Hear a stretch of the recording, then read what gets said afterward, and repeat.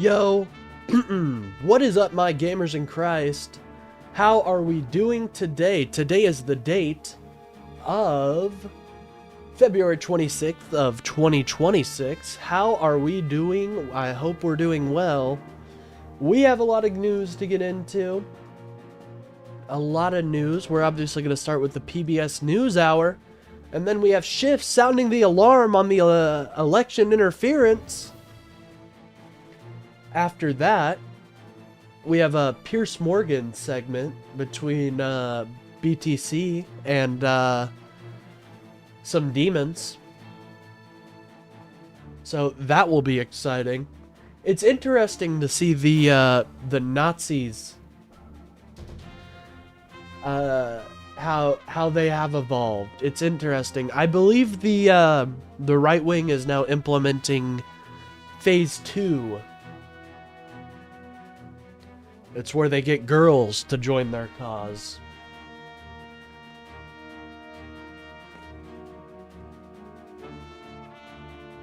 Anyways, kind of unrelated, but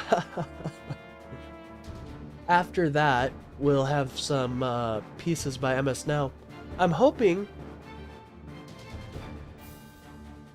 Yesterday was your birthday? Well, happy belated birthday, Kayla!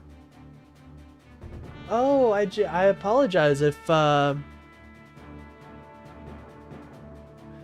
didn't congratulate you yesterday. That's super exciting. Congratulations, dude.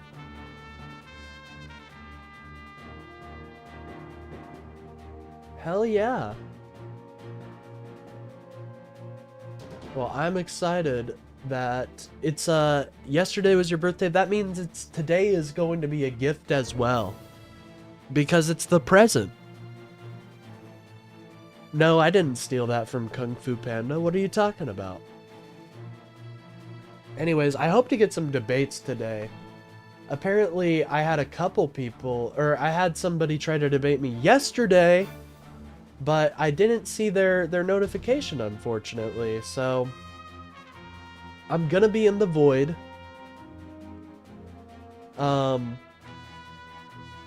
And if anybody needs me,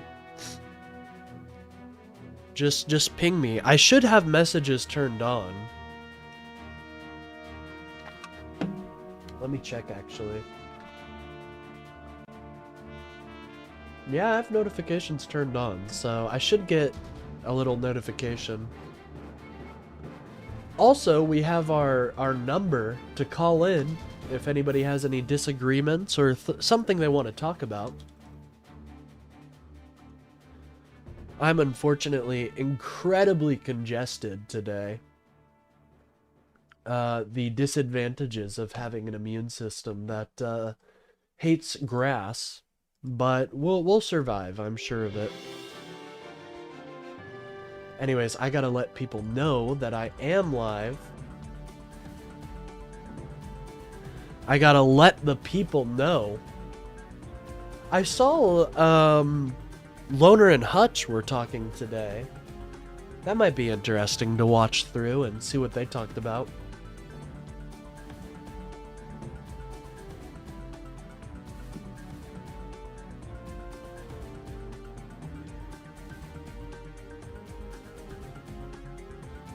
We are more alive than...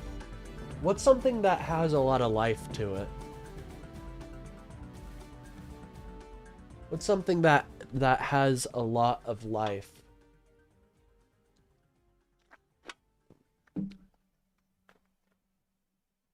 We're more alive than Epstein.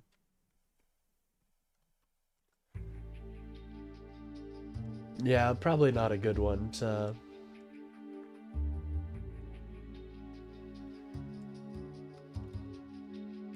We'll just do We Are Live. How about that? There we go. And then let's send it into Ice Beans chat. Me and Ice Beans were talking about some drama yesterday. Very fun.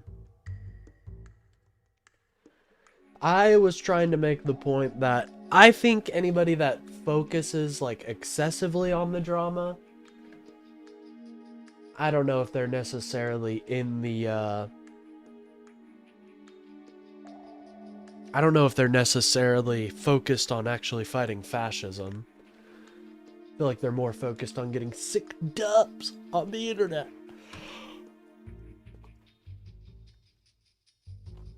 Anyways, we'll send it in a few more places, and then I'll get started on a game. Are we feeling Morrowind today or Conquest of Elysium? I feel like Morrowind's more entertaining to watch, but Conquest of Elysium has much more, you know, I'm able to put it down more frequently.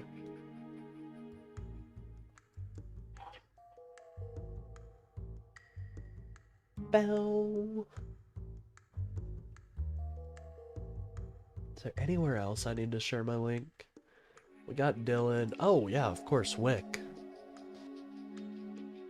By the way, one of my home dogs, known as Bones, is going to be going on to a debate panel.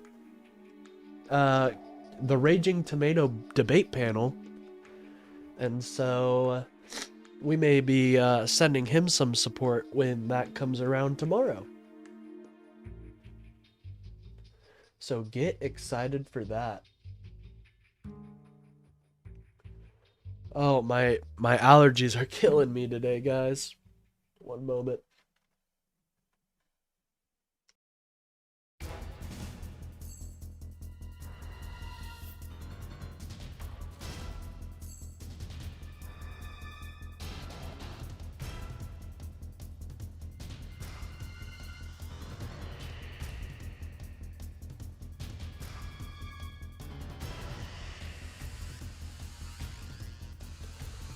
You know, Pokemon Fire Red and Leaf Green is going to be on Nintendo Switch. I did not know that, but that is super exciting.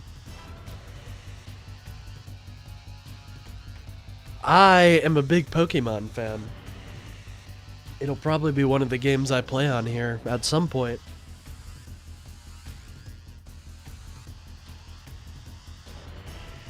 But game-wise, I think... Oh, let me turn off top chat. Why does... I don't get the top chat stuff. Like, why not just conglomerate it into one chat?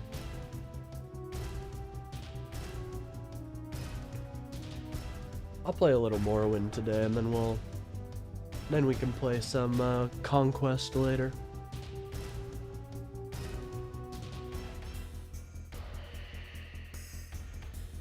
I'm sorry, but that Cash Money meme is too good.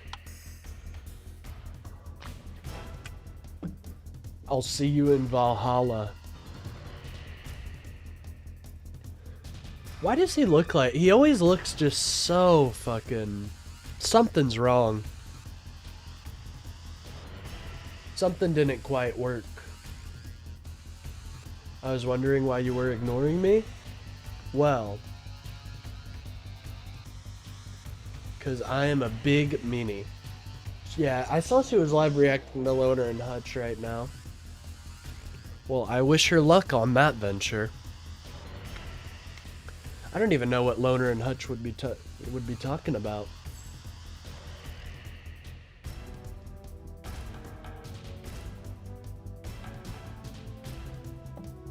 Anyways, let me turn on the screen.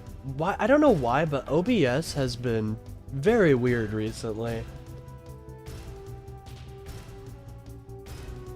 But that's alright. Let me turn on my window capture here. Nope, not MS Paint. Unfortunately.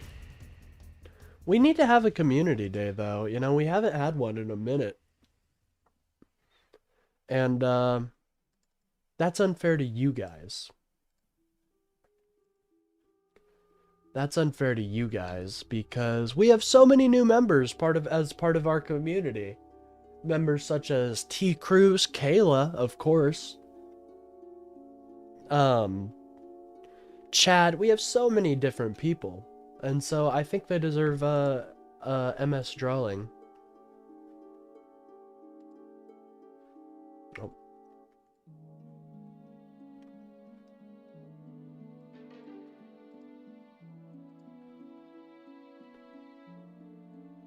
Kayla definitely needs a card. Yeah, I agree. Kayla has been kicking ass non-stop. And I really appreciate that, Kayla. If you can hear me, I really appreciate that, dog. You know, for a while there, I was going through a little crisis, being like, oh, I mean, I feel like I'm not really doing as well as I need to be doing. But then I remembered, I have amazing community members like Kayla, like Bill, and it helped me realize how stupid that is.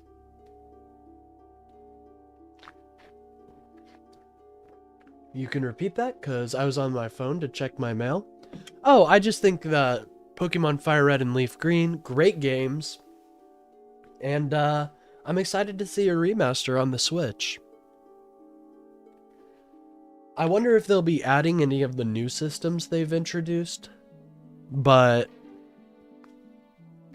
yeah, that's super exciting.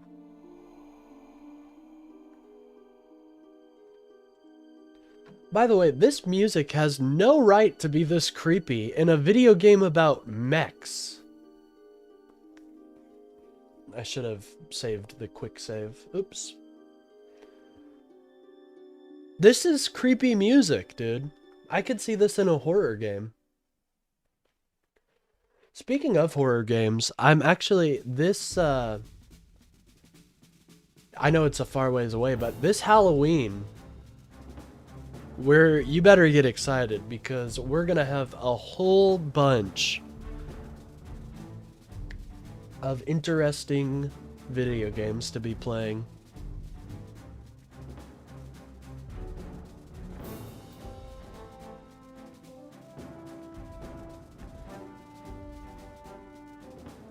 Anyways, we'll get started here in a moment.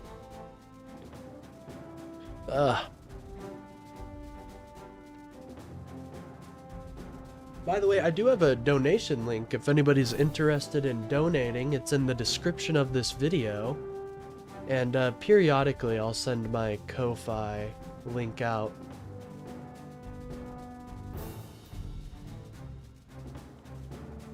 I'm probably going to get a bot here soon that will be like, hey guys, in case you want to support.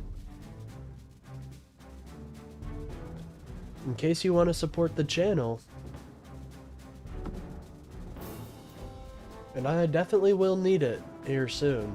Unfortunately, the corporate gods have decided me unworthy.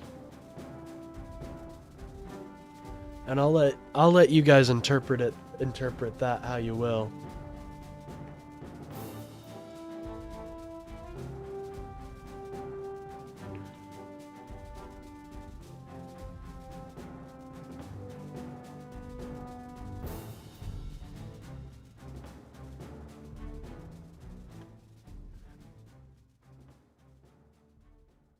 There we go.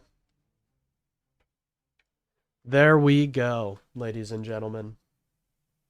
Alright. What are we doing in Morrowind, by the way? I kind of, oh, well, that's not good. But I kind of forgot since I was, playing a little Conquest of Elysium. What's our goal right now? Burgle wants me to deliver a note he gave to his friend in Bashuk. He promised me a present. Well, I don't see any reason not to do what he's asking then. I mean, if he's offering me a present, that's pretty big. I forget how slow you walk in this game. No wonder the damn Khajiit out here eating that stuff up like it's candy. Alright, we can probably get started on the main show now. We can probably get started if that interests you guys.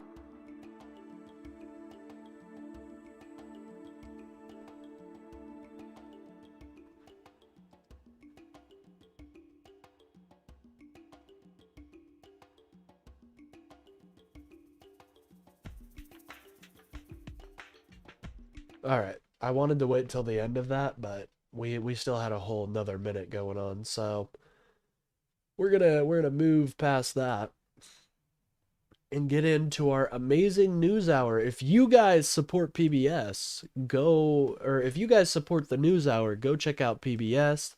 We are for responsible fair use out here. I'd say the fair use I do is far more responsible than some other people. Like, well, I won't name names, but I at least comment about what I'm watching. Alright, there we go. Image off. PBS NewsHour on.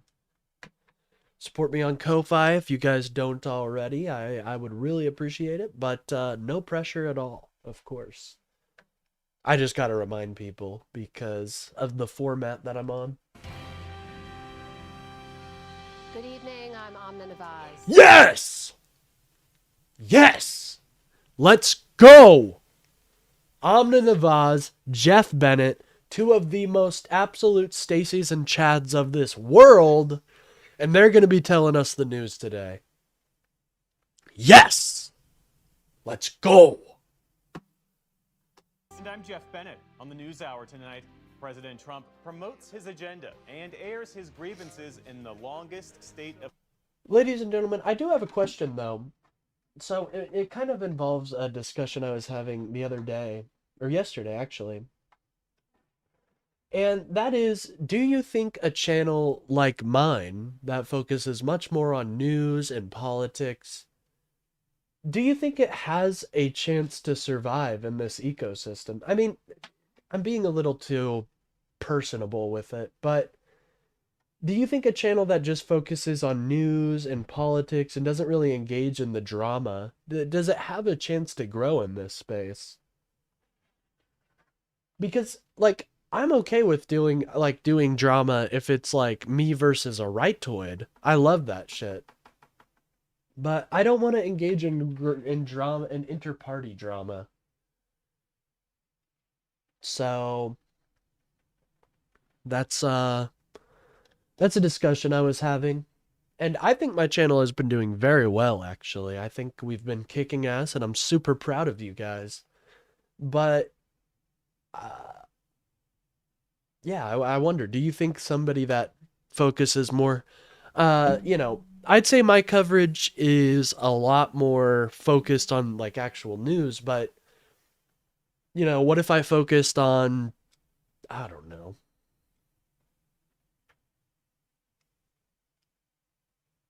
Without drama, yes, but not without chat engagement. Oh, yeah. Yeah, for sure. I did the application for the apartment. I'm waiting to hear something back. Well, good luck, Kayla. I've got a good feeling about it. I think they're going to see you for the dope person that you are. And they're going to say, give that woman an apartment. Of the Union speech in history. We fact-checked some of his claims. The controversial nominee for Surgeon General faces congressional scrutiny over her medical qualifications. And Dr. the Democratic Means. governor of Kentucky discusses the messages that are resonating with voters in his red state. Most people aren't as political as we think they are. When they're getting up in the morning, they're not thinking about the next political race. They're thinking about their job and whether they can support their family. Hey, I'm telling you, I've got a innate ability to help people get through things. I don't know what it is. Some people say I'm just an empath. But, yeah, anytime I say I'm confident, I am. Bashir is definitely running in 2028. Oh, yeah, for sure, dude.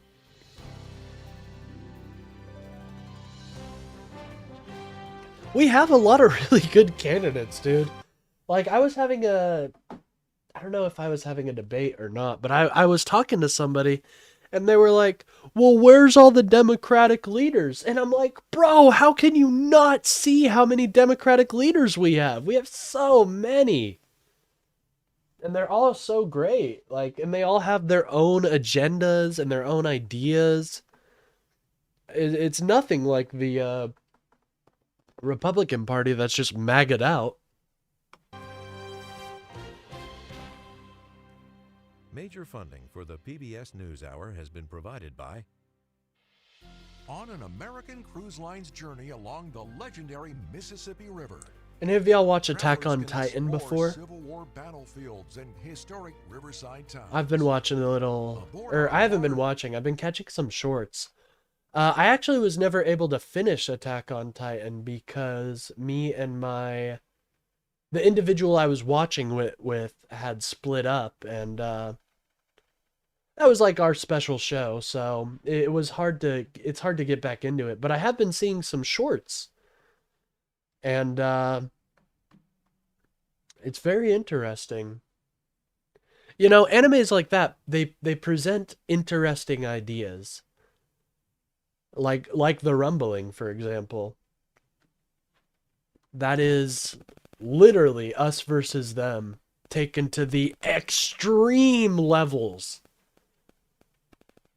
And I don't think it approached it in a very human way as well. So, have you seen it to the point where it just turns into a mechanical anime? I saw it. Oh, what you're talking about. Yeah, I mean, I think I got to the point where Historia and Aaron does something with Historia and the Skull Titan. And that's as far as I got. I mean, we were basically right at the end, to be honest. Hey, and I like mecha games. I mean, the first game I ever played was Front Mission 4, so you know I'm a fan of mechs out here.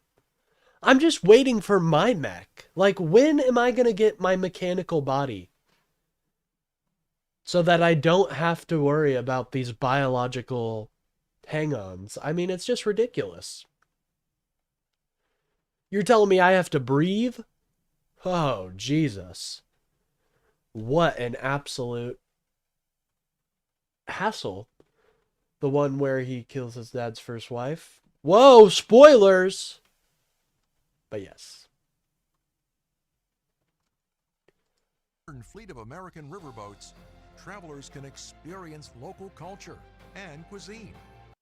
I think I got to the point where Eren inherits the Founding Titans' powers. I got to the point where Eren inherits the Founding Titans' powers. I won't tell you how he does that, because it's obviously very interesting, right? But, yeah, I got to that part. So, I basically got done with it. I just needed to watch the finale. While discovering the music and history that define the Mikasa! That's my favorite anime line. Mikasa! American Cruise Lines, proud sponsor of PBS NewsHour.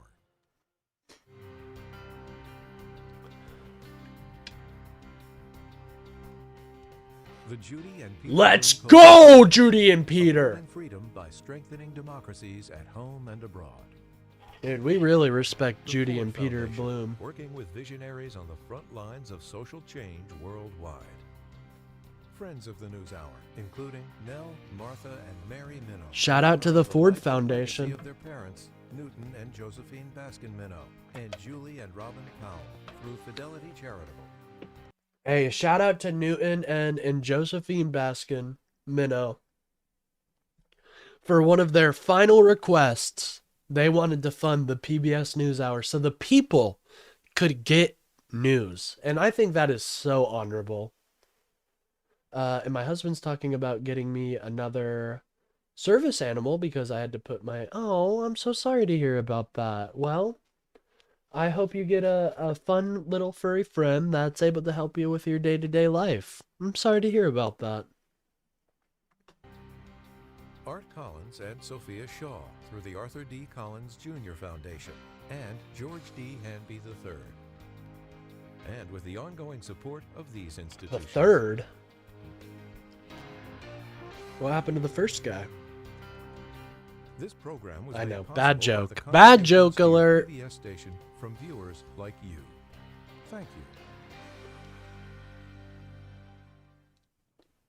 Welcome to the NewsHour. President Trump touted the economy and his immigration policies in a record-long State of the Union address, and he'll soon take those messages on the road. The White House is hoping President Trump can convince Americans to stay the course, as Democrats today slammed the speech for being too partisan, divisive, and out of touch with people's economic hardships. Oh yeah, the speech was completely out of touch. He did what people criticized Biden about. He went up there and said everything's okay. How hard is it is the process of getting a service animal in the US? Is it as impossible as everything else? It is very difficult. You can get an emotional support pet, and that's a little bit easier. But to get an actual trained service animal, they do have to go through a bunch of classes and pass some stuff. It is a very hard process, I won't lie. Which I find interesting because, like, I feel like even Republicans could get down with the idea of a service animal. You know what I mean? It's not a huge distraction. And I'm just, everybody's had a moment with an animal where they are really stressed and the animal is able to comfort them. So yeah, I think service animals are pretty important. The big night and to fact check the president's remarks. But they are very difficult to register. That's something else. You point on something that's very important, is the difficulty to work within our system. Our system is rigid, dude. It needs an update. And when I say the system, I mean every aspect of it. From how we vote to how we process service animal requests. It's rigid and it needs a rework. It needs some WD-40 on that bad girl to get it moving once again. We start with our... Get my gender assignment surgery done on a year from now, and that's what the doctor told me. Well, that is super exciting for one. I know a couple people who have had their gender reassignment surgery, and they are so much happier. So don't you worry. It will be coming. And we're here for you every step of the way, gamer. White House correspondent Liz Landers. Members of Congress, I have the high privilege and distinct honor of presenting to you the President of the United States. President Trump, in a marathon address, praised his second-term agenda as a transformation for America. It is indeed a turnaround for the ages. And promised in many ways to stay the course, even as his approval ratings have plummeted. The state of our union. One moment, I gotta shut the door. Strong. The longest State of the Union ever given, Mr. Trump spoke for an hour, 48 minutes. In front of likely his largest TV audience before the midterms, the president's speech was an opportunity for a much-needed reset. Our latest PBS-NPR Marist poll shows 6 in 10 Americans say the country is in a worse place than a year ago. Addressing one of voters' greatest concerns right away, Trump put affordability front and center. Just hold on a little while. We're getting it down. Did he, though? Like, I watched that speech, and it did not feel like it was about affordability. And soon you will see numbers that few people would think were possible to achieve. He rattled off positive economic data on inflation, gas prices, mortgage rates, and the soaring stock market. And 1 hour and 40 minutes of incoherent rambling. Yeah, I know, dude. It was nonstop. And what was he... Like, I really do wonder, like, what was the big message there? What were you trying to tell people? Like, he brought up the great American healthcare plan that just doesn't exist. That pissed me off, dude. Because I struggle from high medication costs, and like, I'm tired of them using the prices as just like a fun political football. Like, stop saying you've lowered drug prices, because I genuinely get excited when I hear that, because I spend a lot of money on my drugs. Or I guess I should say medications, but I spend a lot of money on that. And then just to get cucked, it's like, oh, well, there we go. Man, having to fill your own gas seems like the worst part of America. Sure, the healthcare is rough, but that's just criminal. Wait, you guys don't fill your own gas up? Do you guys have like, I used to have a job where I filled people's gas up and checked their engine and stuff. Do you have people like that? Democrats. Suddenly used the word affordability. They knew their statements were a dirty, rotten lie. Their policies created the high prices.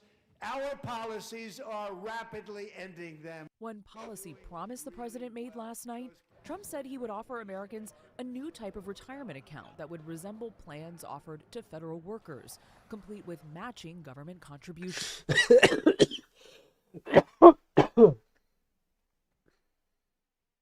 Paid $5 on medication 20 minutes? What were your medications, Eric? That's kind of important. We will match your contribution with up to $1,000 each year as we ensure that all Americans can profit from a rising stock market. 4 Supreme Court justices were seated in the front row. It just came down. By the way, if you guys are enjoying the stream, don't forget to like and subscribe. It really helps out the channel and gets me boosted out there in the algorithm. Very unfortunate ruling. Face to face with the president just days after the court handed him his term's biggest legal defeat on tariffs. Trump promised to soldier on with the cornerstone of his economic agenda. Congressional action will not be necessary. It's already time-tested and approved. On foreign policy, the president addressed rising tensions with Iran ahead of talks expected in Geneva tomorrow. My preference is to solve this problem through diplomacy. But one thing is certain, I will never allow the world's #1 sponsor of terror, which they are by far, to have a nuclear weapon. Can't let that happen. That moment drawing some of the biggest bipartisan... Can't let it happen, folks. As did some of the president's high-profile guests. Here with us tonight is a group of winners who just made the entire nation proud. The men's gold medal Olympic hockey team. Welcoming the team into the chamber, Mr. Trump promised to award the Presidential Medal of Freedom, the country's highest civilian honor, to Team USA goalie Connor Hellebuck. And there were more awards and made for just lean in and keep the faith? What do you mean? I'm not standing I'm not standing for this Trump meister. My faith is built in freedom, liberty, and justice for all, and so that actually challenges my faith. You know what I mean? I believe in the Constitution, probably harder than a lot of other people. Now, I don't want to say that. That puts me on like a pedestal or something. But, I take those values very seriously. Utilize a growth mindset. Dude, I've got a non-stop grind set going on right now. Honestly, Eric, you should read Abundance. I think you might be interested in that. It's got some cool ideas. Anyways. 2 congressional medals of honor to service members. Like how we can actually, get rid of some of the stupid zoning laws and build shit. Anyways, sorry. National Guardsman Andrew Wolf and posthumously to fellow Guard member Sarah Beckstrom. Both were shot in D.C. He gave the highest ranking medal to a hockey player and a congressional medal to a Coast Guard that saved 196 lives. Yeah. Well, you don't understand. You see, the hockey players actually gave Kash Patel, they gave him one of the parties of his life. So it's kind of required. Like in the Constitution, it says you have to, if somebody boogie woogies that hard, you have to give them the Presidential Medal of Freedom. Last year. The speech was also marked by protests from Democrats. On Jeffrey Epstein, some members wore redacted pins calling for the Justice Department to release more of the files. And a number of the late sex offender's own victims were guests of the Democrats in the chamber. The protests, mostly silent, but not all. The greatest contrast of the night, and possibly the most heated, came when the president defended his immigration crackdown. The first duty of the American Oh, by the way, Donald Trump messed up who killed the Ukrainian woman. It wasn't an illegal immigrant, ladies and gentlemen. That was a born and bred American. Not an illegal immigrant, like Trump tried to imply. How disgusting to bust that woman's mom out and get what her cause of death is, not only wrong, but to then also try to use it as ammunition against for your political ideology. It's so disgusting, and more people should be outraged about this. Imagine if that was Biden for a minute and he fucked that up. Imagine. is to protect American citizens, not illegal aliens. Mr. Trump chastised Democrats while Republicans stood and applauded for more than a minute. You should be ashamed of yourself not standing up. You should be ashamed of yourself. Democrats shouted back. The removal of criminal aliens. About the shooting deaths. Damn right, Elon. You have killed Americans. The Medici effect? Yeah, sure. I'll check it out. 2 American citizens, Renee Good and Alex Preddy, in Minneapolis last month. And notably, there were boycotts, more than 24. Hey, Abundance is... I think it's got some good ideas, you know? Like, the idea of, like, these zoning regulations really are killing growth in the housing sector. And it's not just about that, but, you know, we need homes now. We don't need them yesterday. We honestly needed them yesterday, but we need them now. By the way, if you guys look here, this is our future president and vice president sitting next to each other. Fewer Democrats were in the chamber. Many of them were at a counter-protest outside the Capitol. In November, are you ready to finish the job? The People's State of the Union. Hey, I like that. Here in Seattle, Washington, you can register your animal as a service animal, and you have an option to trade them yourself. That's how Seattle, Washington works when it comes down to service animals. Interesting. In November, are you ready to throw the bums out? And the official Democratic response?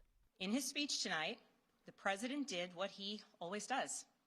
He lied, he scapegoated, and he distracted. And he offered no real solutions. New Virginia Governor Abigail Spanberger focused where the president... How did you guys feel about Spanberger? Affordability concern. I was very impressed with Spanberger's performance. I won't lie, I was very impressed.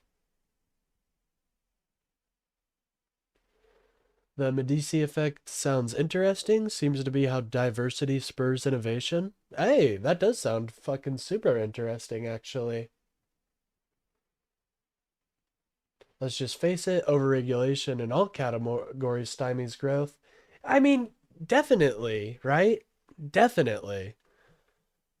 You know, like, I understand why a lot of these zoning laws were there to begin with, because we had a good amount of housing, and we wanted to make sure the American population's housing situation wasn't horrible, and it won't be horrible, but nowadays it's just, we have an issue, and we need to solve it. You know, and just talking about it isn't doing anything. I'll look up the Medici effect, though. That does sound I mean, that's what I believe personally, is that diversity does spur innovation.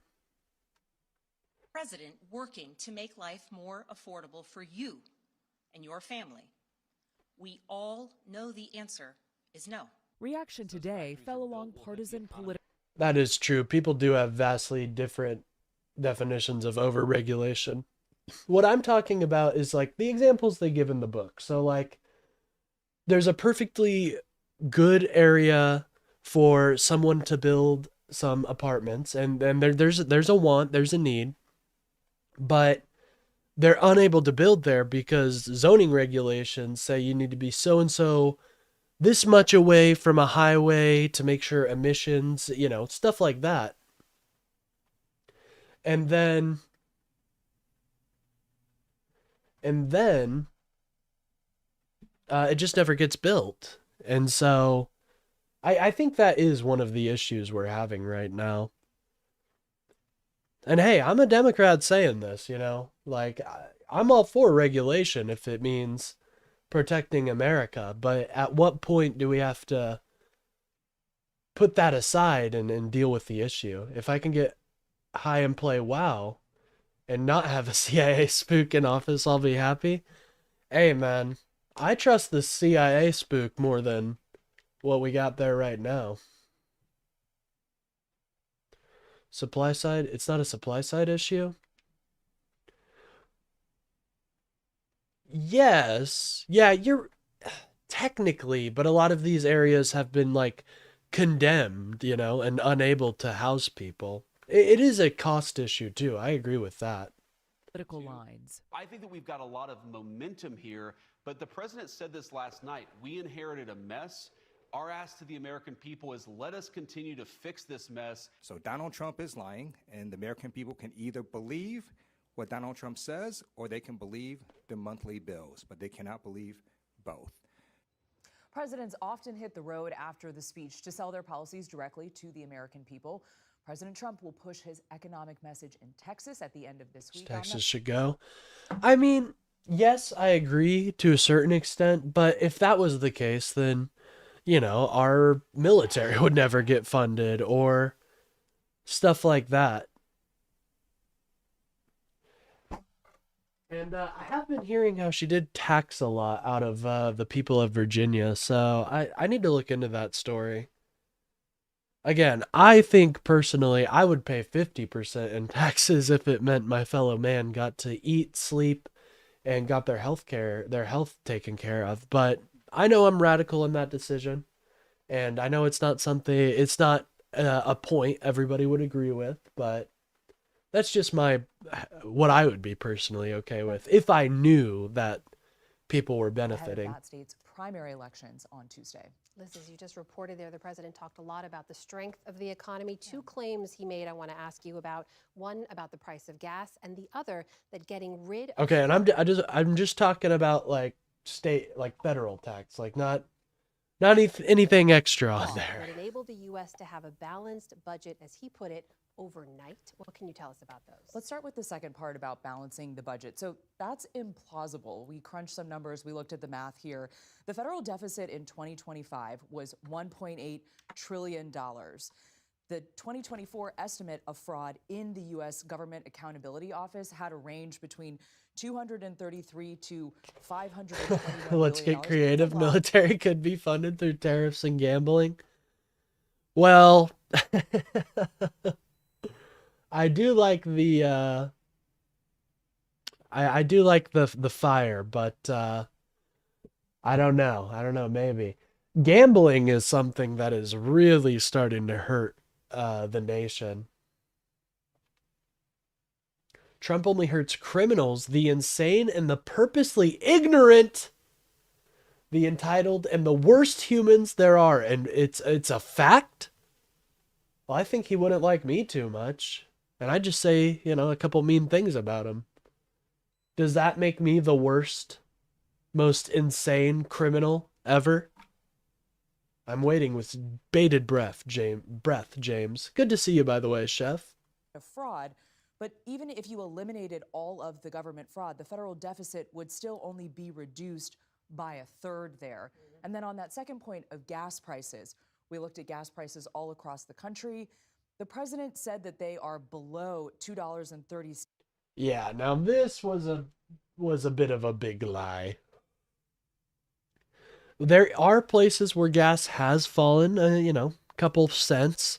The national average is about 8%, but he said it had fallen under 2 gallons. You're not getting under 2 gallons, even in a state like mine or Texas, where we are very good when it comes to subsidizing oil and stuff. 30 cents in most states. That is not true. Gas prices have fallen as he's been in office since he was inaugurated last year. Oh, but Kansas did something that really pissed me off. I'll talk about it later in the show today, but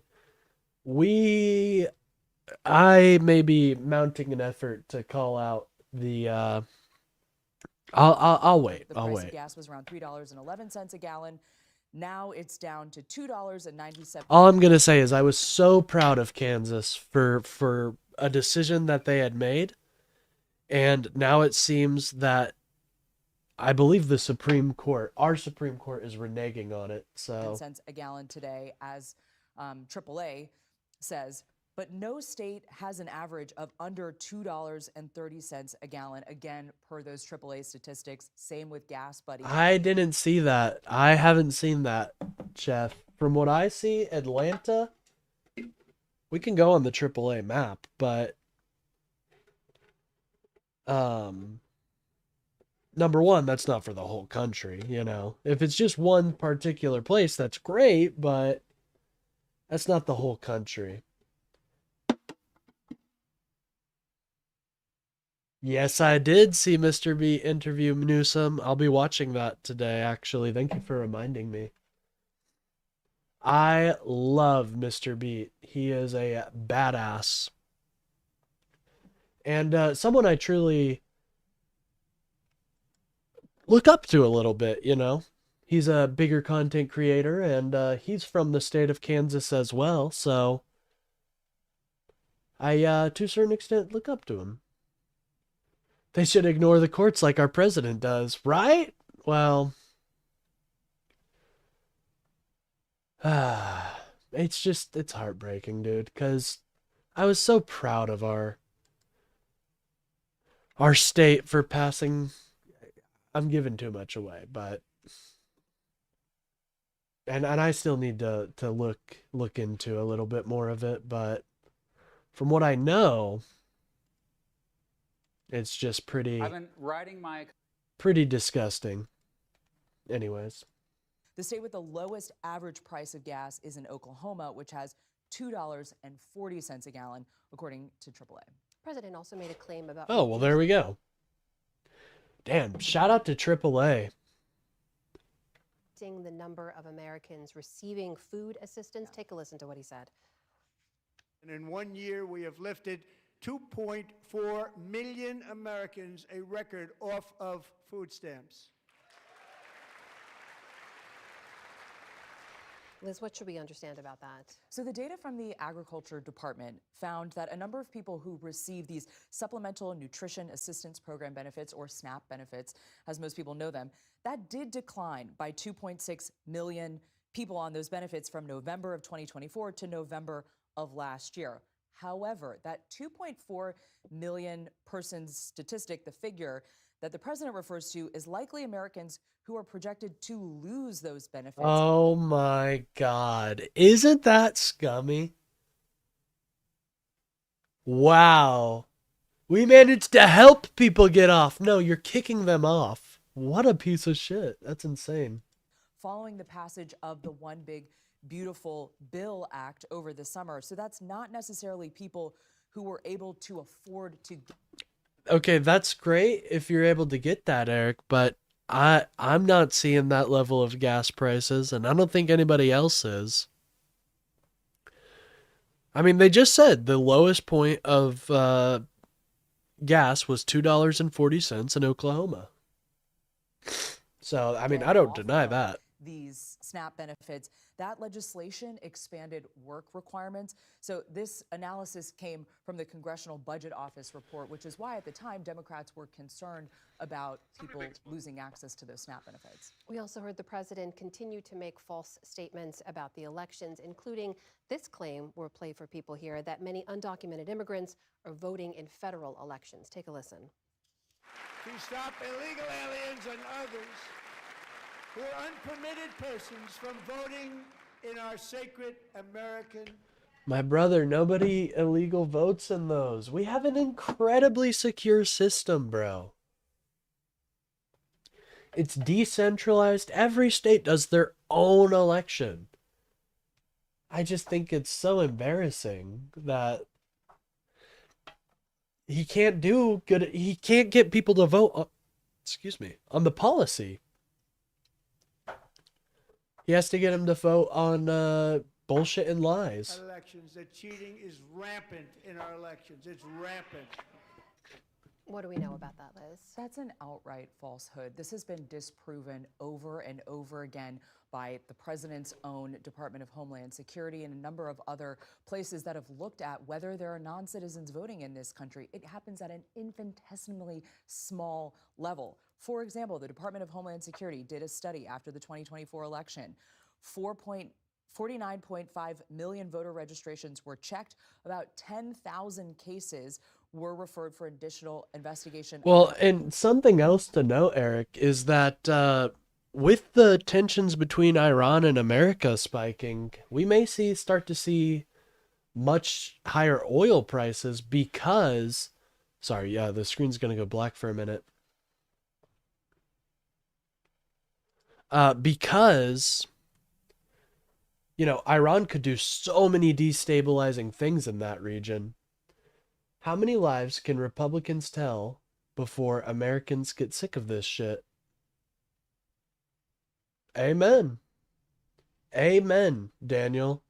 I mean, how many more lies? I think America is starting to wake up. You know, they see that things we're not immediately better. And so, well, they just, and, but Megan was telling us to wait. Now a year in, Utah reviewed its voter rolls for non-citizens. It found one who never voted.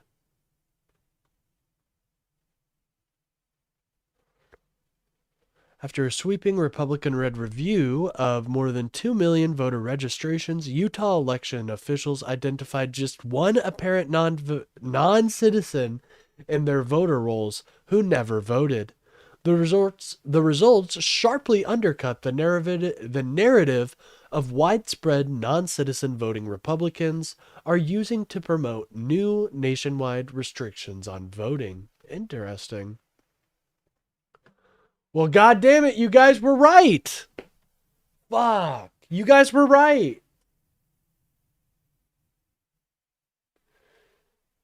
NYC, you don't have to show ID at all. You give social security number and name. Anyone can go in with a name and social security number. I mean, we have voter ID here in Kansas, so I don't really know. Like, we have it here, but we have, like, very specific laws around, like, that take into account if a woman changes her name, stuff like that. The SAVE Act doesn't have any of that.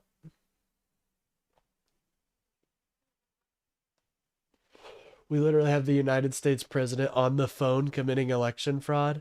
Very true. Very true. Yeah, election fraud is not widespread, guys.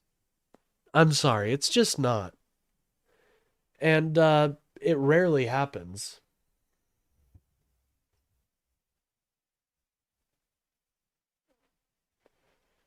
Actually vote? Well, you have to have a like actual social security number and all that, don't you? To vote? I don't know. Like I said, the amount of our elections are so secure that there's so many different forms of like voting and stuff. But I think they're incredibly secure. And think about it. Even if they infiltrate, even if these nefarious actors infiltrate one state, that's all. They have to infiltrate a whole nother state too. And it would be a huge effort to infiltrate these things.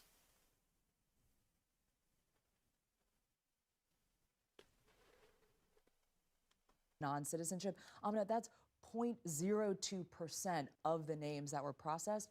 Another example, the Heritage Foundation, they looked at voter fraud cases that were brought by... Removed from the rolls. Yeah, that's what it depends on the state, but that's how it typically happens.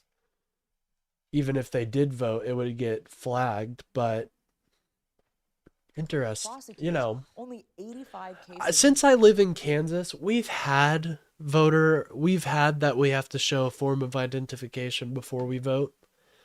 But because of that, they've made it a lot easier to say get a state ID, or you don't have to have like I just don't see where the evidence is that it's being exploited. I think they're incredibly secure.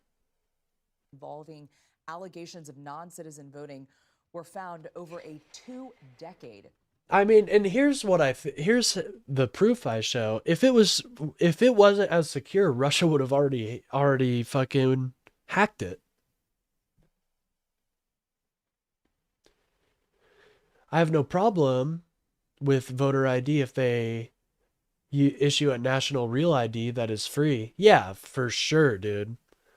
Like, that's the thing. Here in Kansas, it's incredibly easy to get your state issued license, or not license, your state issued ID. You just have to show some documents and boom. We registered to vote. I don't see the point of it. Really, we should have been registrating. Yeah, I mean, honestly, I don't know why that's not more streamlined, but this all kind of relates back to we just have such archaic laws, dude, that were meant for a bygone era. 20-year period from 2002 to 2023. And also these states do these individual voter roll checks as well. One example, Georgia, a really important swing state. They did a 2024 audit. Their Secretary of State, Brad Raffensperger, found 20 non-citizens. The SAVE Act is just an endorsement on your ID. Yeah, but they're not making it easier to get an ID, like a national ID. If they made it super easy, if you just could go down to a federal building and get your ID, then I wouldn't have any problem with the SAVE Act necessarily. But it's a lot harder to do that. Million registered voters in that state, and Amna, of course, Georgia in particular. And I don't think we have a national ID. Of the president, right here, we're seeing there's not evidence of non-citizens voting in that state. It's easy in Kansas under a Dem governor. I doubt it will remain under them. Yeah, I know. We need to start looking at good candidates for the governorship once she leaves, because she is, God, I don't know what she'll do after this. She hasn't got a lot of good paths she could go down. All right, that is our White House correspondent Liz Landers reporting tonight. Liz, thank you. Of course. Shout out to Liz Landers. We love her.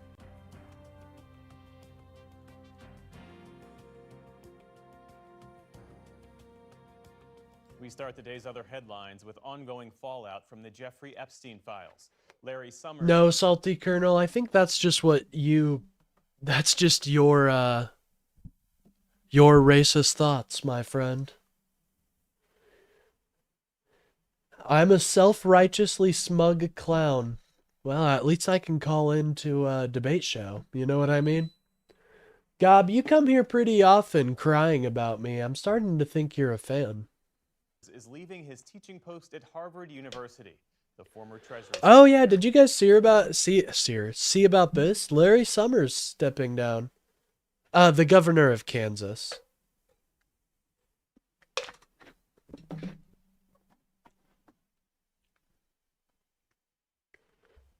Oh, sorry. Appeared hundreds of times in the most recent batch of files related to the late sex offender. In a statement, Summers called his departure a difficult decision, saying he'll step down at the end of the school year. Another academic in Epstein's sphere, Nobel laureate Richard Axel of Columbia University's Brain Institute, says he too will resign. And Bill Gates reportedly apologized to staff at his foundation and insisted he didn't participate in Epstein's crimes. That was first reported by the Wall Street Journal. Gates denies doing anything illicit, and none of the men have been charged with any crimes. A new round of winter weather is sweeping through the northeastern U.S., even as millions cope with the lingering effects of Monday's blizzard. Forecasters expect another 1 to 3 inches of snow throughout the region today. In New Jersey, the National Weather Service warned drivers to watch out for snow and black ice on the roads. While in New Sorry York, guys, streets just had and a sidewalks are bit mostly of clear after officials had to message someone. He was still employed. Yes, Larry Summers was huge still amounts of employed. salt and hired thousands of emergency shovelers to clear up the mess. Meantime, power is being restored for hundreds of thousands in places like Delaware, Massachusetts, and Rhode Island.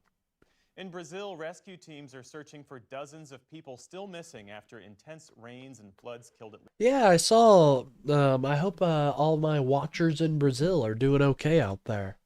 I really do. By the way, if you guys are enjoying the stream, don't forget to like and subscribe. It really helps out the channel and gets me boosted out there. International students enroll in American universities, and if there's a correlation between requests for F1 visas. And yeah, I guess, I mean, I personally think immigration is what made this country, you know what I mean? So I want as many people coming across the border legally as possible. I just want to make that shit apparent. Legally as possible, okay? You know, I think, gosh, we're missing out on a lot in this xenophobic stance, you know what I mean? At least 46 people. Workers retrieved bodies from debris and thick mud, with officials saying the sheer size of the affected area was complicating the search.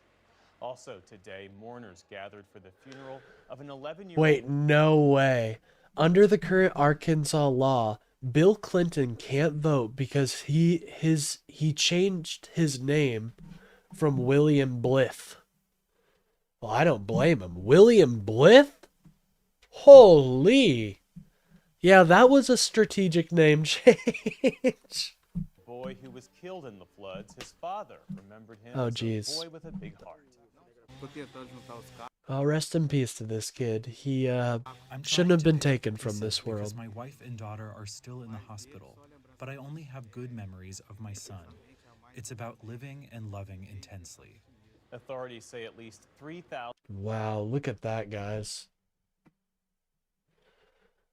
I didn't know they were dealing with such disaster down there. Wow. residents were forced to evacuate as of this morning, with officials warning that there could be more landslides from another... Libtards are killing this country with their stupidity. bout of heavy rain expected tonight. U.S. Secretary of State Thank you, Marco Travis. Rubio I appreciate defended the Trump that. administration's capture of Venezuelan President Nicolas Maduro today. Rubio was in St. Kitts and Nevis for meetings with leaders of the 15-member Caribbean Community Bloc. According to a State Department transcript, he told the group that... This is, I'm not going to lie. This is where I feel like Rubio might be effective in this role. He seems to have close ties with all the... Quote, Venezuela is better off today than it... But I can't agree with that statement, Marco. Venezuela is not better. It's still under a repressive regime. We just got their oil. 8 weeks ago. It comes amid rising concerns over President Trump's policies in the Western Hemisphere. That includes a series of boat strikes against alleged drug traffickers that have killed more than 150 people, and a crippling oil blockade of Cuba that has paralyzed... I don't know, Eric. I think most of the people that come here that vote are citizens. Not most. Our elections are extremely secure, man. So even in that system, with an F1 visa, I'm sure that states have a system where they flag people who are using temporary driver's license to go under further review. So even if they were able to vote, it still doesn't mean that there's voter suppression. There's voter fraud happening. That country's economy. Meantime, Cuba's Interior Ministry says its soldiers killed 4 people. Yeah, I know. They think Venezuela is better off because they saw AI videos of crowds celebrating. For real though, dude. Like, I remember seeing those propaganda videos. Can't register with an F1? Well, there we go. Yeah, I mean, I don't think there's many loopholes you can take advantage of. People aboard a speedboat registered in Florida that they say had opened fire on officers in Cuban Now, law. Daniel, I will disagree with you there. I personally think that I believe in my fellow Americans, and trust me, I understand people not having this position, and I don't fault them for it. But I think given enough time and enough information, I can change anybody's mind. Now, of course, that is no, Daniel. We don't support hurting our fellow Americans. I'm sorry. I don't support that. I think that it's not all lost, and I think you would benefit if you didn't believe it was all lost. Because thinking it's all lost, thinking our democracy is dead and they're stomping on it, well, what's the point then? What's the point in talking about politics? What's the point in any of this? I have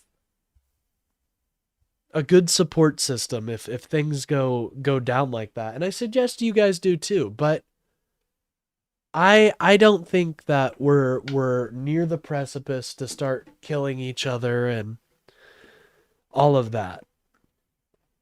I think you're going to see, doesn't matter you support, fascists will do violence and we will be forced to defend ourselves and our country. Well, no, I don't think that, you see, these people are far too incompetent. And so if it was like just to be frank, if it was a good fascist, not a good fascist, if they actually were, efficient in their fascistic intents, then I would be a lot more afraid. But look, they're so incompetent. They're so incompetent. We do need to fix these issues. But half the country has 10,000 rounds wrapped in tape in their closet and over 10 weapons per man. Well, I do believe in the Second Amendment very truthfully. I think that is a right our founders gave for a reason. But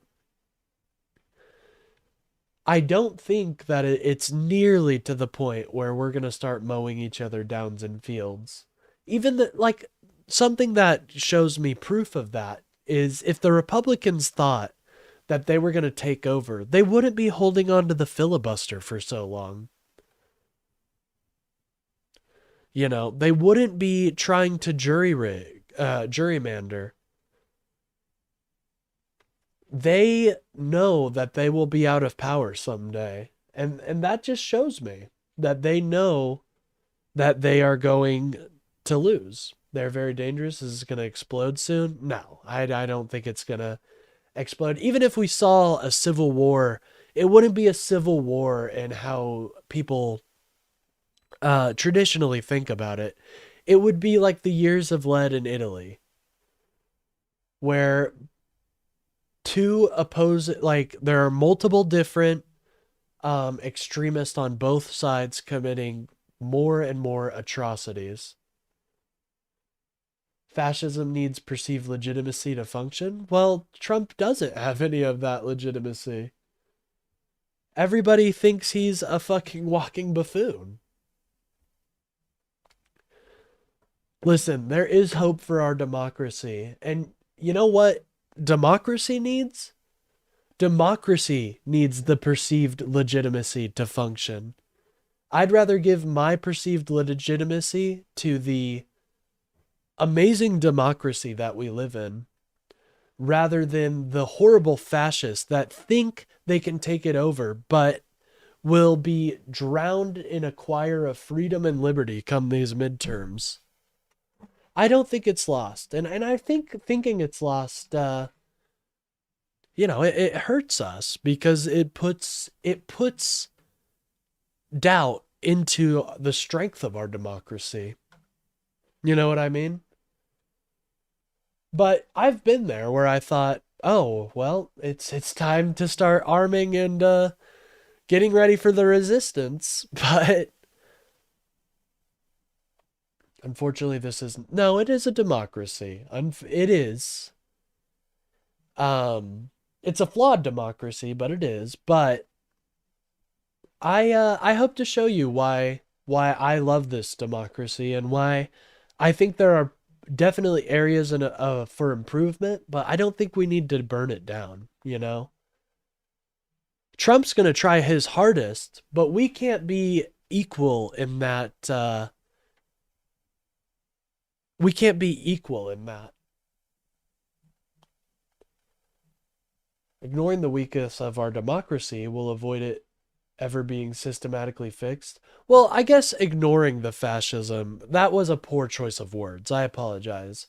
I mean, I suggest doing, if you truly believe in fighting against the misinformation and narrative, start your own YouTube channel. You know what I mean?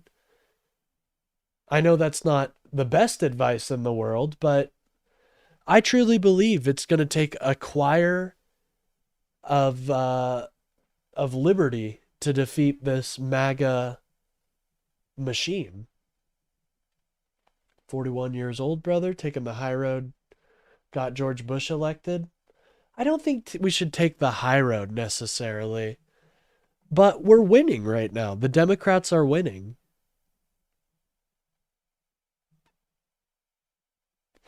I don't think we're necessarily taking the high moral ground, but we're not going to lie. We're not going to lie to the American people. You know what I mean? And that's one thing Donald Trump is willing to do. I disagree with you sometime, but you're still my favorite lib. Well, hey, I appreciate that, Dumb. I really do. I try to be equal and fair. I know sometimes I can be a little gamer, but I try to be. Officials provided few details, but say the incident took place about 1 mile off of Cuba's north coast. They say 6 others were wounded. It's unclear if any U.S. citizens were on the boat. In a social media post, Florida's I disagree. Nice guys, by the way, nice guys don't finish last. That is a fake narrative. You're a genuine liberal, and I love you for that, but the decency and innocence is only going to get us put in the oven. I hope you're right. I really do. Well, I think we'll see in these midterms. I think the midterms are going to restore our trust in democracy and usher us forth into finally potentially transitioning out of this. Definitely hear and see more truth through Trump. All lies from Dem. That's why you lost. No, my friend, Donald Trump had a waterfall of lies coming out of his mouth. For example, he said he could end the Ukraine war before he got into office, but we're a year into his presidency and he hasn't done jack shit but get more Ukrainians and Russians killed. So, state and law enforcement. It would be great if there were better candidates. There are very few with integrity and character. I'll actually see Democrats hold a primary.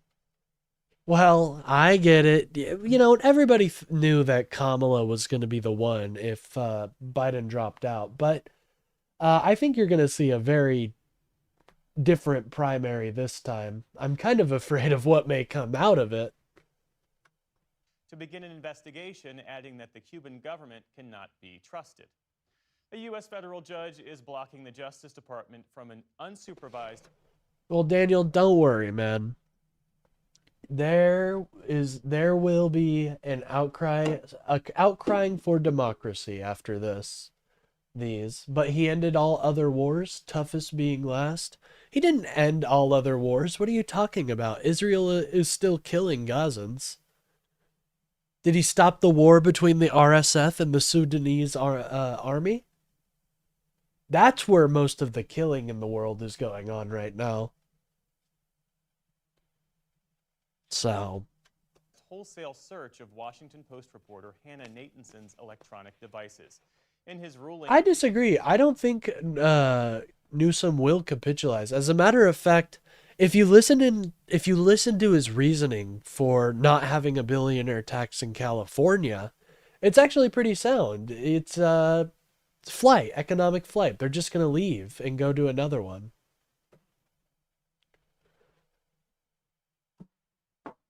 I sent a picture of the wonky pizza I made. I blew it up way too much. Let me take a look at this. Let's take a look-see here. Hey, that actually kind of looks fire, man. Is that pineapple I see on there? No, it's not pineapple, right? That looks delicious, bro. You made that? Fire. Here, I'll show chat a picture. This is our resident chef, Bill. Come on, does that not look delicious? Absolutely fire. Magistrate Judge William Porter said that allowing officials to do so would be a restraint on her First Amendment rights and called it the equivalent of leaving the government's fox in charge of the Washington Post's henhouse. This guy knows nothing about what is going on. Thanks to our troops, U.S. Air Forces. Well, you're going to need to learn how to actually type and formulate sentences, but once you can do that, let me know. Agents seized several devices. I'm not a fan of Newsom, but him saying we need the government to compete with corporations is winning me over. Yeah, I think the government would provide a very strong counterbalance in a lot of, especially healthcare. From Nathanson's Virginia home in January, which her paper called outrageous. The judge says he Hold was on. home in January. That woman has beautiful eyes. I just wanted to say Which her that. paper called outrageous. The judge is from the Washington Post's henhouse. Federal agents seized several devices from Nathanson's Virginia home in January, which her paper called outrageous. The judge says he will review the contents of Nathanson's devices himself. Turns out businesses are a lot of AI time economically linked to a location due to labor pool and resources. Yes, but the capital flight risk is still there. And I mean, I see the point. Like, if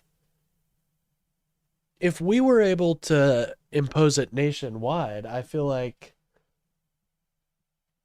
that would obviously get rid of the chance that they can just go to another state. Or maybe put a billionaire tax on some higher... That is an interesting idea. If you were to put some of these taxes on higher income states to incentivize them to go to lower income states and build infrastructure there.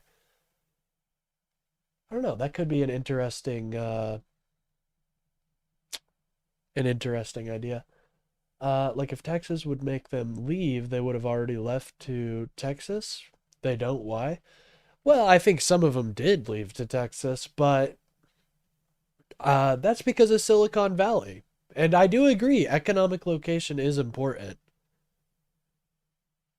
Location is important for a business, but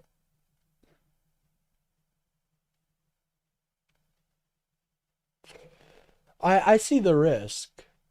I don't think it's a non-zero risk, you know what I mean? Giant NVIDIA posted another blockbuster earnings report this afternoon.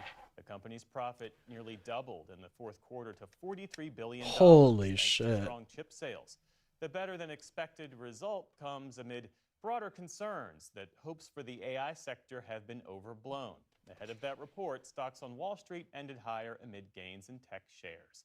The Dow Jones Industrial Average gained around 300 points on the day. The Nasdaq added nearly 300 points of its own. The S&P 500 closed higher for a second straight day. Still Still to come on the NewsHour, the head of the Border Patrol Union discusses President Trump's immigration crackdown. And Judy Woodruff delves into who the founding But Eric, I don't see why you're... Okay, so if you're against the private insurance companies, don't you see that there would need to be a public option to incentivize people, to incentivize these companies to play better? I think we do need, and I think we do need a public option. That's what I believe in. Fathers left out, and the effects of that 250 years later. This is the PBS NewsHour from the David M. Rubenstein studio at WETA in Washington, headquarters of PBS News. Shout out Dr. PBS Casey NewsHour. Lee, We really the appreciate popular them. Wellness influencer and ally of Health and Human Services Secretary Robert F. Kennedy Jr. is the president's nominee for Surgeon General. And she faced tough questions on Capitol Hill in a long-awaited confirmation. By the way, if you guys are enjoying the stream, don't forget to like and subscribe. It really helps out the channel and gets me boosted out there. Also, let me go to my YouTube real quick and share the link. If you guys feel like supporting me, I do have a Ko-Fi link active. Let me actually get it. I do have a Ko-Fi link if you guys feel like donating at all. There it is. But yeah, guys, if you guys are enjoying, don't forget to like and subscribe. We've had a lot of support recently, and I really appreciate that. So thank you guys so much. As a prominent voice in the so-called MAHA movement, some of her ideas like prioritizing natural foods, reducing pesticides, and exercising consistently are widely accepted. Well, hey, I'm down to let Congress have, give us Congress's deal. Whatever will help to actually push the needle into affecting people's lives and in meaningful ways. But she's also been criticized for more controversial views, from her statements on vaccines and the consumption of raw milk. Raw milk? Ugh. I mean, you guys know our bodies were never meant to drink cow's milk. It's actually it used to be a bit of a problem. We now are able to do it, and we've always been able to technically do it, but our bodies were never really meant to be drinking cow's milk. That's an interesting fact. I don't know if most people know that. When pasteurization was invented, that's when we really started moving the needle. As this report. We are now the most chronically ill. This person's name is Dr. Means. Raw milk is literally laced with piss. Delicious. I will not drink piss. Well, Dr. Means is a big piss drinker. She seems to really enjoy that piss-flavored milk. 5 discount, it would create competition and allow people to get their own plan based on their need or area.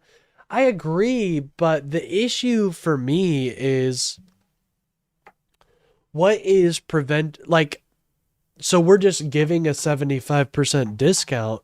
So we're subsidizing it at that point. So it's basically just a roundabout way of subsidization. It's a hard word. Is she even a doctor? I have no idea, man. She looks mean. I've met a lady like this before. Profit motive will never drop your cost 75%. Yeah, exactly. That's why I think a public option to compete with these people that isn't driven by a profit motive would make them act a little better and make them price a little more fairly. But the healthcare issue isn't just about insurance. We are seeing increased healthcare cost because of how just how our population is. We're an aging population right now. The idea that having a middleman seeking profit to save us money is crazy. Oh, I think insurance agencies are fucking insane, bro. nation in the world. I think we really should just be able to directly talk to the While doctors. celebrated as a potent fighter for the Maha movement, Dr. Casey Means was quickly pressed by some from the president's own party. Right on.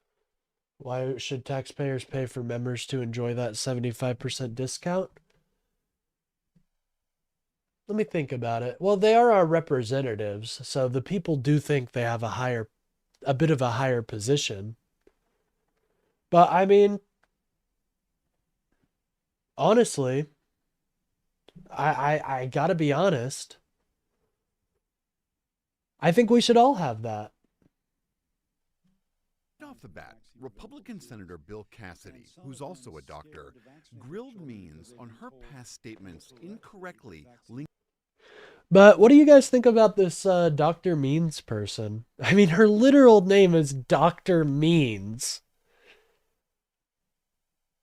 Can Trump stop, like, can the whole admin stop being so, like, that's just an evil name. That's just an evil name. It would be one thing if her name was Dr. Means and she's like actually known as like a super great scientist and she knows all about, and she's actually super sweet. But unfortunately, that does not seem to be the case. Linking vaccines to autism. Do you believe that We love ice on the West Coast. Oh, I'm sure you guys do. That's why there's been protests every night, almost every week for it. Yeah, the rich can just pay for it. I mean, maybe. vaccines, whether individually or collectively, contribute to? Actually, there is some, I don't know if you guys remember a name, Andrew Yang. I don't know if you guys know about Andrew Yang, but he had some interesting ideas on implementing different types of taxes that wouldn't impact people as much, but would allow for Amazon to pay more and these other companies to pay more. But I'm personally of the opinion that there should be like 4 Amazons. There's too much consolidation going on right now. You've been reporting all farms, I assume, are hiring undocumented immigrants. Wow. Congratulations, I guess. Autism? Until we have a clear understanding of why kids are developing this at higher rates, I think we should not leave any stones unturned. There's been a lot of evidence showing that they're not implicated. Do you not accept that evidence? I do accept that evidence. I also think that... Okay, AVG. You know what? I'm sure the ICE operator is just like, oh my God, not this dude again. Yes, we know. You think your neighbor has undocumented immigrants. We get it! For the fucking 500th time. Oh my God, not this. You know what? We love illegal immigrants now. Please stop calling us. He just wants somebody to talk to, guys. Come on. Science is never settled. Dr. Means is a wellness influencer. She went to Stanford Medical School, but didn't finish her residency and doesn't have an active medical license. Interesting. Yeah, I'd say that I've been reporting fast food places. Time for teenagers to work those jobs again. They already do, bro. What are you talking about? I think you're just doing this thing called being stereotypicaling or whatever. I don't know. Today, Dr. Means said she believes vaccines save lives, but as the U.S. sees a dramatic rise in measles cases, she wouldn't commit to recommending that vaccine. I'm supportive of vaccination. I do believe that each patient... Yeah, I'm very sure that they just get your call and just ignore it. AVG, I'm going to be honest. Not in California. Go to McDonald's or Carl's Jr. and 100% it will be a 50-year-old Mexican who you can't understand. Well, how would they be working at the McDonald's drive-thru if they couldn't understand English? That doesn't hold up to credulity, man. Yeah, I know. Kids are not getting autism at higher rates. They changed the definition for it to be broader. Mother or parent needs to have a conversation with their pediatrician. Yeah, I about know. any medication He's even got a... in their body. Whoa. He's even got a Hispanic cousin.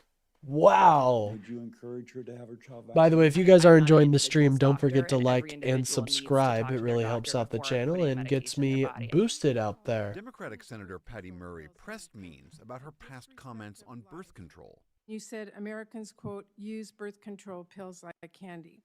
You also claimed, contrary to established science, that hormonal birth control has, quote, horrifying health risks for women. Should Listen, AVG, I think you should keep to writing your fanfics on, what's it called? What's that on Wattpad? On Wattpad? Yeah, keep your fantasies about what you're doing with your cousin on Wattpad. This is a place where we talk about politics. women trust the FDA, which approved all 18 methods of birth control? If there is not informed consent about their medical history, their lifestyle exposures, and their family history, I want those women, and I know you do too, to be able to have a thorough conversation with their doctor and know whether they are at higher risk for side effects when prescribed the Saying medication. that is one thing, but saying... Isn't it odd how they have committed at least one crime? Have you ever sped in your life? Because if you have, then you've got to go register as a criminal now, man. I'm jealous that you are sheltered from the realities of having an open border, but in San Diego, it's all messed up. I don't know. I don't think so. I mean, I hear California's got a GDP equivalent on the world stage to other countries, so they seem to be doing something right. No, AVG, you do. I'm sorry, but I kind of think you exposed yourself there. You know, different shows that birth control pills are a But I love how, like, these MAGA will be like, oh, they're taking jobs and farms and all this, and they're taking jobs that they want to do. And then they're like, when they say, oh, you don't understand the harsh realities of an open border. It's like, where do you fucking think these people are coming, dude? They're not staying in Texas. They're not staying in, they're coming to Kansas and other areas that have these giant farms that need attending to. So yes, I do understand the harsh realities of an open border.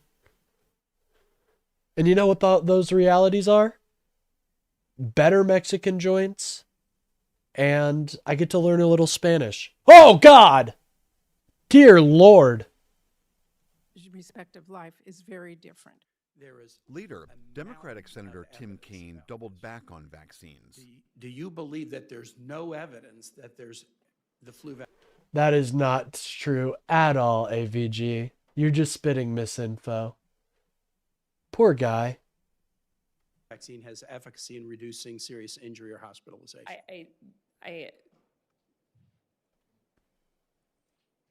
This is an easy one, doctor. Let's re-listen to what she just asked. What he just asked. Respect of life is very different. There is leader, Democratic Senator Tim Kaine doubled back on vaccines. Do you believe that there's no evidence that there's the flu vaccine has efficacy in reducing serious injury or hospitalization? Are you serious? The enemies are here? Who's the enemies? Oh, are you talking about MAGA? Well, they're just my fellow Americans, you know. And my chat is a bit of a war zone. I like to keep it that way so people can feel free to talk. I'm sorry, Lazy Sausage. I'm sorry. We've got two lazies here now. Or wait.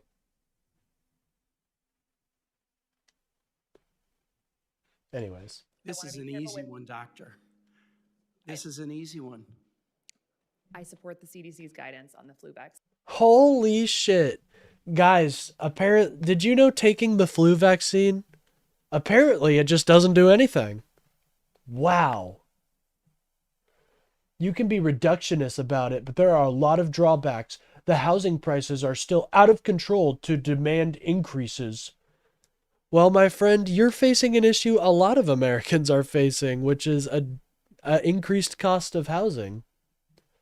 And that's not because of illegal immigration, my friend. There are systemic issues with how we go about building things that we need to address. Despite being repeatedly questioned on this, Dr. Means argued that reforming the AVG, I think you just don't like... I gotta be honest, I think you just don't like undocumented people. Just as a concept or an idea. You don't think they're people. I think you have othered them to the point where you think they're all these evil, vicious tribe fucking Death Eaters, but that's just not the case. Relationship will improve outcomes. The constraints on doctors are monumental, and many American parents are frustrated by what they feel like is lack of transparency on the issue of vaccines. Today's confirmation hearing also illustrates... But yeah, I mean, if I were MAGA, I wouldn't want to talk about this either. This woman does look like an absolute dipshit. So I don't blame them for wanting to talk about illegal immigration. That is their favorite subject, after all. Some strange bedfellows who agree with part of Means' agenda. I've enjoyed and appreciated some of the remarks you have made in the past. At times, Democratic Socialist Senator Bernie Sanders and Dr. Means were right in sync. You would fight to ban TV ads of junk food? I think you... Millions and millions. What was the number of people that came into this country illegal under Biden's presidency? Mr. Good Citizen, please tell me. Will be frustrated by how much I will be talking about ultra-processed foods. Good. To be honest, this is boring and kind of nonpartisan. Like but Bernie doesn't hate her? What the fuck are you talking about? This woman has no idea what she's saying. To be honest, this is boring and kind of nonpartisan. Well, fuck. If anybody disagrees with me, call in and we can have a conversation. The number is literally on screen for you guys. I don't know how much easier I could make it. The fact of the matter is, MAGA is very cowardly, and they do not want to talk about these issues. I won't be frustrated. I'd be delighted. That said, Yeah, see, AVG, you just have a problem. Like, you have a problem with the idea of people just being here that are different from you. Listen to your own stream. That's what they just said. Are you joking? How much I will be talking about ultra-processed foods. Good. I won't be frustrated. I'd be delighted. That said, all the Democrats, including Sanders, said they wouldn't support Means as nominee. Oh, listen to that, Sandy Ego. Listen to that. Notice how you just fucking lied. That said, all the Democrats, including Sanders, said they wouldn't support Means as nomination. But with Republican control of the Senate... Yeah, they aren't calling in because most of them have a thick Russian accent. All right, AVG, if you're just going to keep spamming, you're going to get timed out, man. Actually, have a conversation. Don't just become a bot. I'm William Brangham. You did just got boom. You did kind of just get boom roasted. I won't lie, but that's okay. I've been boom roasted before too, Sandy. This is the first color picture from Mars. I'm pro-legal immigrants. Well, so am I. I don't want anybody entering this country illegally. But if we have such a large amount, we have to understand that getting these people out of here, like how you guys like just propose it by going street to street, racially profiling, isn't working. I want there to be more legal means to come into the country. I think it's ridiculous that you have to, one of the easiest ways to come into the country is marrying somebody. Tonight, the evidence that our climate may be changing. Gasoline shortages are spreading across the country. Tonight, a conversation. Kentucky Governor Andy Beshear has become one of the most closely watched Democrats in the country. A two-term governor in a deep... Also, answer over your question. It's over 10 million encounters. Wow, this guy doesn't know what he's talking about. No, my friend. From the time of 2020, when Biden took office, to 2024, our illegal immigrant count went from 11 million to 14 million. There were 3 million new people in this country. That is not very much. A lot less than the 10 million you're proposing. Deeply red state, Bashir has won statewide office twice, even as President Trump carried Kentucky. So what do you say about that? Why not expand the means of legal immigration? Honestly, why not give these people the ability to come to a federal office, register, show that they've been here for 5 years, tax them a little bit more for the next 10 years, and then boom, they're an American citizen. Why not have that option? We make more money. The people that don't come out of the shadows are obviously the people we need to be going after.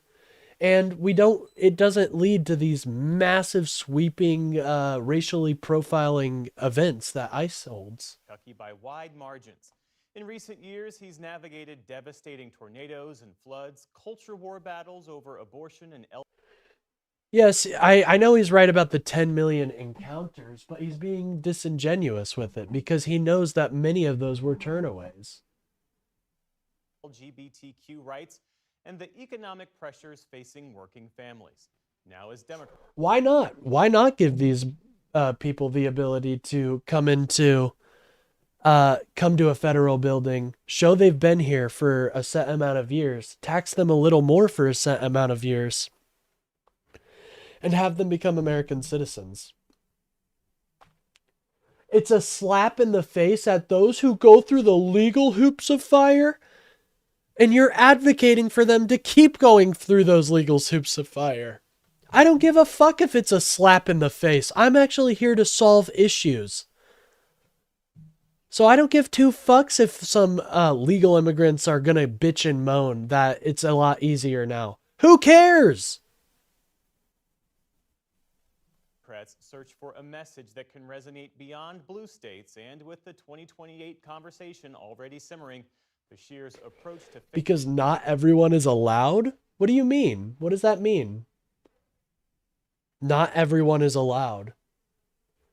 I think if they've been providing, enriching this country with their labor and helping these people out, companies out, I think they should have citizenship. I don't know why you think that putting in effort and working to make yourself into something isn't the American dream. faith, civility, and bipartisan governance is drawing national attention. Governor Andy Bashir. Okay, Mr. Good Citizen, stop coping. You have so many of the same talking points as MAGA. You're MAGA. And if you're not MAGA, you wouldn't be fighting so hard against many of these points. Joins us now. Welcome to the News Hour. Thanks for having me. So as we said, you have won twice in a deeply... Some people hate America. You have the right to hate America in this country. And that's not even true. Most of these people are hardworking citizens that want to enrich the country and love America. Who's coping? You're coping. I don't know, Mr. Good Citizen. It kind of seems like you're coping right now.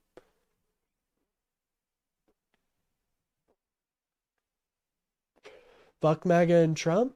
Well, that's a good start, but most of your talking points come straight out of Fox News, so it's going to be, you can say that, but I'm not seeing, it's a distinction without a difference at this point.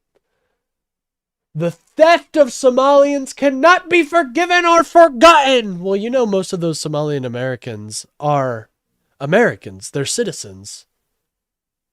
So are you talking about like denaturalizing them? And what Somali fraud? There was the Feeding Our Future scandal, but that's it. That's all you guys have found. Or I guess that was the biggest. Red state, what have you figured out that might be instructive for national Democrats?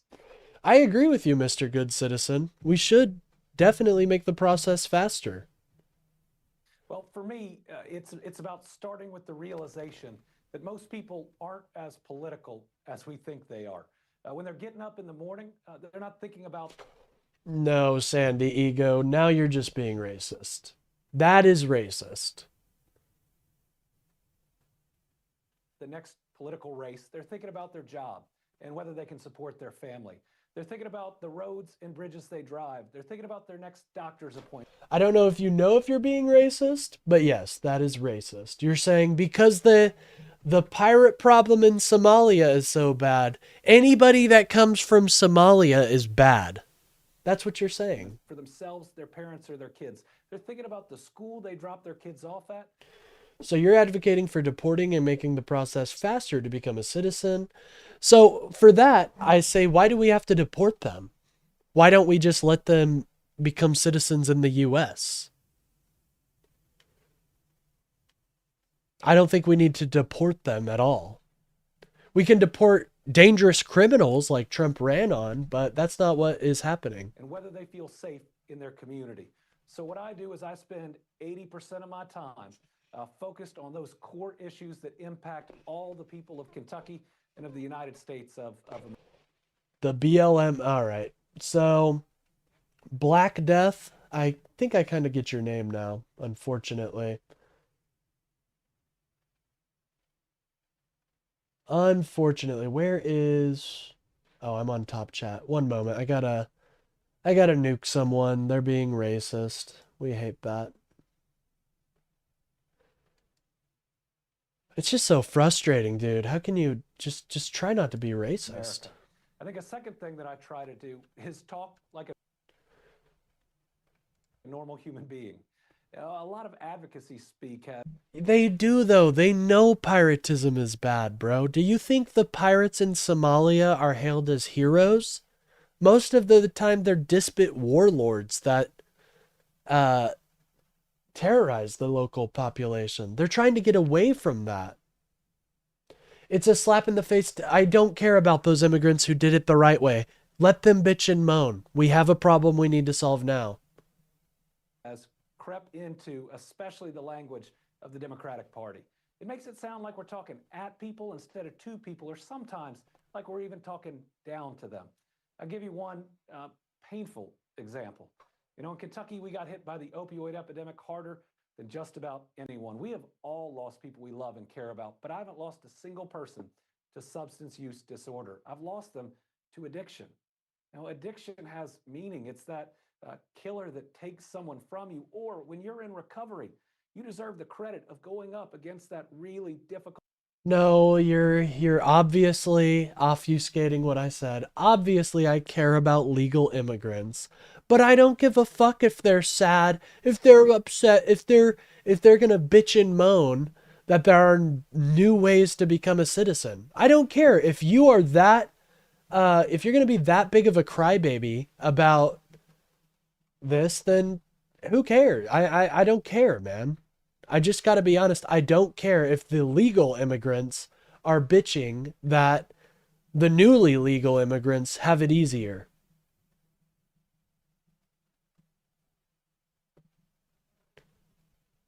So you don't care about them. Do I care about their feelings about the matter? No. No, I don't care about their feelings about what we're going to do. Especially if if it doesn't lead to anything constructive. See, there you go. What are you proving? That I don't care about Here's what you're proving. You're proving that I don't care if legal immigrants are upset that illegal immigrants are becoming legal immigrants faster. Yes. Does anybody think what I just said is like this crazy stance? Because it's my country. Well, there we go. There we go. I think you just did it more than I did. My country. This is my country. Nobody else can stay in the playground of my country. Like, that's so embarrassing, bro.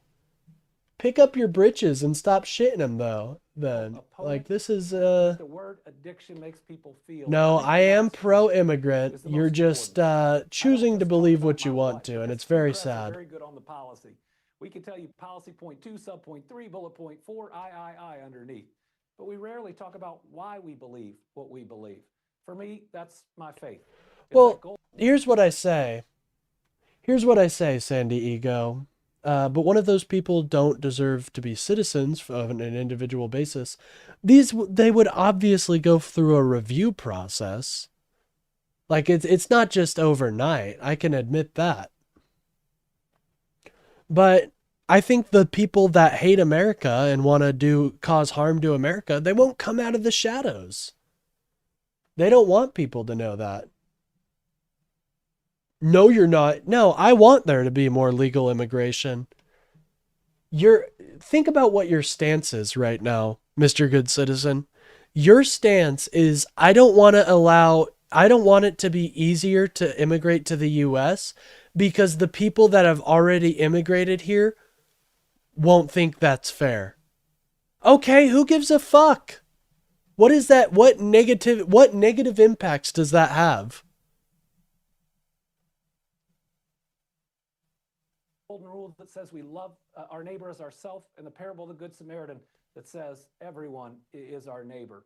And so when I talk about different decisions I've had to make, different vetoes I've had to make, I respect voters enough to not Yep, just it seems tell like them the people what, didn't but also necessarily the think why. what I said was crazy. Let me ask you so. this, because there is plenty of data to show that key industries in your state, farming and manufacturing, have faced major headwinds as a result of President Trump's economic and trade policies.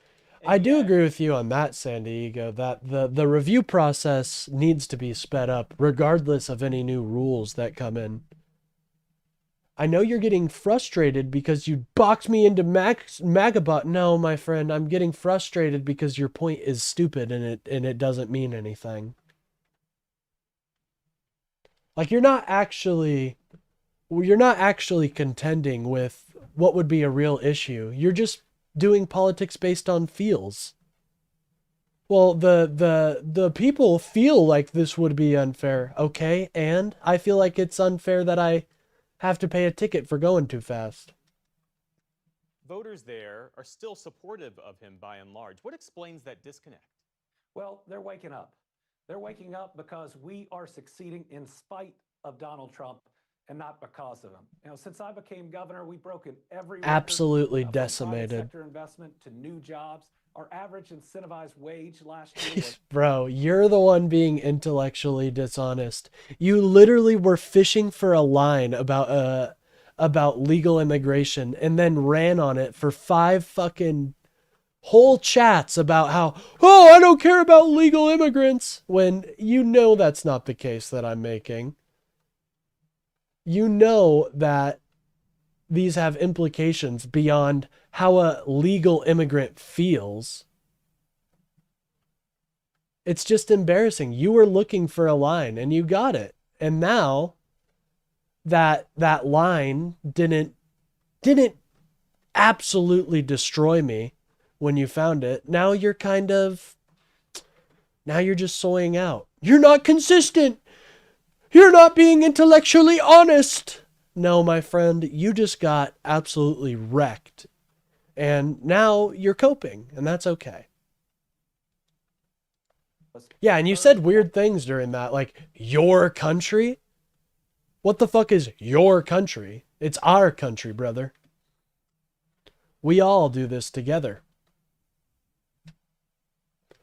Well, you weren't being racist, so... we are actually making life better for our citizens, trying to expand healthcare, investing in those roads and bridges, and seeing public safety improve year after year. But what Donald Trump has done hasn't made life easier, it's made it harder. His tariff policy has added 16 Yeah, dude, that's a great example, Bill. It's like saying the billions of people who died from smallpox will feel bad if you get the vaccine. That's a great, I'm going to use that in the future. Calm down, Destiny. Hey now. I actually am not a huge fan of Destiny. I mean, I appreciate the liberal cause, but I think he is a little adversarial towards our lefties. But anyways, we've talked about that. To our families who are already struggling with how costs nationally are rising. His big, ugly bill. I disagree. I think England and Italy are doing great right now. They still have booming economies. I don't know much about the Italian immigration, but Something tells me they needed that immigration because of COVID. COVID had decimated their population. Someone hit a pothole and it ripped. Oh, geez, man. I'm sorry to hear about that. Care, but rural America. It threatens to close 35 rural hospitals in my state. So I think the American people are starting to see not just the fact that the Trump administration makes life harder, but that they go. Hey, I mean, Sandy has been willing to see some of my points.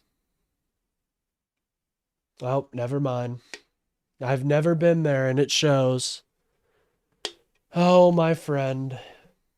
About their business with a level of cruelty that the American people just aren't going to accept. As we said, you are a two-term Democratic governor. Well, they needed this. Italy more than ever needed this mass wave of immigration because there was a lot of people who died in Italy due to COVID. In a red state, that alone puts you on the short list for 2028. How serious? I'm all right. Thank you for the offer, San Diego. Should we take this idea that you might run? Well, I've got a lot of work to do this year first. I've got to keep Kentucky on our winning streak. I'm also head of the Democratic Governors Association. So before I can look at a race in 28, I have 36 races in 2026. Oh, yeah, I get it, man. Hey, we can have disagreements. I think disagreements are super healthy. I've seen your point on speeding up the process, and I agree. Well, hell yeah. I mean, at the very least, we can agree on that this process is like, it takes way too long in so many aspects. We need to hire more judges, and just stuff like that. And we are going to win in places that people aren't. Yeah, and that's like, whenever I hear somebody say go to Canada, it's just like, bro, I love America. This place is amazing. Expecting. It's important to do that because. Yeah, it shouldn't take, I totally agree with that, man. It shouldn't take 10 years to become a citizen. That's what I mean by like opening up and speeding up these processes.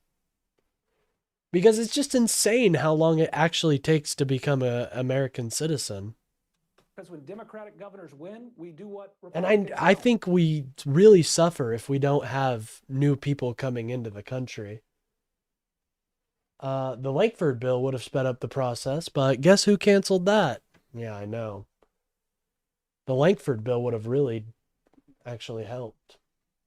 We govern well. We make sure that we're focused on our people and their everyday lives, and we improve the lives for the people in our state. Oh yeah, I totally agree with that. Maybe 1 to 2 years tops. No, yeah, San Diego. You should look into the Lankford bill. It was actually it's pretty conservative, honestly. Yeah, it had a lot of good ideas. I still hope that it remains like, and somebody runs on it in the future. But if folks out there, especially on the Democratic side, want a map in 2028 that's not just 5 states with zero margin of error, yes, it helps to flip a House seat in Des Moines. But flipping the governor's office in Iowa is how we change that map. Governor, as you well know, there's a real hunger right now in parts of your party for a fighter, someone who meets confrontation with confrontation. You're often described as measured, even too nice. Well, it would depend on what the form of route you want to take, but I definitely think it could be sped up. How do you respond to the Democrats who worry that your approach might not be the right one for the moment? I wouldn't mistake kindness for weakness. I have gone up against a Republican incumbent governor in Kentucky who was Donald Trump before Donald Trump. And I'm the one. By the way, if you guys are enjoying the stream, don't forget to like and subscribe. And if you feel like you want to contribute, feel free to donate to my Ko-Fi. No pressure, though. No pressure. Standing. I went up against the rising star. And if you disagree, call into my my phone line. I think I said that for donating to the Ko-Fi. Oh, well. We can be a little silly on occasion. And Mitch McConnell. I just do it in a different way. I was always taught that if someone's yelling and you yell back at them, then no one can hear. And I understand that, Mr. Good Citizen. And now that I'm discovering more about your politics, I don't think you're MAGA. But you gotta, you've seen my chat, so you can't blame me for necessarily thinking, oh, this is just another MAGA. Anything. And I believe that by 2028, Democrats, Republicans, and independents are going to want anything but someone like Donald Trump. And so a Democrat... Oh, fuck Russia for sure. Israel, I think, they need a new government. You know what I mean? Not like... I believe in a two-state solution right now, just because I think people are way too tense. My solution is 2 states with a 10-year... a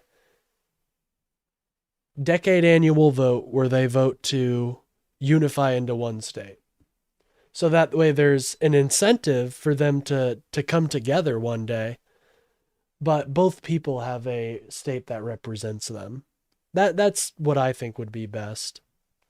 That doesn't heal the country. It doesn't bring us back together. I think there could be huge celebrations every 10 years, and people could come out and show their support. I think that would be a great thing to do. I think people are going to want stability. Yeah, I do think MAGA is started. I think there are starting to be like new waves, hopefully, in the Republican Party. Hopefully. I'm starting to see some blocks form. I believe in our democracy, and I think that depends on both parties functioning. Do not want to support a foreign entity. We'll help where we can, but America needs to be our priority at this point.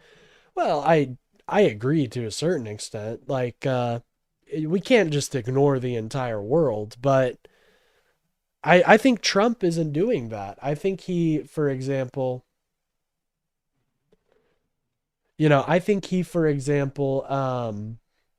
is focusing on a lot of foreign wars to, ignore the Epstein files and ignore stuff like that. But, I personally, in terms of foreign aid and stuff, I support supporting democracies. So Ukraine, for me, is a vital one. That is the number one conflict where I say we need to be in there. I don't give a fuck. Fuck Russia. They're lame. Boring? I don't know, Battle 6. Well, if you want to lighten up the conversation, feel free to call in and debate me. I'm always here, and the MAGA Cope line is always open. Well, I don't know. I think if we're powerful enough to wave our influence in other parts of the world, I think we should, because I'd rather it be us than someone like China or Russia. What about Israel? Well, like I said, I think Israel's far-right government has gone way too fucking far. And they need to be held accountable for their crimes. But I think the people of Israel, many of them that I've met are actually very against the government, and they have a lot of empathy for the people of Palestine. I know it may not seem like that, but I've talked to a lot of Israeli people, and I've talked to a good amount of Palestinian people too. And from my conversations with them, as well as studying a little bit on the history there, I think that a two-state solution with a decade annual vote would be the best. And I want my kids to have a United States that's stable, that we didn't have to worry about its future existence on a daily basis. Hey, Kayla, hell yeah. Well, I hope you enjoy that. Pokemon Fire Red and Leaf Green out on the Switch today. And, I don't think it deserves to be, like, a lot of people you'll hear think it should just not exist. That's insane, I don't, we don't get rid of countries that are doing bad things. We don't do collective punishment. I think that's what all of our families crave, and it's what they deserve. I want to come back to this issue of faith because you announced a book coming out in the fall, and it's described as an insight. Well, in terms of leadership, I don't think Hamas has shown themselves to be an honest actor, so I would like both the far-right government and the Hamas structures to be gone. And instead, we need to focus on building a place for both people, and advocating for people that do have a less radical voice. Bro is LARPing. What am I LARPing as? Fuck off 00799. What an original name. What happened to fuck off 00798? Was it taken already?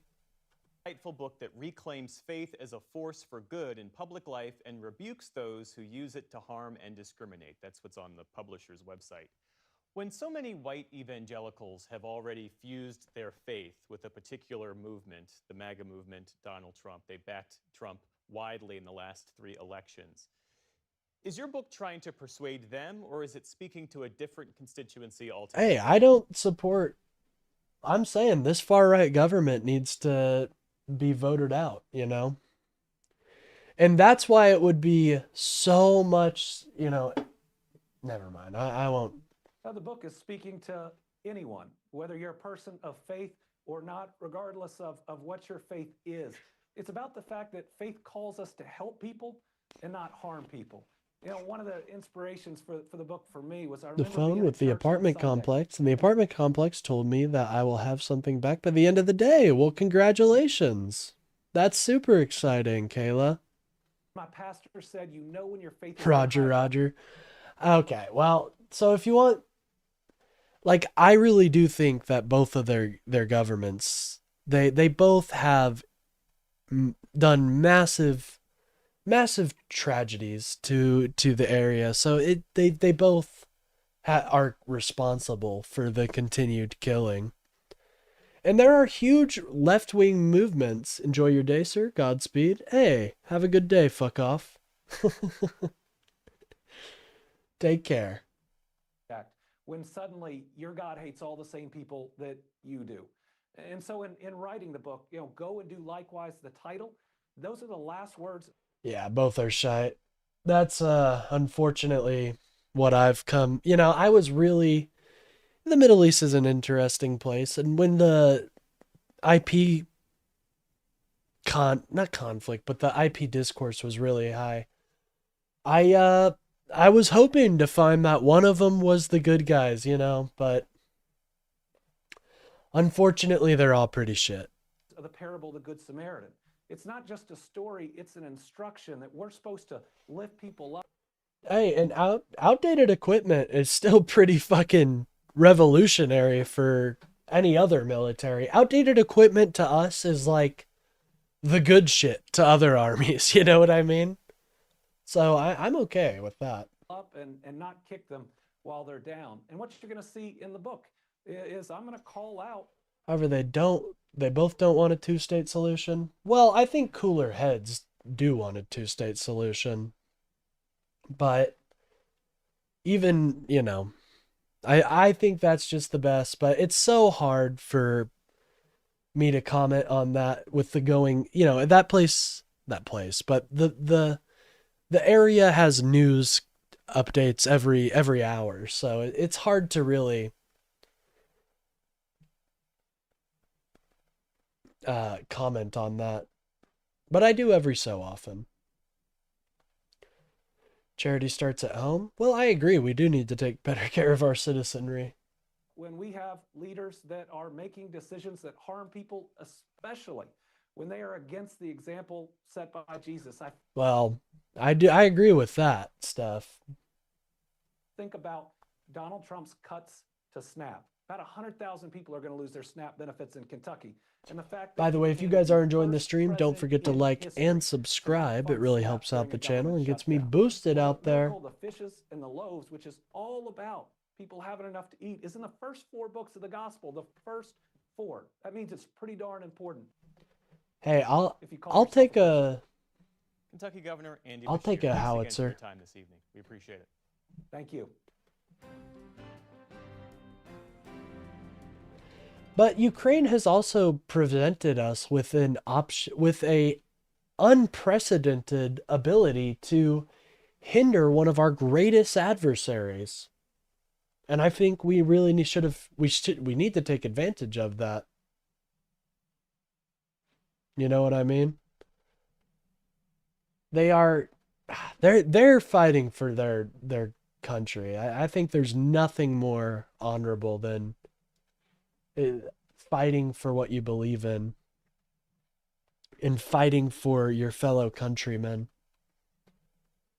And Putin has just been so clear. He doesn't care about peace. He doesn't care about any of this. He just wants land.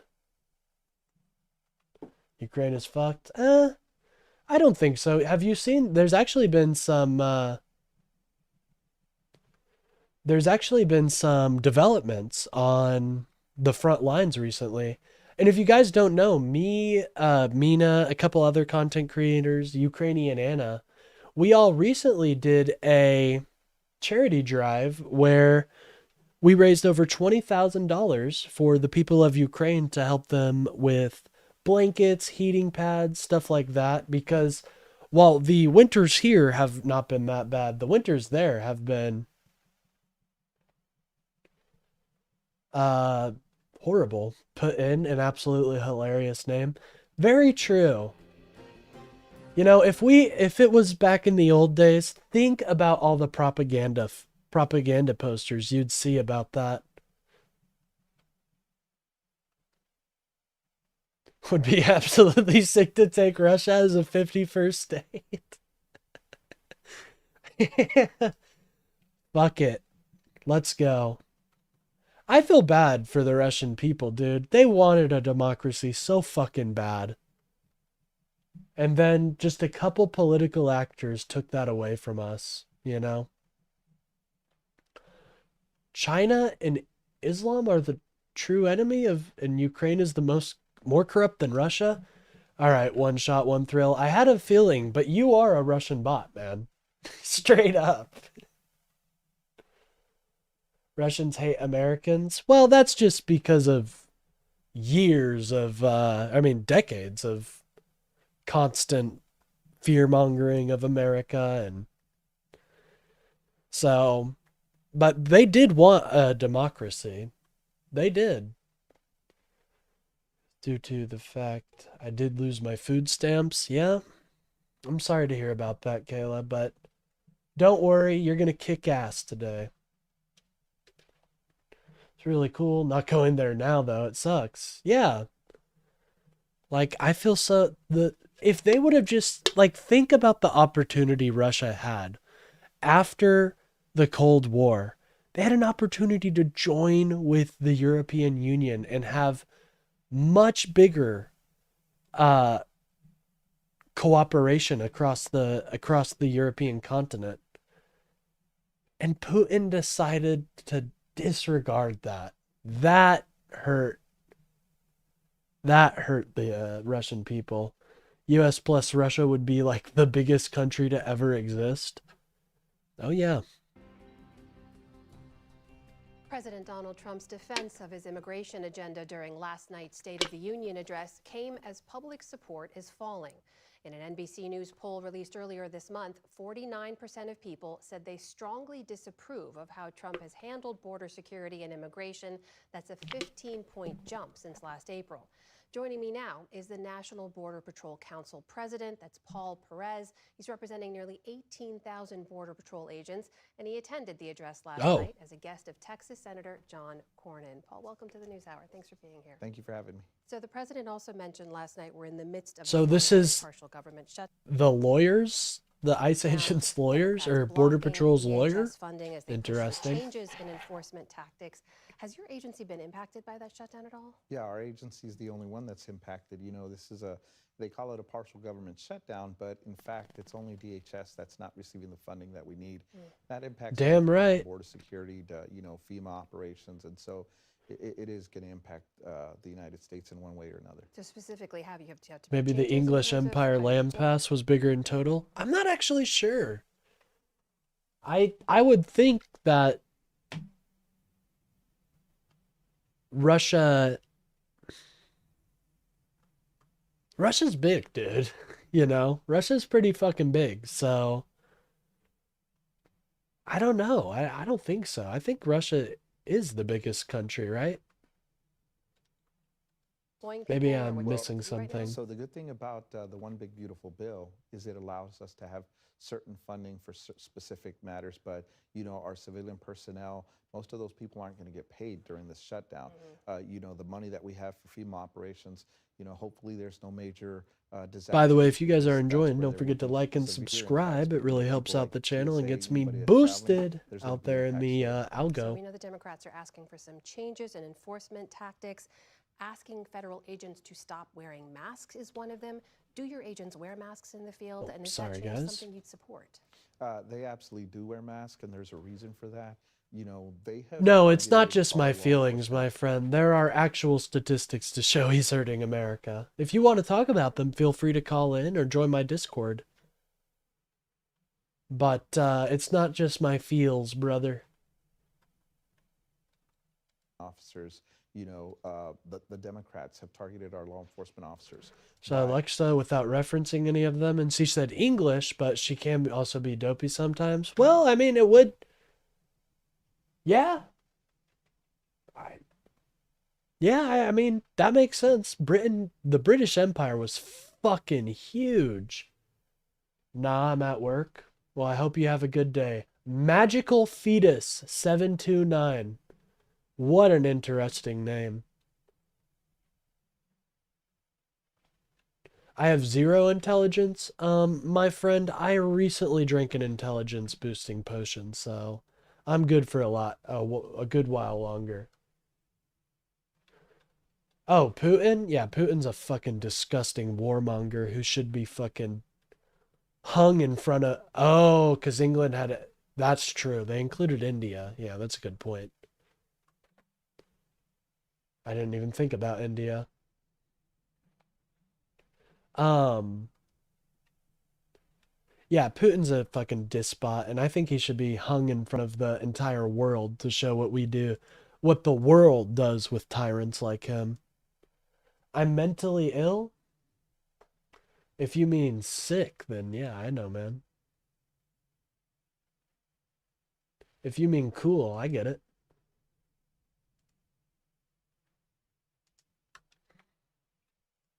By asking them to take off their mask, but the reason that they're wearing masks is because Bro gets his opinions straight from Discord, says Magical Fetus 729. I don't know about that, man. I actually get flamed a little bit for not being in my Discord enough and not noticing when people want to debate. So, I don't know, man. I don't know about that one, buddy. But bro, aren't you supposed to be at work? Get back to your job. I bet your fucking boss would be pissed at you. He knew what you were doing right now. They're being identified, their pictures are being put on the internet, they're looking for their homes, they're looking for their families, they go after them. So it's about protecting ourselves, protecting our agents, protecting our families more importantly. But yeah, there's a reason, they politicized this by coming after our agents. They demonized and vilified our agents. Britain was 26 and US and Russia would be 17? That's insane, bro. The Border Patrol is more than 50% Hispanic. You know, among the many things Democrats are asking for are also a higher bar for warrants, judicial warrants instead of Oh, I'm administrative sick. warrants when you're searching private properties. I hear you saying you don't want to give on the masks. Are there concessions you think that could be made here to change enforcement tactics on the ground? That would be very difficult. That would essentially shut down operations. That would not allow us to target the people that we're going after. How would it shut because down operations? We'd have to go to a federal judge. We'd have to request a judicial warrant when we've already got an administrative warrant. Did I just watch the State of the Union? The Democrats are killing America. How are we killing America, dude? I just saw your favorite, might help. I don't know. Have a good one. Later, brother. Have a good day, magical fetus.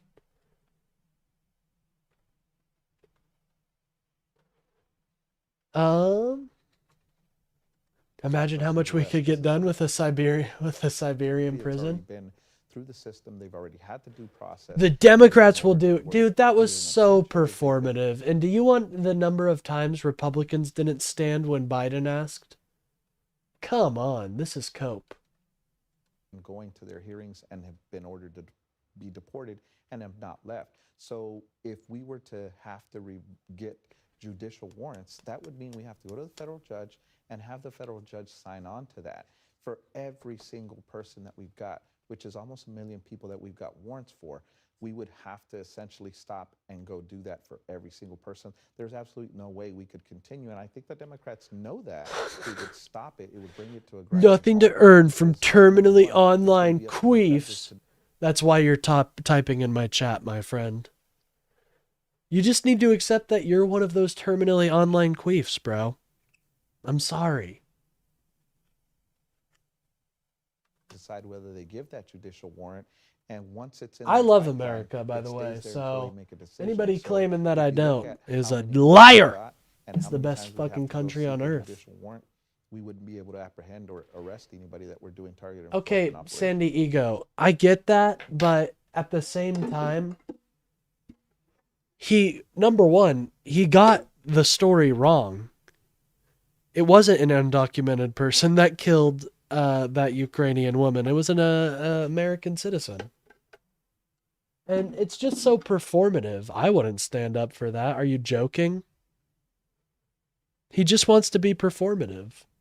And I don't like that. Paul, big picture here. The Democrats say they You want sound like a sore loser. Well, bro, you sound like a sore winner. You're such a sore winner. You can't accept election results from fucking 6 years ago. asking for this after, as you well know, we've had American citizens who've been shot and killed by federal agents, including a Border Patrol agent in one case.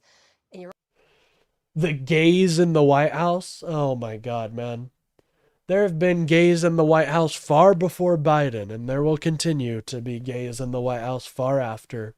also talking at a time that the majority of Americans feel like the Yes, it's a hard thing to clap for. Yes.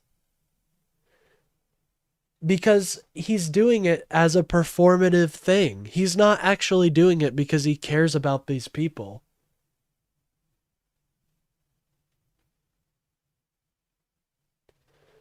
No, it wouldn't have been a real political approach. immigration enforcement actions have gone too No one shot, one thrill. You're not American. And please to tell Commander Blotskovy that your report is given a D. And that's not good in Russia. far. This was related to ICE, but some 6 in 10 Americans say it's gone too far. Why do you think that is? Why do the American public see it that way right now? Well, I think a lot of it is the media's misleading the public into how things are going. If you look at all these incidents, if you look at these operations, these are targeted enforcement operations that these arrest teams are going and executing. It's American Hey, my birth certificate says I'm a fucking gamer. citizens, it's people from the public that are going out there, they're interfering, they're impeding, and they're getting in the way of our law enforcement officers without local law enforcement help. I guess, but I really don't think it was that deep of a issue. Obviously, Democrats care for Americans. They're American representatives.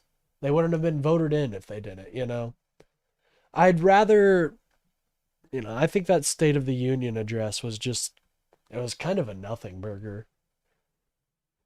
But anyways. So what Well, if that I may, American citizens were shot and killed exercising their First Amendment rights. That's not the media misleading people. No, I'm an alpha. But what I'm actually an alpha sigma, so you don't see the full picture. You don't see the actual interference, the impeding, and what's happening with these American citizens that have been killed. In both instances that we're referring to, one by an ICE officer and one by a Border Patrol agent, you know. Oh yeah, I think criticizing people in power is important, left or right.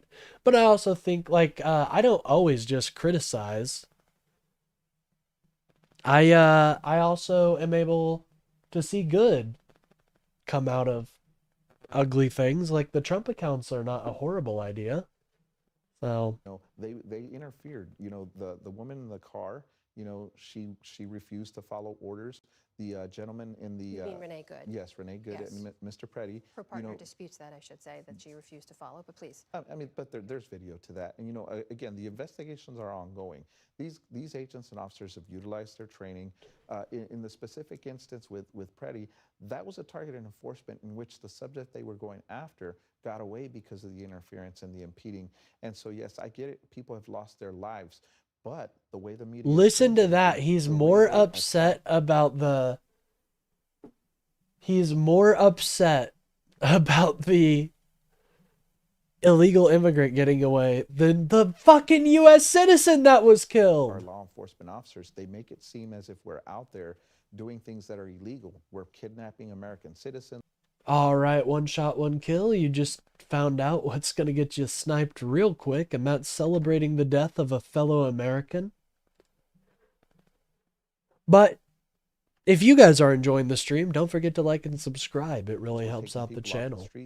That's not what's happening. Also, feel free to donate to my Ko-Fi if you are feeling generous. No pressure there, though. No pressure at all. Causing them to interfere and interject themselves into lawful law enforcement actions. And that's dangerous for everybody. We've asked, you know, Tom Homan specifically asked for a couple of things, which was to allow us to go into the jails, into the prisons, and take these people into custody there, so that there doesn't need to be a group of agents protecting the... I guess you could say he got one-shotted. No, Sandy, you weren't celebrating. When you put their names as, looks like ICE is doing a pretty good job. It's like those people they don't deserve to have their names drug in the mud. They're our fellow citizens, you know? Regardless of what you think of their politics, it's a tragedy what happened to them. Arrest teams. If we could do that, if those things were happening from the get-go, if local law enforcement officers... Y'all complained when the comments about Charlie Kirk, but then you make statements like that. Yeah. I know. Like, I condemned I still say it. Whatever happened to fucking Charlie Kirk, that's a fucking tragedy, dude. He was an effective counterweight for the liberals. You know what I mean? Like, I liked having the counterweight to build up our liberal media ecosystem. And now, as you guys can kind of tell, it's a little bit more rudderless. I still think it's expanding, but it's not nearly to the levels it was around Charlie's, before Charlie's passing. So I think it was gross. And no, I know. I just didn't want I didn't want you to mistake my comment as similar to his. No, I got you. What moral person thinks it's okay to mock death? Yeah, that's genuinely what I wonder, dude. Like, it's not okay. It's even if you disagree with their politics, it's still just heartbreaking. Officers were allowed to work with us and not actually become federal immigration agents, but protect our arrest teams. These things wouldn't have happened.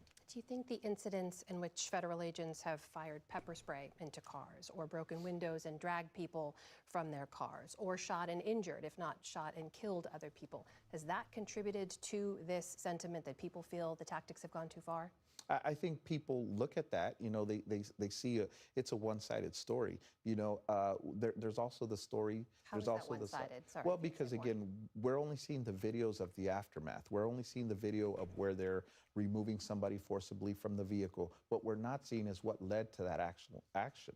You know, so if somebody's interfering, if they're, you know, impeding, and they don't follow orders to remove themselves from the situation, if they've made a decision that they're going to arrest somebody, then they're going to arrest that person, and then they have to comply. If they fail to comply, then our agents and officers are trained to remove people from vehicles, you know, people that are non-compliant. What you don't see is that they've actually they've used a lot of restraint. You know, we're not using tasers, we're not using our ASP batons. We're trying to use the minimum amount of force necessary to effect that arrest. You should be. I think we should be more. I want to see more tasers, less guns. I know that there's a chance it can kill somebody, but there's 100% chance you could kill somebody with a gun. It's, I want to see more tasers, more batons, like stun batons. Like, And oftentimes these people, they fight back. They physically assault our agents and officers, and so they do have to use force. That's what everybody's. Hey, you know, I talk to MAGA people all the time without having horrible conversations and stuff, you know. I think it's still possible, but it has been a lot more politically charged as of I would recent. assume in the interest of more transparency, you'd support body camera usage then across the agents? Our agents have had body cameras for a couple of years now. You know, Across the board? That was something I believe Secretary Noem just said recently. We've got a few people that do not have body-worn cameras, but a good majority of our agents have had body cameras for a couple of years. We haven't outfitted every single agent because it went by sector. You know, they were looking at where they needed them, where there was a lot more apprehensions, and so that's how we were able to allocate those body cameras. But not everybody has them. But everybody that's been on these deployments has used body-worn cameras. Well, I do want to ask you about those deployments, because I should also say I've spent a lot of time with your agents on the U.S. southern border. I have watched them handle large groups of people coming across the border, taking care of children when they're coming unaccompanied or when their parents are not there to take care of them. They are now being deployed to interior cities, which is a very different environment, to Chicago and Minneapolis, and having to deal with urban environments and protesters who are exercising their First Amendment rights. Oh yeah, I know, Mr. Good Citizen. I agree. Like, I think mocking the death of anybody is disgusting. That's why I personally kind of cringe at any Charlie Kirk jokes, because that man, he didn't deserve to die, no matter how disgusting his beliefs were. And especially in such a public way. I mean, Are they being put in a situation that's unfamiliar to them without the right training and tools? Do you worry about that? I believe the training tools have always been there. We have that type of training. You know, there have been instances where people have tried. or even to the good ram ones. through Hey, okay, where are the pretty body cams then? Or even the good ones? Hey, we can do that. That one's not and bad. Our agents have been out there to support our CBPOs, CBP officers, and they've got that training. They've got riot control training. Now, is it something that they do every day? Absolutely not. I don't think any law enforcement agency does that every day unless you're in large cities. Yeah, I didn't really follow Charlie either, and I thought his views were pretty gross, but I still don't believe, you know, this is a nation of free speech, and so even if you disagree with his speech, you still gotta listen, man. Los Angeles, DC, or New York City. But yes, our agents and officers have. And you just, if you don't want to, you know, you got to put up with it. I hate a lot of the things the right says, but I don't want to kill them. that training. You know, as far as what they're doing on the interior, that's over. They're back to the border. We've got almost all of our agents back to the border. We've got the most secure border that we've ever had in the Hold on, gamers. I will be right back. I got to go get something at my door. history of this country. And so I think that's where they're going to stay. And we should point out those encounters at the southern border with migrants are down at 50-year lows, so there is a big change there at the border. Bottom line here, people say they believe some of these tactics are making Americans less safe. What can you do, what can you say to earn back the trust of the American public? Well, people have to look at the facts. They have to understand who we're actually going after, who are actually taking off the streets, who we're removing, putting on these deportation flights, or we're locking them up in the United States because they're that bad. You know, there are some people that we've apprehended that have spent time in state or federal prison that we're not going to just deport to another country because they're going to do time here in the United States. And so that's what they've got to look at, the facts of who we're actually removing from the streets, making America safe again. If I may, to that point, the data shows some 74% of people who are currently detained have no criminal record. So how does that jive with the message of making America safer? So again, our targeted enforcement, we're going after the worst of the worst. More monsters? Now, No, not quite. 74% of people, though, people don't see. no I'm waiting on What my people don't see is I'm waiting that on a my lot of the people that were shipment of nicotine pouches since I'm trying to quit vaping. apprehending in conjunction with those arrests are people that are there. So we're not going to turn a blind eye to anybody that's illegal. Sorry, I didn't mean if to you're make it illegal go while dark. we're doing a targeted enforcement, whether it's a vehicle stop, whether it's a house where we go and By the take way, thank you somebody into guys so custody, much if for the everybody support. there You is guys are illegal, they're absolutely going to take killing you into it. custody, and that's where a lot of those people that you refer to that don't have criminal histories, that's where they're getting arrested as well. You would agree that that's different than the worst of the worst you're targeting, though. 74% of people Yeah, the worst of were the not worst- be considered the worst of the worst in your mind. The worst of the worst are the people that we're targeting. These are the criminals. These are the rapists, the murderers, those people that have warrants of arrest, not only in our country, but other countries.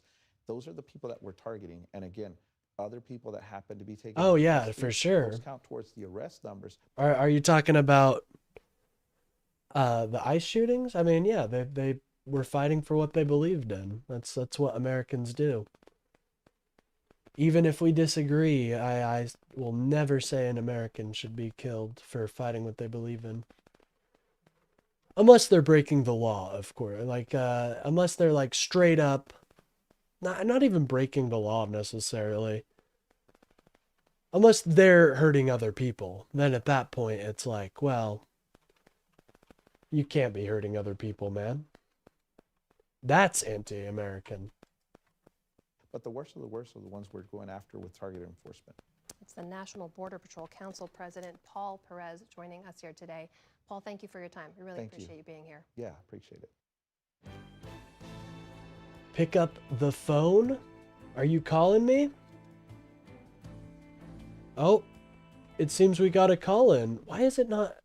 I should be receiving calls. The do not disturb is off. All right, I'll give you a call. Give you a call back here.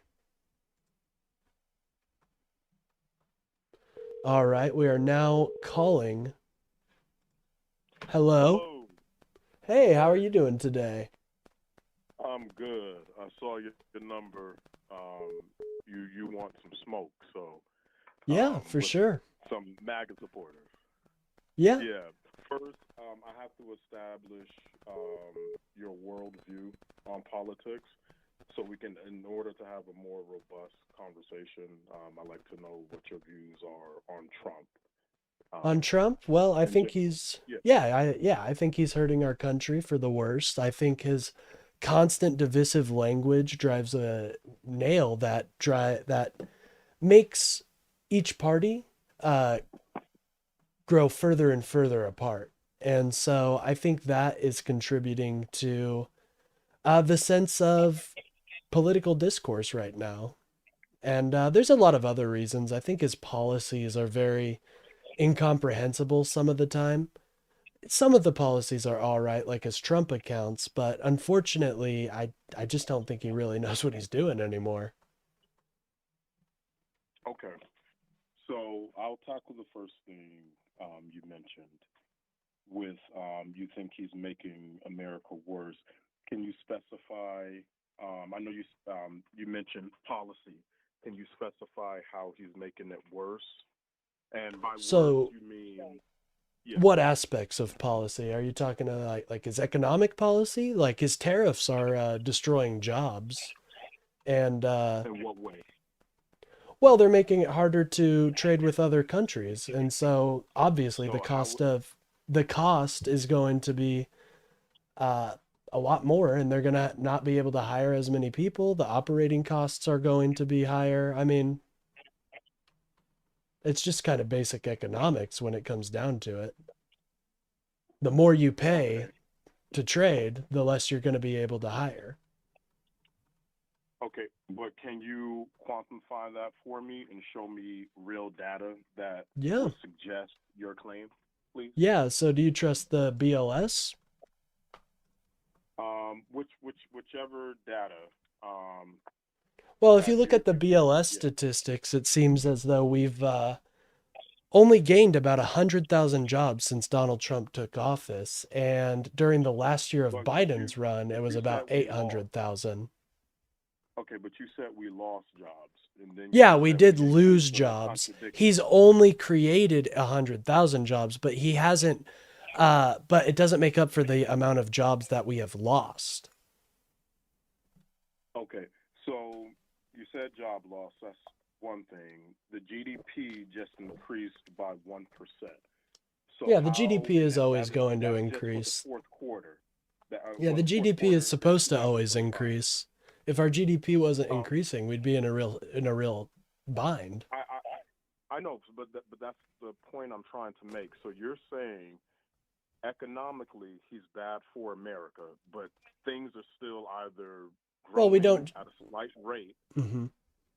So I'm trying to get you to prove to me that economically we are not in a good state. I just said the GDP is growing, which means that's gross, domestic product. Yeah, So that gross means domestic people are product. still- yeah, that means people are still trading, buying from the U.S., and all of those things, are taken into account, when you're looking at these real numbers and stuff. So I don't know economically, what part is it bad? Is he hurting America economically? Well, I'd look at the job loss and our ever creeping up unemployment number. And I'd look at inflation. It's supposed to be ticking down, but it's been ticking up a little bit. And these are all numbers released by the BLS. So, the Bureau of Labor Statistics. Okay. Yeah, and Can you give me? yeah, I'll send you their website real quick. Okay. U.S. Yeah, you Bureau of gotta, Labor Statistics. Yeah, you got to show me them. I don't know what numbers you're looking at, but Yeah, for sure. This is they put out a new report, I believe, every quarter, and it shows just how the economy is doing and stuff like that. And it's only showing about 100,000 jobs created in the entire year, to whereas Biden in his last year created 800,000 jobs. And I mean, yeah, there's a lot of fraud in Minnesota, so you can skew those numbers extremely easy. well, what You type can of fraud create did the jobs like let's talk about that. What clearing type of centers. fraud? So you're telling me that you're talking about Nick Shirley's video, right? Are you talking about the Feeding Our Future scandal? About any of that. No. I'm not talking. I'm strictly fraud can skew the numbers of employment. So if you say that, hey, the government is giving a block fund to whatever municipality and that county, and hey, we're going to take this amount of money and put it towards, let's say, social welfare programs, or like in this case, daycare centers. And so it looks as if you're increasing jobs, but no one is working these jobs.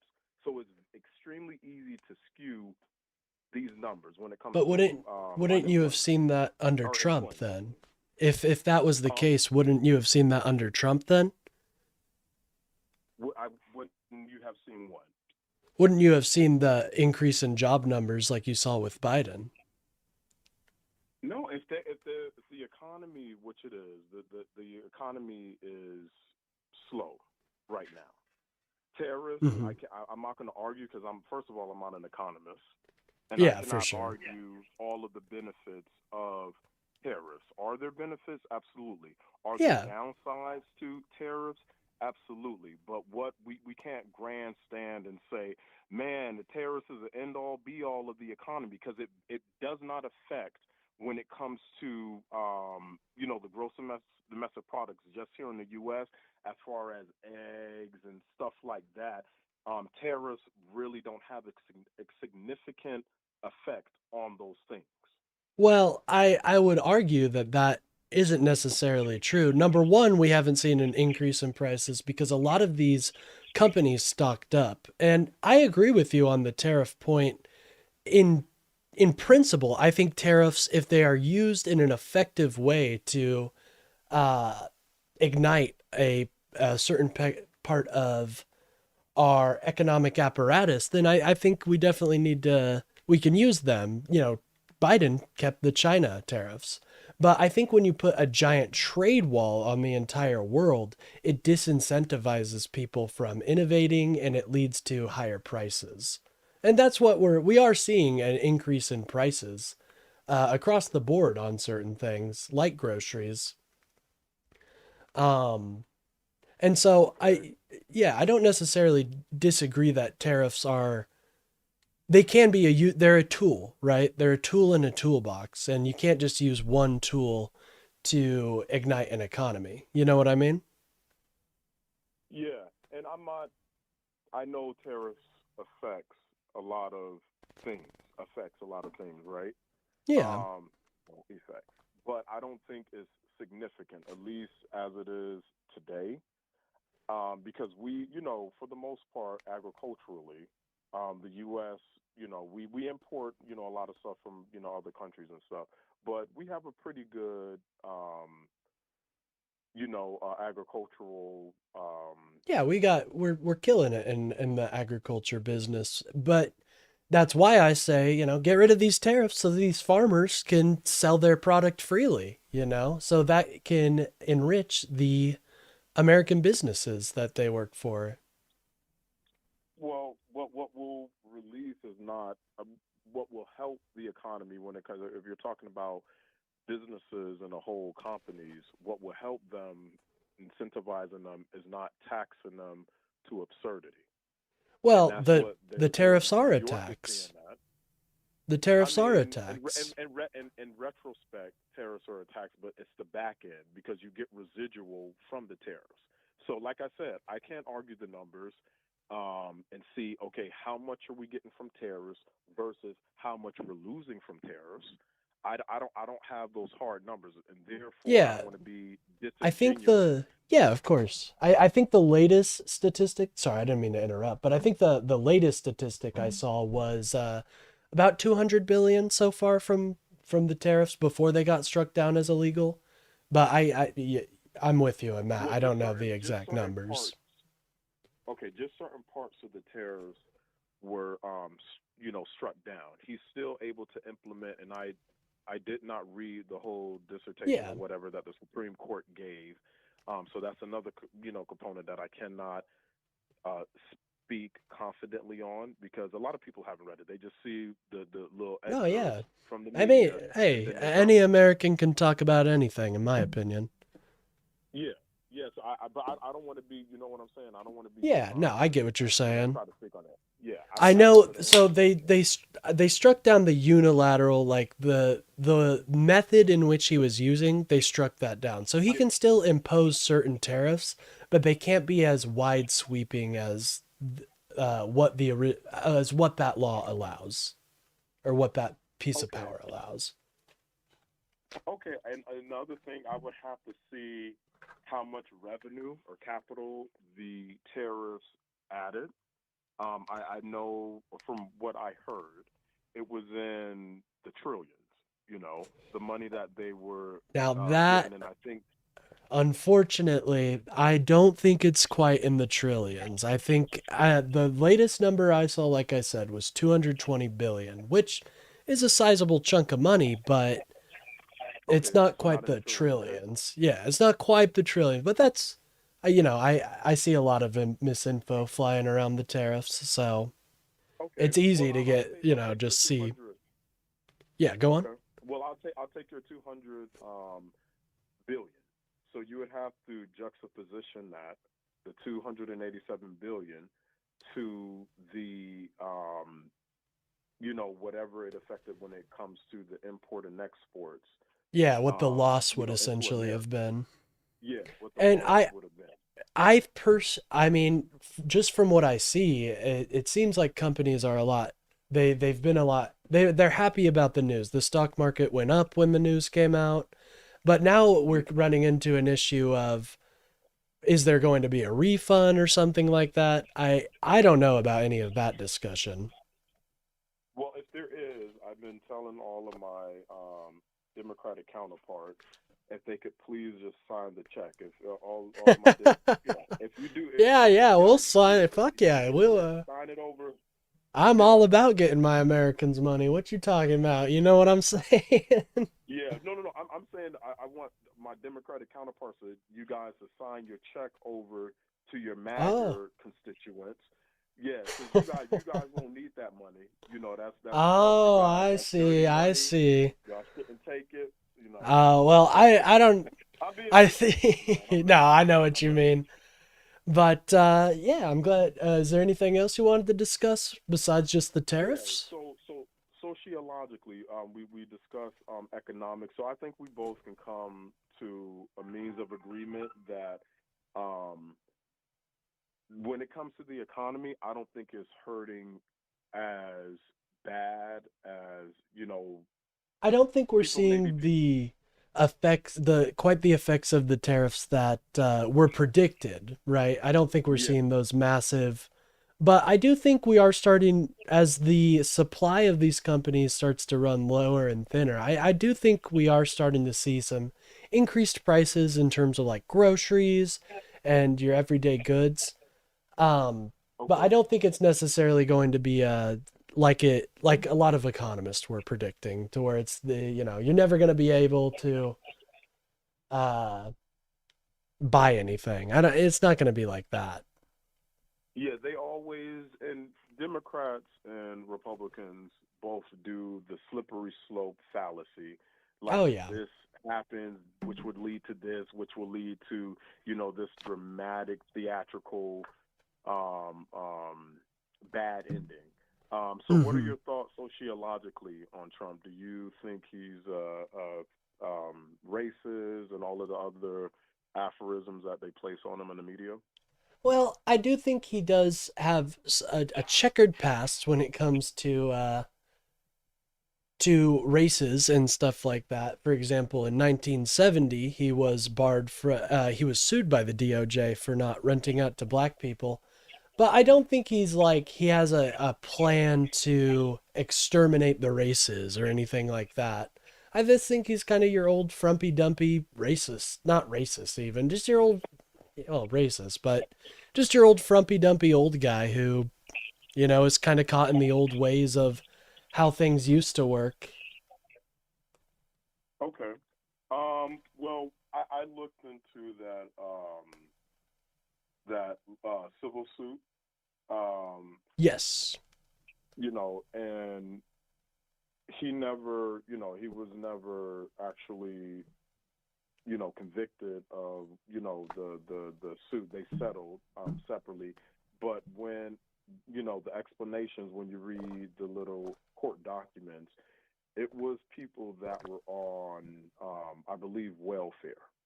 And what they said was, because, yeah. Well, Go on. just hear me out. It was people on Yeah, of welfare, course. and it just, I don't know. I would have to look at the statistics for back then. Were they predominantly black that was on welfare?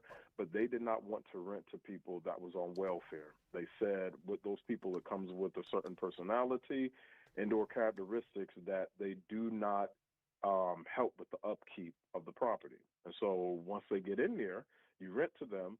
They tear the property up, and so he was discriminating, for the most part, against people who was on welfare. It just so happens, that I'm supposing that a lot of people in New York that were black back then were on welfare. So, Well, I believe it is still a crime to discriminate based on welfare. I could be wrong about that, but I do still. So, and there's also this that kind of plays into this idea that I don't really think he's for the average person, right? I think he's much more invested in his billionaire friends.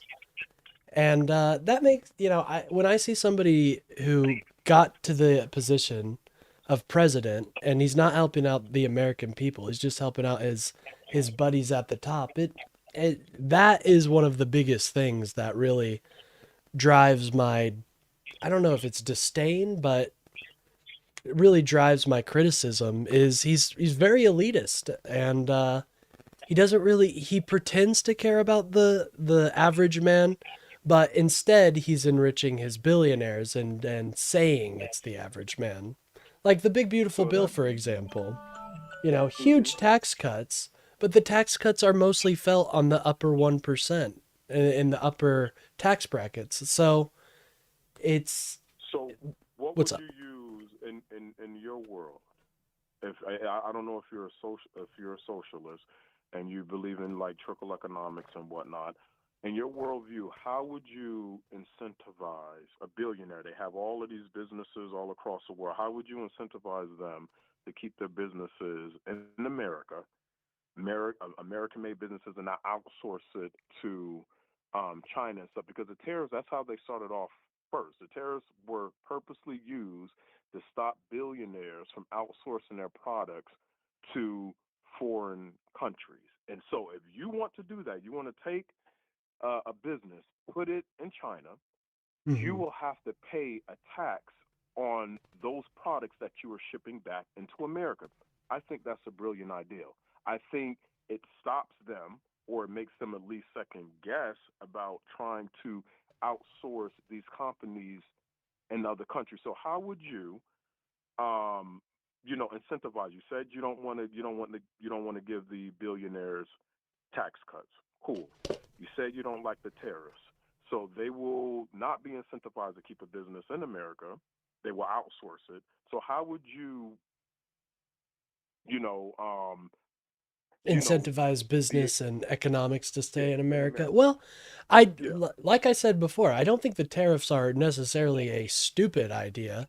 I think they've just been done in a wanton way that disincentivizes business. So what I would personally do is I would set tariffs for specific sectors. It depends on the sector we're talking about. If it's microchips, we put tariffs on microchips. But, we don't make knickknacks here in America. We make badass shit like jet engines and fucking computer chips. So put tariffs on those types of products. And then I think subsidizing certain areas is beneficial. So I personally believes in certain subsidies like for chips and stuff like that. Okay. Well, I'll give you my personal opinion on Trump and the racist allegations. I don't believe a racist. Let's look at the history. Let's pick one racist politician from history. Let's pick Eugene Bull Connor, segregationist. There was no point in history in which he garnered support from the black community. There's only one instance in history where you can see sort of the black populace coming at the table of commerce with, the KKK, and that was with the Nation of Islam, Elijah Pool Muhammad, and them meeting because they both were segregationists or separatists, and they were finding a way to they wanted to keep that implemented. But real racist politicians do not do anything to help with the productivity of the black community. One thing that I noticed when Donald Trump was in office in 2016 was that the incarceration rate went down. True racists who want to disparage and or denigrate a certain populace that they may feel that they are, superior than, the incarceration rate goes up. Let's go back to the 94 crime bill when Biden was in office. The incarceration rate went up 58%. Well, those had raised. Yep. Okay, I'll let you respond. Oh, well, what I would say about the 94 crime bill, I do disagree with a lot of the stuff in there, but the entire Black Caucus supported it. So I don't, but that's not necessarily to your point. So continue, my bad. Okay. No, you're fine. But I think those things had very grave consequences when it came to developing the black community, because what it did, for it took sure. away the father out of the home. And once you take the father out of the home, you take a large portion of income that would be coming to the mother and the child. And then you get the government, and this is where you get welfare queens from, because now the government incentivizes for you to get the father out of the home. And now the government is, going to be the one to, support you. So he doesn't reach that threshold when it comes to true racist politicians like Eugene Moore Connor, and there's a plethora of them. Yeah, Trump has not. I don't think he's necessarily like he's not the classic racist, he's not like sitting here saying the N-word and all that, but I do think he falls for racist stereotypes, and I think you saw that with the Obama and Michelle video, but I do think he does kind of have this new age racist mentality where it's not necessarily about skin color as much as it's more about economic class. And he's fine if you're like an African American that makes money, but if you're not someone like that, he does see. He wouldn't have made the First Step Act. No racist politician did prison reform that actually took black people out of prison. It's contradictory to what they believe. It makes absolutely no sense. So you have to take it. You can't have it both ways, where you say he doesn't care about black people. Got it. But then he does something for black people. I didn't say he try didn't to give. care about black people. I think he understands that they're a voting bloc and that he needs to win them over. Only 7 million people voted in this past election. He went up by 8%. If you were to take that out, Trump still would have won the presidency. So it's not. Yeah, but it's all about. Go on. Yeah, and now blacks of the black community, and this is including myself, now they're seeing that during Biden's administration, he saw that the percentage of black people that were voting for Donald Trump went up. And what did he try to do? That's when this illegal immigration kicked off, because he said, I'm going to leave you guys, the black community, and I'm going to go to the Latinos. Biden did amazing things. Biden did amazing things for the black community. We're talking about this specific thing. Giving us handouts is not helping. That doesn't help. The First Step Act, and then you had opportunity zones, which incentivize businesses to build into the community and not go outsource to, let's say, a middle class area. He incentivized them to build in the community. That's a big thing. Yeah, I could agree that that's good. Biden has done more for. Well, here, I got a list here. He achieved the lowest black unemployment rate on record and created 2.4 million jobs for black workers as of August 2024. He lifted 400,000 black children out of poverty by increasing SNAP benefits through updating the 50 food plan, my apologies, and continuing to call on Congress to restore the full expanded child tax credit. He grew black American business ownership at the fastest rate in over 3 decades. I mean, I think Biden cared about the black community. These numbers, I want to address the numbers. Where are you reading it from? We are on the American Presidency Project. So that we don't do .coms or .orgs. I need the source, the government source in which these numbers are coming from. I'm sure I could go look and bring that up for you, but I don't have it on hand right now. Okay, so I would say those statistics and numbers are irrelevant if it's not coming from a collegiate source and or I would say a government source. That I need hard data. So if you're we know that the American Rescue Plan lifted half of the impoverished Americans out of poverty for a full year. I'm sure black Americans were part of that. Okay, so I would need to see if you're saying all of this with the job numbers and the other statistics that you were listing. I would need to see the buying power from when Biden got in office to when Biden exited office. I would also need to see the median household income did it grow? Because right now we were between, I think, 43 and 45,000. So this is hard data that you can't manipulate statistics to fit your agenda. The buying power and the median wealth income of the black family when he left office. Those are hard data that you won't be able to manipulate those numbers. So all of those good things that you're reading and stuff, you would need to look at what was our buying power when he was in That's not office. the only thing we What was our look at in terms of the economy, though. We Me- don't just look median? at buying power. No. You're We talking also look about at the one cost. sect, Yeah. but you're talking about one sect of community, a specific community. We're not talking about a whole. We're talking about one community, and those are huge in the black community. What is the median income? Did that go up? Since you're saying all of these jobs were here, but are the jobs making it more affordable for them to live? Because I can create a whole bunch of jobs and still give low wages. It won't change anything. They'll still be below the poverty line. So did what he implement, did it raise them from a certain tax bracket, like from 44 to 45,000 or something like that? That's what I'm saying. And if you can't show me those hard line data results, then all of that information is strictly irrelevant. Just like Yeah, it's I'm irrelevant getting for it right Trump. It's now. irrelevant for Trump. But it would be irrelevant for Median. Trump if Trump is, Yeah, I'm and no looking no at .com, please. yeah, I'm on a .org right now. This is from Okay, you the got to do a Pew Research census.gov. Center if you're doing.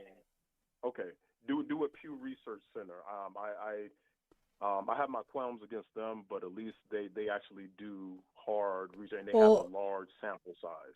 yeah, but we have I'm reading the statistics right now, so I don't quite have the numbers for you, but while I'm doing that, what I would say is that if the black community is benefiting from that, that's amazing. I love that. But I don't think that, yeah, of course. I will never say I'm happy to see Americans not doing well. I love that. But I do think that Biden did quite a bit for the American black community. And I think that disregarding that and saying that it's all just handouts is, What you is know, the most I think important thing in any community? The two most important things. I'm not sure. Enlighten me. No. It's not aligning because we're both learning from each other, and that's Oh what yeah, it's for about. sure. It's a great conversation. So for the black community, because I grew up in a very very rough neighborhood, originally from Paterson, New Jersey, and then moved to Broward, Sistrunk. If anybody knows South Florida, and the down south, it's extremely bad. And I grew up in extremely impoverished neighborhoods. The two most important things is the stability of income and then safety.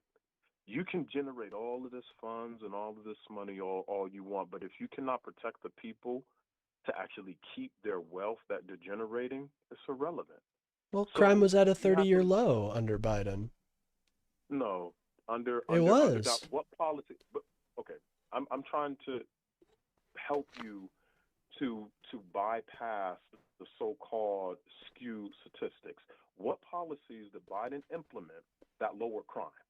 I don't think you need to necessarily implement You have to, policies. yeah, Because if you crime's do. at a Okay, 30-year low, why do you need to mess with that? under Donald Trump, it's at a 50-year low. But what I'm trying to get you, but Trump, there's policies that you can put towards of why crime is low in Chicago, Baltimore, Washington D.C. You can substantiate those claims through the policies that Trump is doing. What did he do? He saw that Chicago was the murder capital of America, or they had an extremely high murder rate. And what did he do? He sent out the National Guard to these places, certain places, and the crime rate, the homicide rate, which is extremely important. Homicide rate, and all you got to do is Google most of these statistics. The homicide rate dropped significantly because of it. You tell me, if those numbers are real that you're saying, what policies or what did he implement that would suggest that crime lowered? those numbers. I don't are think you lie. need to He didn't do implement, anything. you don't need to implement new So how's the policy crime to lower? achieve Crime that. is just going to look. People are just going to get nicer. Yeah, yeah. Unfortunately, like that I know that doesn't necessarily mesh with your worldview, but yes, the COVID pandemic had caused a lot of crime. The COVID pandemic had caused a lot of crime, and so people were ready to get back into their normal lives and not commit a bunch of crime, man. I don't know how else to tell you. Defund the police. That's what I don't, Biden never said to defund the police. his constituents, he agreed. He stood there, especially when it came to Black Lives Matter, who was suggesting that they defund the police. And he wasn't a hardliner. I'm not calling him a hardliner, but his constituents who wanted him to defund the police, and that's what they did. All you have to go look at. They didn't defund the police, though. Yes, they did. You go No, look at they the budget, the didn't. Okay, so what we're gonna do? I don't like you losing go. You're asking me for hard data, so we're gonna look for hard data. We're gonna look at the budget for, let's say, Seattle police force. We'd have to look at the federal budget. We wouldn't. That they have no control over what happens in local municipalities. The budget for any municipality that the police, whoever, deputy sheriff, the counties in which they run, you see their budget the previous year, and then you see their budget under Biden, and you'll see if their budget was cut in half. It's extremely easy to do. But that's not Biden's decision, though. That is the independent municipalities' decision. You just said they weren't cut. You just said the budget wasn't cut, and I'm proving. You said no. I'm proving to you that no. You said that Biden had cut the budget, not that that the budgets were cut. Biden never had anything to do with these local municipalities cutting their budgets. Yes, he does. If How? he's not speaking out, okay, let me explain. If he's not speaking out, just like you guys love to use Trump's words and all of his so-called phrases and phrasal idioms and stuff, and you can attach it to him and say, well, this is why this is happening. He did not come out and directly state he aligned himself with Black Lives Matter, and he never came out and said, hey, we are not going to, it is a horrible idea to defund the police. He backpedaled. When people started to come against him, he started to backpedal and he started to be in the middle. He started to be in the fence. Originally, he had no issue with it. He had no problem with it. And then when he saw, okay, well, this is a kind of a bad idea, then he started to backpedal. So because he didn't come out and say, hey, this is a bad idea, they felt incentivized to cut the budget of a lot of police departments. And you all you got to do is go look at the amount of jobs that were lost under Biden's administration, the amount of jobs. And then all you got to do is look at the amount of jobs that were created that gained in the police force under Donald Trump. And then you'll say, okay, well, there's what I would say to that, the reason there's a decrease in hirings and a decrease in recruitments was because during Black Lives Matter, the police were under scrutiny. And there was a lot of valid criticisms that they had taken. I think I use my local police as an example. They have nothing to do with the Black Lives Matter protests. They're in a small town in Kansas, but even they mentioned that, they'll mention that they learned things from those, from times past. So I don't necessarily think that,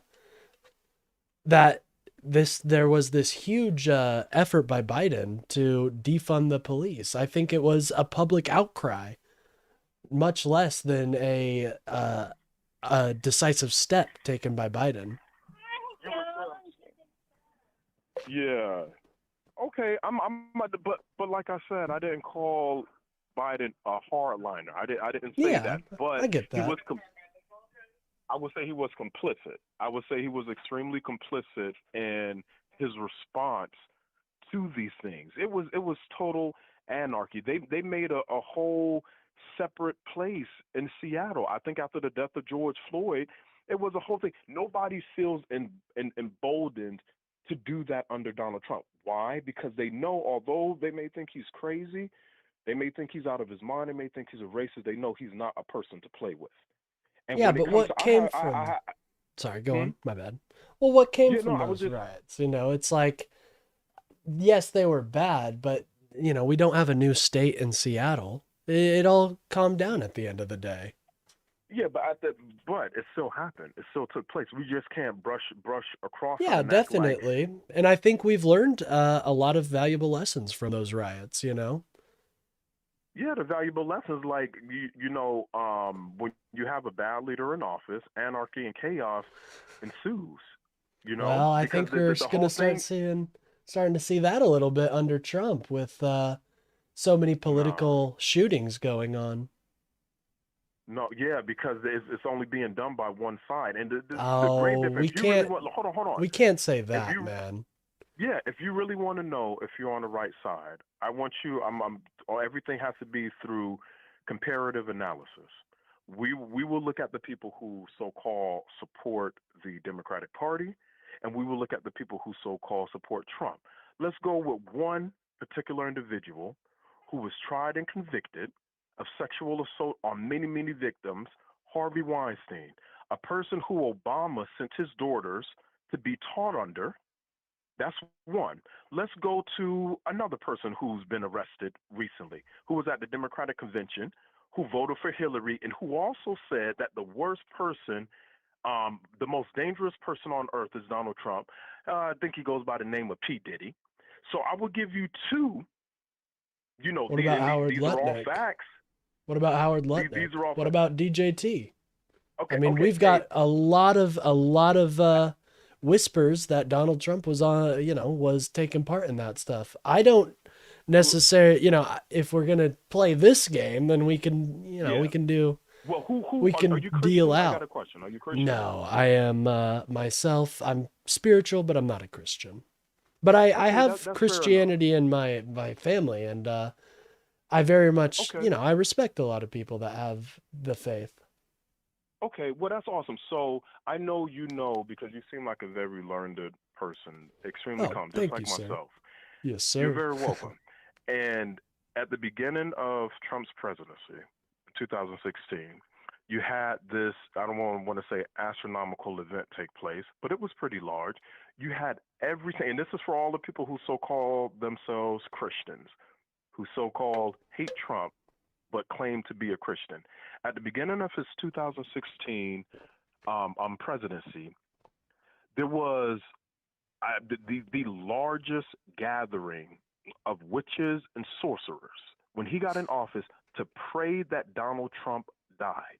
And in 2025, when Trump was elected again, that same large constituency group prayed, all of the witches from all across the world, just not here in America, all of the witches, all of the Satanists, all of the people that you would consider, well, I don't know your beliefs, that a lot of people would consider to be evil, all came together to pray for Donald Trump's death. Now, what I know, evil will never fight against itself. If Donald Trump was so evil and maniacal as everybody would paint him to be, why would all the witches, why would all the Satanists, why would all of these people be coming against him so strong? A lot of people don't stop to think about those. Well, I think the reason would be because they're afraid that their religion will be persecuted. You have a freedom of religion in this country, and that's pretty good. Why would their religion be in trouble? That makes no sense. Trump why can would their rewrite the religion be Constitution? in trouble? Because they don't. How? Because Donald Trump does not like. He is a doesn't matter fan what he of doesn't like. We Christian. have a Yes, it Constitution. is. Yes, and he We have a ignores that Constitution. Constitution constantly. How? How does he ignore religious freedom? How does he ignore religious? Well, I'm just saying what they were afraid of. I'm not saying it was based in anything, but I'm it saying what wasn't. they were He afraid of. represented Christianity, and they're evil. He represented nationalistic Christianity. He did not represent the Christianity that a lot of people practice. I can go with your point. I can go with your point of them being afraid that their religion would be enacted upon. They're still evil. They're still Satanists. And how come the Christians, how come Islam, and that's, he stopped in his first presidency, the people from Muslim countries from coming into here. How come it wasn't a large constituent of Islamic people, or Islam is the religion, of Muslims coming together to pray against Donald Trump's downfall? How come it wasn't a large probably constituent were. You just didn't hear about it because it's No, not a no. bunch of You're Satanists trying. and warlocks. No, those are fallacies. You have no exacting information or proof. As I'm bringing proof. There was a large constituency of which is I prayed against Donald Trump. I'm bringing proof. You are not bringing any proof. You're hoping that is true. You're Yeah, hoping I'm that looking what it you're up right saying is now. true. Yeah, please. Protests against Trump's administration's Muslim ban erupted in late January 2017. I think they're more of a protest in that regard. Suspended the entry of U.S. citizens. I mean, that I would say it's not necessarily like I do have experience with some of these individuals that are considered Satanists and stuff, and usually they're just nerds in I their know you mom's do. basement.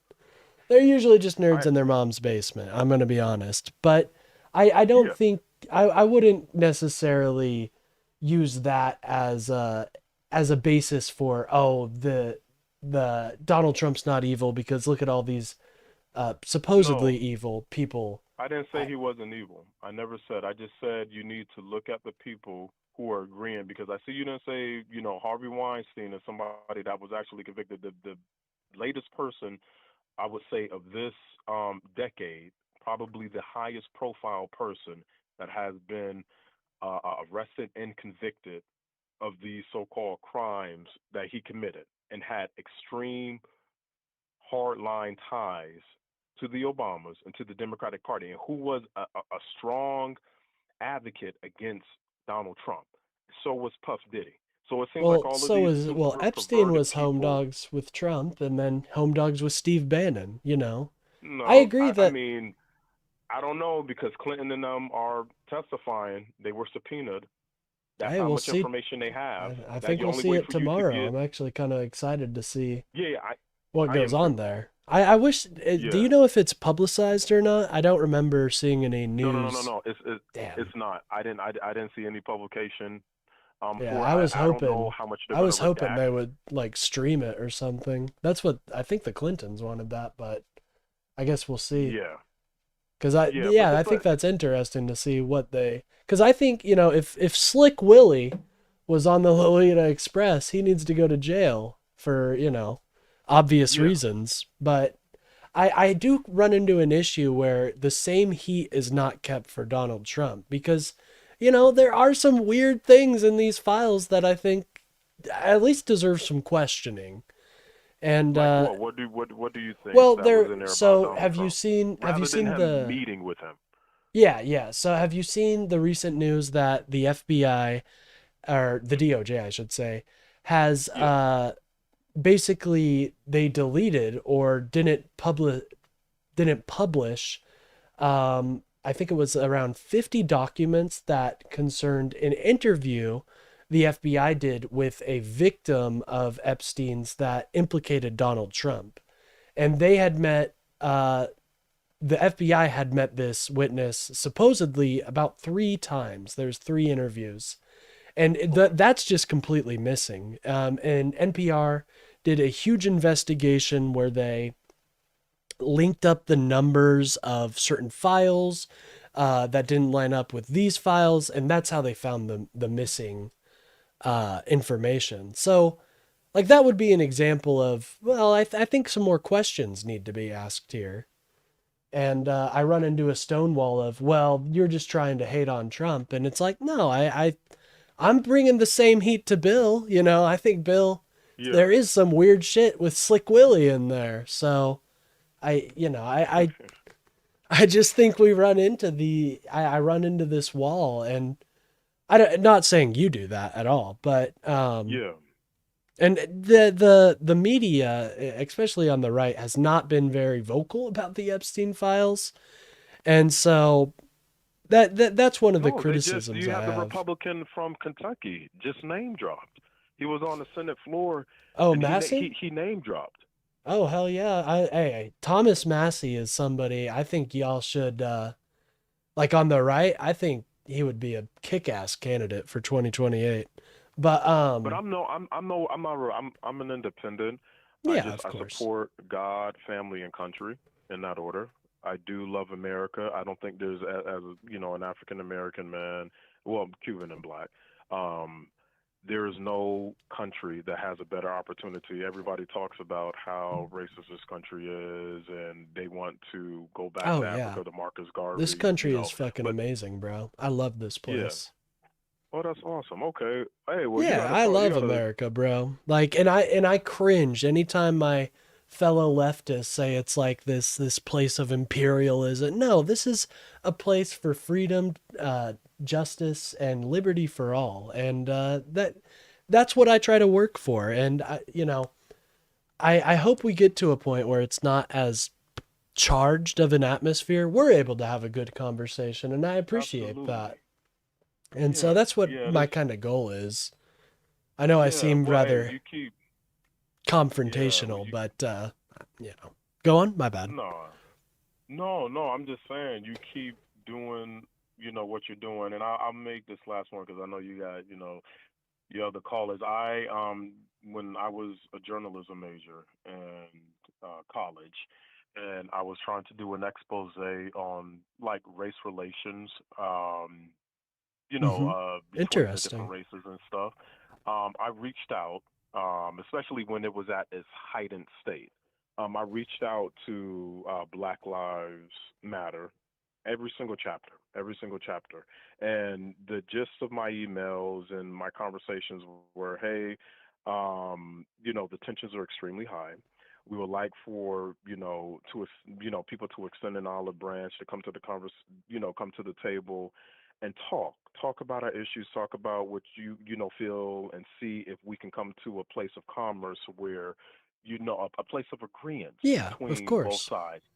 They wanted nothing to do with that.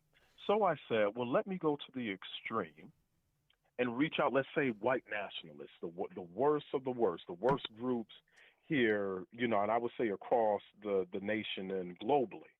And let's Hmm. see what their response, me telling them, hey, I'm an African American man. We're looking to see if you guys are willing to have a conversation, with the other political sides or other black activists that are in a group. I would say out of 100 emails sent, nearly 78 to 85 responded, and they Yeah. let me know. And this is why I got a lot of insight on a lot of things, and so I really don't take words from anybody because hey, if you haven't talked to anybody from the far right or if you say far left, you really can't make any. You can't make Oh yeah. intelligent observation. And I've so they talked. they They all are wrote. some crazy. Yeah. Sorry. Go on. My bad. No. I agree. They are very crazy, and some of them said that there are people in the organizations they just don't like black people, and they Well, from skin color and that's a bit of an issue, though, right? Like, yeah. well, I No. just It's don't not. like Listen, black I'm people. gonna tell you. I'm gonna tell you why it's not. I could care less who likes me.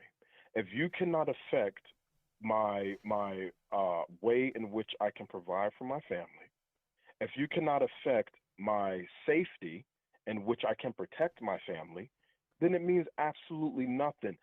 You should look at racism and so-called these other ideologies and beliefs that other people may hold firm to. Is it affecting you in a way in which you can't provide for yourself or for your loved ones? And are you in a position of unsafety? Are you able to live a healthy life with these people around? There are so many people that are racist. I think people would get more surprised if you knew who really didn't like you. Because a lot of Oh people who yeah. I think mean, there they is like just you like and they don't. there's like under residual racisms and stuff, like just Yes. stereotypes and shit like that. What I would Yeah. say about the white supremacists, though, is they are a very sneaky little sect. Okay, they Mm-hmm. will pretend to be okay with a lot of stuff just to get into power, and I think we're kind of Of seeing course. that. And so Yeah. No, I I don't I'd disagree. just be and I think that's super badass that you went out to talk to those people on both sides, and I think you should continue with that because that's good work you're doing out there, man. But just All right. I would Well. be careful with those the white nationalists because they really Oh, no, they are I'm some done. sneaky. Yeah, there's some They sneaky ones. Like they'll try to be like, "Oh, yeah, we're totally good with everybody." me, And then when I they get know. into power, it's like, "Well, yeah, it's totally actually, different. my friend, I had a different idea." But Yeah. I thought this was a good conversation. Thanks so much for calling in, man. Yeah, you are super welcome. Hey, keep up that good work, man. Hey, thank you. Do you have a YouTube channel or anything? Just wanna if I can shout it out or anything. Yeah, yeah. Well, I got, married and had Oh children, yeah. so I definitely, yeah, I backspaced. No, you're totally good. You Yeah. got it. You're doing real life stuff, and I think that's great, man. Well, I hope y'all have a great night, and it's good talking to you. Appreciate it too. Awesome channel. Hey, thank you, man. I appreciate that. I really do. All right. Until next time, my friend. All right. That dude was super cool. I really appreciate conversations like that. And that's how conversations around here typically turn out. You know, I know I seem a lot more adversarial than I mean to be, but I enjoy good conversations, and I think we both came to a pretty decent understanding of where we both are, you know. Anyways, I hope you guys enjoyed that conversation. I will probably be getting out of here in about 30 minutes, so. But I'm going to look up some of the stuff we talked about. The buying power. I think that's an interesting point to look into. Anyways, how are you guys doing? I know I don't really talk too much to the chat when I'm talking to someone. Nice for someone to actually call in. Yeah, I know. I hope that shows that hey, I'm not out here to be a jerk and claim false things. I'm here to talk to my fellow Americans. Anyways, I do think we had some other stuff to oh yeah, Mr. Beat. If you guys don't know Mr. Beat, he is a super cool YouTube channel. And he's based in Kansas as well, so shout out. Monopolies were not tolerated for most of our history. Oh yeah, I think monopolies are kind of insane. Next time I need to ask the next caller how they feel about something like splitting up these big companies, because I think even for the average person, they see the places like Amazon and they're like, oh, don't I have another option? That was a great call. Hey, thank you, Bill. I appreciate that. Congressman literally every day this year for the past 54 days. He is Also 15 likes. Yeah, shout out, guys. You have been absolutely killing it today. I really appreciate that. not responded Oh, to yeah, I saw that. Yeah, I'm sorry. Maybe I Nice. can help. The government would break them up. Yeah, I think well, we did it back in the past when the Gilded Age was going on. I think it's kind of part of capitalism to when you get too big, you got to split up. Yes, YouTube chat is fixed. No more emoji only. Yeah, I saw IRI was having an issue where it would go to emoji only and then it would auto translate all the comments to Spanish.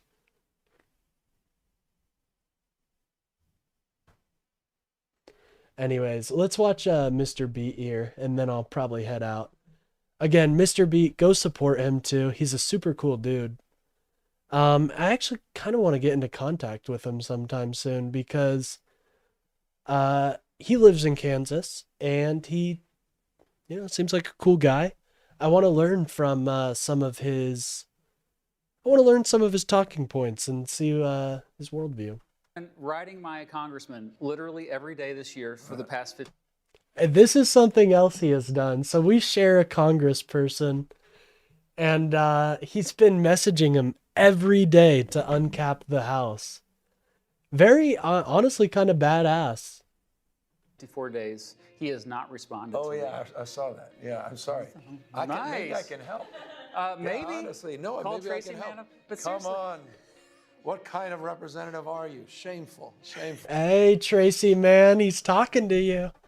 I've tried to talk to Tracy, but I keep getting sent to like the auto answering machine. You know what I mean? But I want to talk to Tracy. I have some things I would like to say and comment on. I recently had the opportunity to interview Gavin Newsom, the current governor of California. I caught him in South Carolina on his recent tour promoting his new memoir, Young Man in a Hurry. That's right, South Carolina. There's a rumor going around that you might run for president. I don't think tech right now necessarily has a monopoly, although they are conglomerating.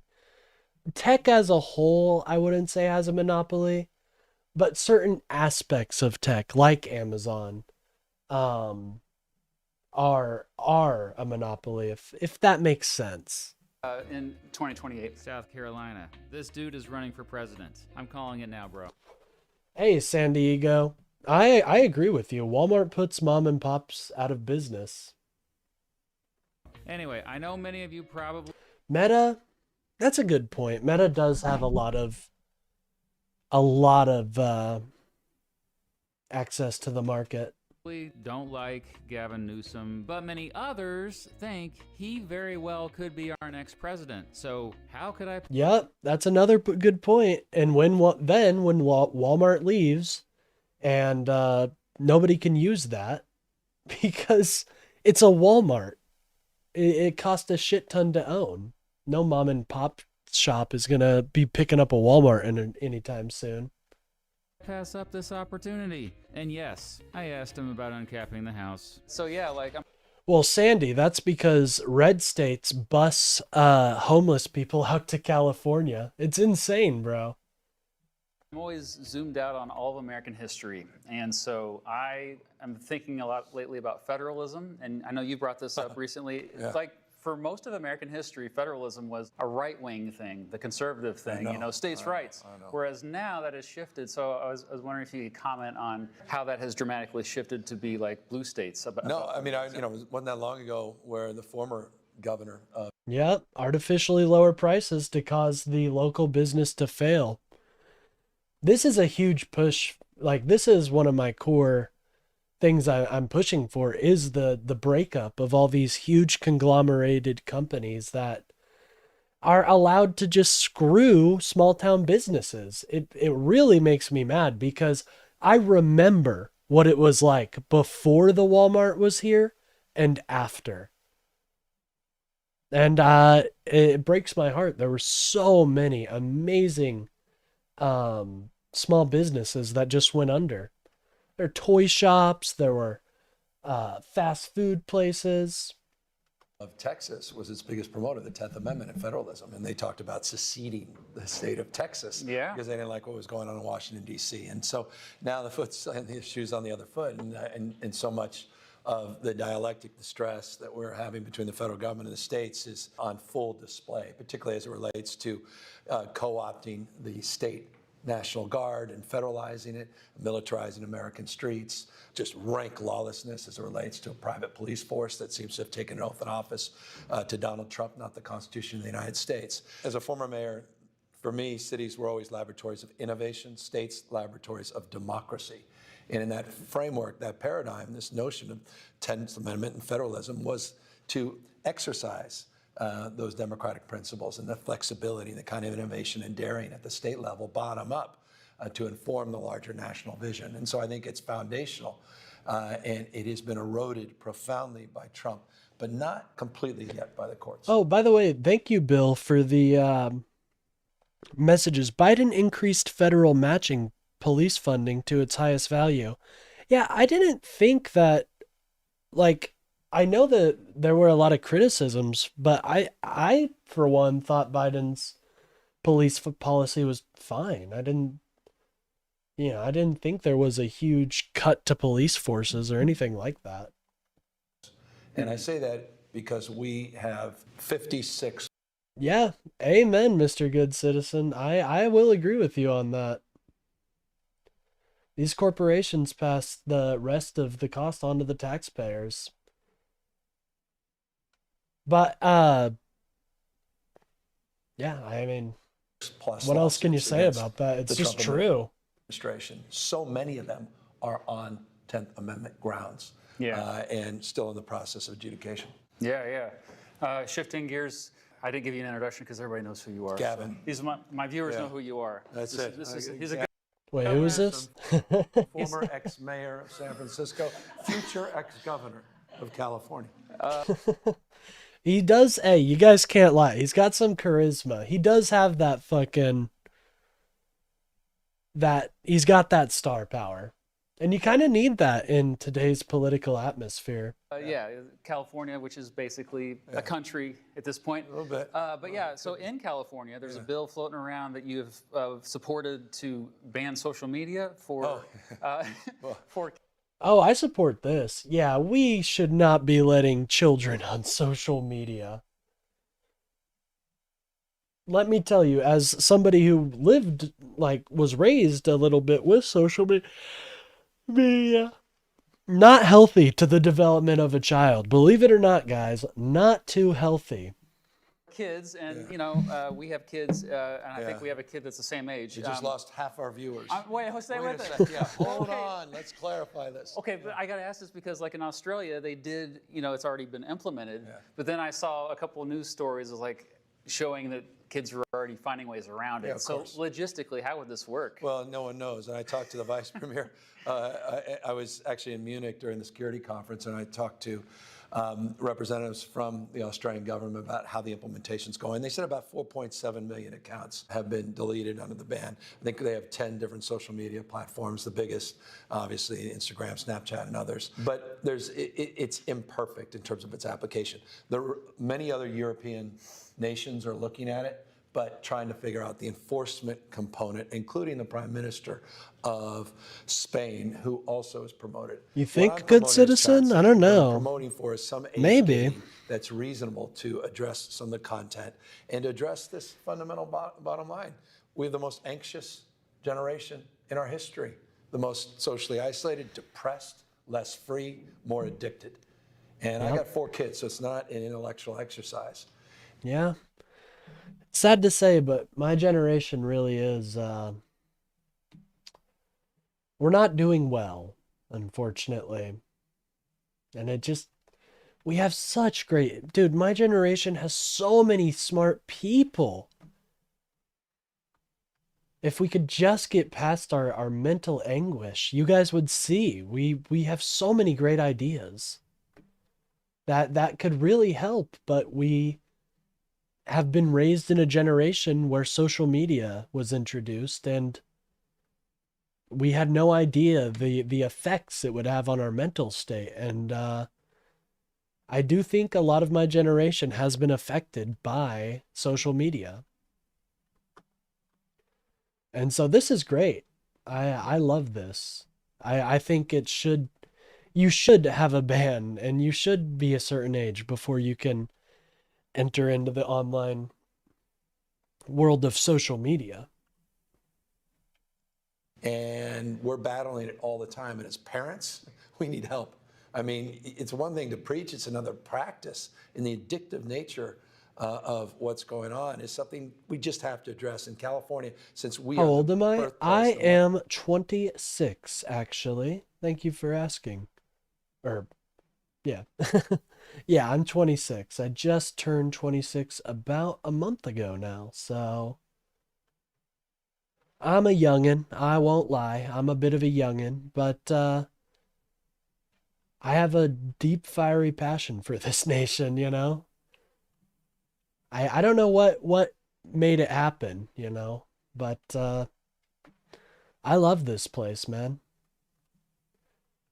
Fallout, believe it or not, Fallout actually formed a good amount of my political, it didn't form, but it started my interest in political ideology and how government works, because you go onto this wasteland and everything's barbaric and people are killing each other, but there is this one hope, in my opinion, which was the NCR. You know, they represented this ideal of freedom and democracy. And yeah, they're a little bloated and corrupted. A little bit. But they still tried to, they still defend their lands and help people and believe in the ideas of freedom and democracy. Obviously, you know, it's a video game, so it's not quite that in depth, but that started my interest. And, you know, it started with, well, who would be the best ideology for the people of the Mojave? And then as I thought about it, I started to connect it to my life. Like, oh, I can, you know, this system would work in my real life too. And then I went off from there. Shout out to Fallout New Vegas. I mean, I can't talk about how good that game is. I mean, there's a reason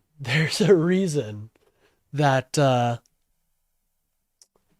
people have converted to Christianity because of Joshua Graham.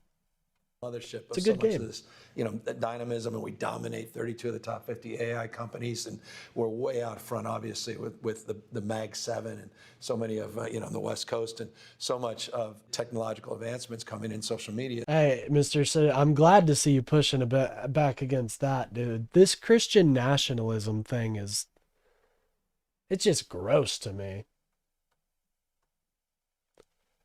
Like, it's totally against what our founders believed. And not only, we don't just think about our founders, okay? Our nation has a history, and it doesn't just include our founders. It includes so many other people and their ideas. And if you look at what they think, they don't like that Christian nationalism shit either. So, I'm very much against that whole idea. His birthplace, but we have a special responsibility to come up with strategies of privacy, come up with a regulatory regime that supports risk-taking but not recklessness, and particularly as it relates to our kids, to protect our kids. So we're figuring it out. There's no bill that we have endorsed. There are many ideas that are being discussed. We're discussing with the industry as well, because I think even the industry is recognizing. I mean, Mark Zuckerberg's in court as we speak on these issues. There's 1,000 lawsuits behind that one he's currently addressing, that things are going to shift and things are changing in real time. Parents are demanding it. You've led the charge with the gerrymandering war. Representation obviously is a big problem in this country, and it's really near and dear to my heart. One specific issue that's a little bit niche that I was wanting to get your opinion on, because my viewers all know about it. Have you heard about uncapping the House of Representatives, expanding the size of the House of Representatives? And All right, you want more of them, do you? Wow. See that? You want more of them, huh? Most common, like, counter argument. I get it. We need more of you, yes. Okay, yeah, wow. But seriously, no, I mean, like, okay, I've been writing my congressman literally every day this year for the past 54 days. He has not responded to me. Oh, yeah, I saw that. Yeah, I'm sorry. Maybe I can help. Maybe. Yeah, honestly, no, Call maybe Tracy I can help. Mann up. But Come seriously. on. What kind of representative are you? Shameful, shameful. Oh, geez, this poor... Well, I'm not going to call him poor, because Tracy Mann has voted on some weird bills and stuff that doesn't help anybody. But imagine this fucking representative. He sees Gavin Newsom. That's like the fucking reaper of the Democratic Party right now. Say, you better talk to this man. I'd be interested to see how Tracy reacted to that. 54 days, that's persistence. Yeah, well, I'm going to keep doing it, but you know. You want more people not to return your emails and texts? I think it's more likely I'll get a return message if you have more choice. Yeah. Well, what people want is more choice, more voice. There you go. And you got to meet people where they are, and I think we have to be. Democratic Party needs to be reform oriented. We can't be the party defending the status quo. And one of the things we can't defend is all the stock trades in Congress, all the inside information. We can't defend the revolving door of elected officials becoming lobbyists. And frankly, I can't defend people who have been there 40, 70, 60 years and are totally out of touch. And nor can I defend. No one is worth $1 billion? Yeah. IRI has an interesting idea of making billionaires illegal. I don't know if I agree with that, but it's interesting, right? I can't read? I think I read your statement pretty well, Lord Xenu777. Despite what we did as a temporary response to Donald Trump's effort to rig the election, gerrymandered districts. We need independent redistricting. That's why. Amen. Gavin speaking to something I deeply believe in, guys. We need to put independent councils in front of these redistricting efforts. Or in front, you know, anytime a redistricting happens, it needs to be an independent council, dude. I'm sorry, but it needs to be independent. Newsom, not me. Oh, I'm sorry. Hey, don't call me the R word. I'm a gamer, okay? Don't you see Morrowind? What we did in California was temporary, transparent, and democratic. We put it to the voters, the first. But I think I think he is speaking to something really powerful right here. Independent councils, man. I think more and more people are getting pissed off that gerrymandering exists. I mean, be honest. When you first learned about gerrymandering, you must have thought this is some of the most undemocratic shit in the world. So, I don't think either side is happy with gerrymandering. And I think in this decade, we may see independent councils, which would mean it would mean so much. We finally would be able to send representatives that represent us.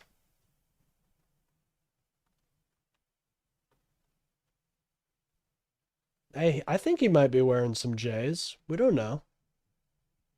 First redistrict lines that were ever put to the voters, and we said it's for 3 cycles, and we want to revert back. And in the legislation, or rather in the initiative, the policy statement below was we support a national independent what's up, Professor? redistricting. Oh, my bad.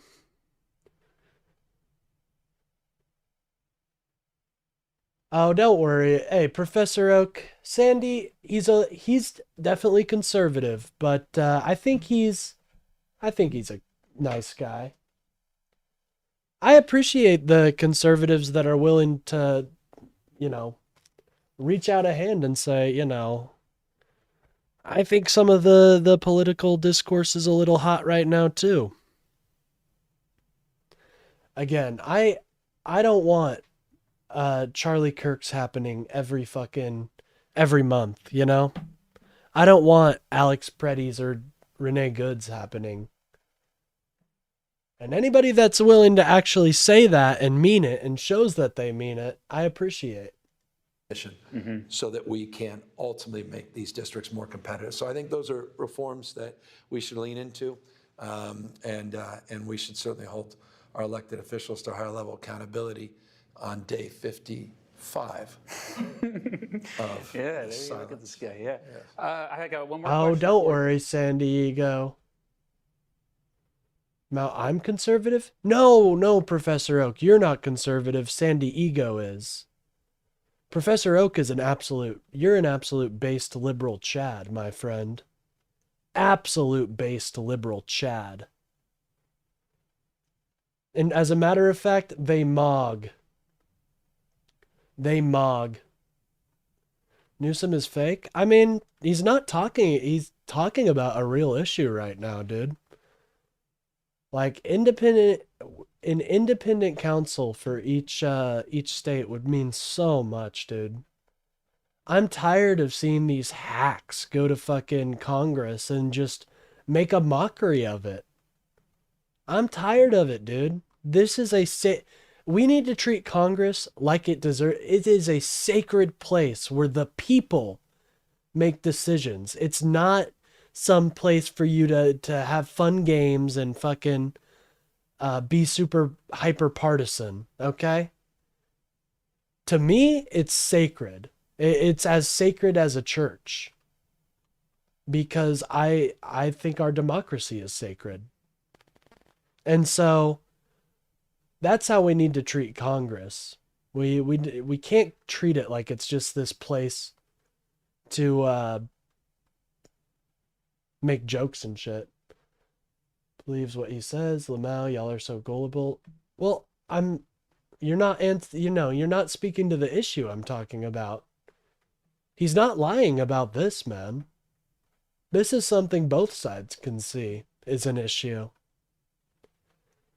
Like, I don't like Democrats doing it either. I think, obviously, Prop 50 was left up to a vote, but I don't like it either. I feel like we'd have way better representative candidates if we finally got an independent counsel on this stuff. See, that's just not true, Lord Xenu. I don't think the other side, I do not think the Republicans hate America. And so I don't think you should think all the Democrats hate America. We just have different ideas on how to address issues. We're trying to address issues, though. That's what we need to address. We can't make fun of each other and just talk about things that just don't really mean anything to the average American, like the trans stuff. Most Republicans will say they don't care if somebody transitions. They just don't want it to happen to their, they don't want it to happen before they're the age of 18. And I agree with that. I mean, we may come to a disagreement on whether temporary drugs should be administered or not, but we can hash those out and have those disagreements. And then we can see what evidence backs it up. But when we stop at, you support you support transing our kids, it just doesn't lead to any conductive conversation. I don't think all Republicans are racist. Far from it, actually. But there are some racist Republicans, For you, Just like I don't support defunding the police, but there were some leftists that supported that. And maybe you won't understand. Are you putting glasses on? You got to call balls and strikes, Dark so Brandon version I don't of support you? that. Yeah. Okay, so we've never had. If I didn't make it clear, by the way, I do not support defunding the police. You know what I mean? I am not a fan of defunding the police, okay? Been ex-president before. You mentioned the 50-year politicians. So term limits is a separate issue, but there's a lot of rumors going around that you're going to, is it like? It's not on. Okay, here we go with the Zuckerberg glasses. Yeah, he recognized him. Okay. I get it. I know. There's a rumor going around that you might run for president in 2028. I'm known as the president's guy online. Like I have like that guy. Videos about presidents left and right. You're like that guy. You have spoken about being the big tent party. You're a pragmatic guy. But there's some people that are outside of the tent. They don't want to come into the tent. Yeah. How are you going to reel them in? It seems like they just well, he's with the billionaires and all this stuff. Yeah. So what would you say to those folks? Well, this is a good question because I know some of my lefties are not super satisfied with Gavin as of right now. And so this is a really good question for Mr. Beat, actually. When I talk about the Big Tent party I'm for addition, not subtraction. If you want to win campaigns, you want enduring campaigns, you want enduring movements that actually can make Amen, man. I'm for addition, not subtraction. You got to win. And the way you win is you get more people. Why am I not a fan of defunding the police? Well, because that's not necessarily defunding. When people say what you asked for, when people say defunding, right? They mean to just totally cut all funds from the programs that support our officers. And so I don't really support that. But what you suggested, where you reallocate funds to other services, I think that's a lot better. But I still... And people it gave Americans this feeling of, they just want lawlessness. And obviously we don't want lawlessness. When we said defund the police, we meant what you were saying. But people just hear that and they think, these people just want chaos and anarchy. When I definitely don't want that. I have a lot of respect for some of our officers, local officers, like local police departments, they're typically a lot more, they actually take care of their community better than a lot of these federal agents. And I do think that police departments learned from the Black Lives Matter protests. I do. I stand by that. I think they learned that this is not okay. And they got rid of the parts that were perpetrating that because they wanted to protect their communities. None of us are perfect. I mean, there's not, you want a litmus test. I mean, ask anyone who's ever been, I mean, come on. Nobody in law enforcement should be making six figures besides maybe the chief. Locally for sure. Now, if we're getting to the high echelons of like CIA agents and FBI agents, I think you could probably I think they probably deserve a good amount of money because those are hard jobs. However, with Kash Patel leading the FBI, it's becoming a little bit harder of a case to make for that. There's the one exception. Yeah. I get it. But I get what we you're certainly saying, know this congressperson's not. But the point is, if we're going to, I just think if we get into the purity tests, then we could lose this republic. We're dealing with an existential crisis this moment. We're dealing with an invasive species in Donald Trump. This guy has no moorings. He doesn't care about the rule of law. He doesn't care about court decisions. He doesn't care about institutions. He feels he has immunity by the time the Supreme Court even adjudicates on something. It could be a year, 2 years. Yeah, I did see his Steve Bannon and Charlie Kirk stuff, and I do wish they would have been a little bit stronger. He would have been a little bit stronger, but I don't think he said necessary. I don't think he fluffed them. But that's just personally. And I'd say have an open mind. Until 2028, have an open mind. Maybe he might surprise you. And I say that for every candidate, every potential candidate. Somebody I point to for conservatives, if they want somebody who's a little bit more tough, a little bit more grizzled than Newsom, I point to Mark Kelly. I think conservatives would love Mark Kelly. And so I recommend checking him out. If you're more on the left, obviously someone like AOC is a fun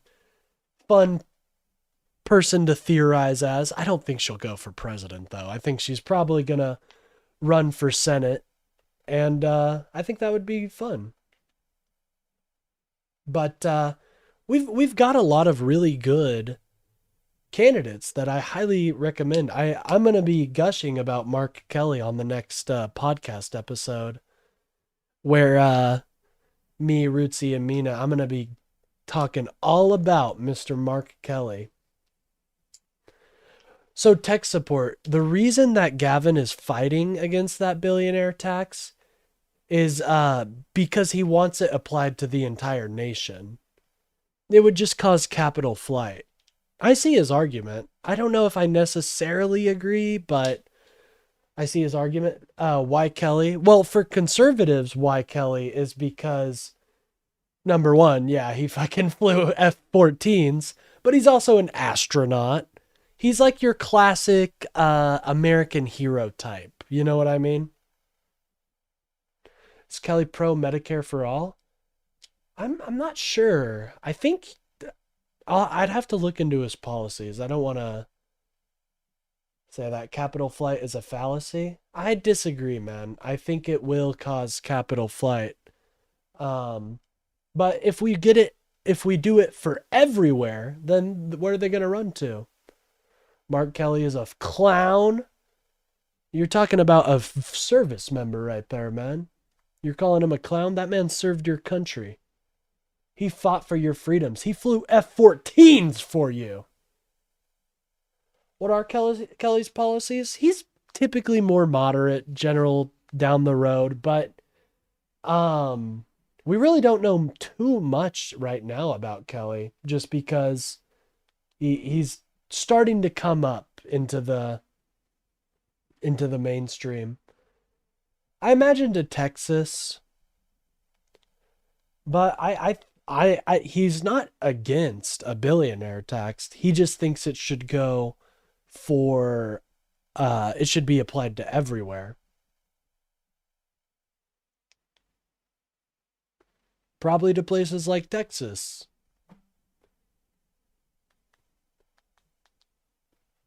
But I mean, I understand his reasoning, so I don't think it's a reason to hate him outright. He has been an incredibly progressive politician, man. Or dog. I should say dog.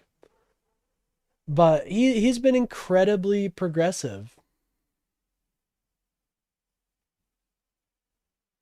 I'd be careful with defunding Olive.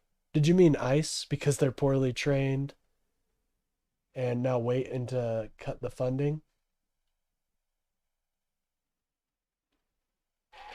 Because I'm a liberal. I am a liberal. But I think we should dap up and fight this fascist threat. We can fight, we can fight again. We can fight between socialism and liberalism until we're blue in the face. But that's what these guys want.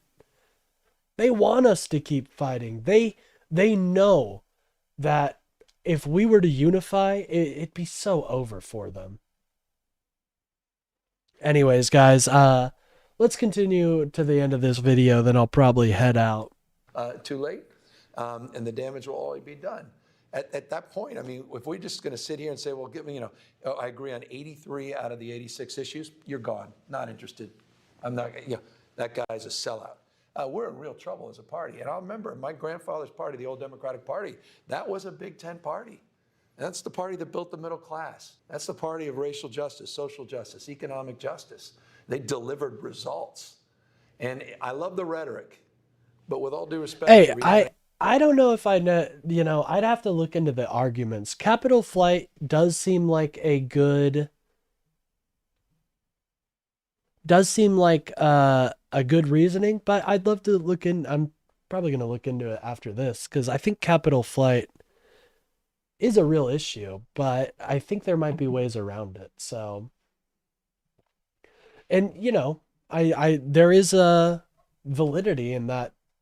California is one of the biggest economies, so they might not leave. There's arguments for that.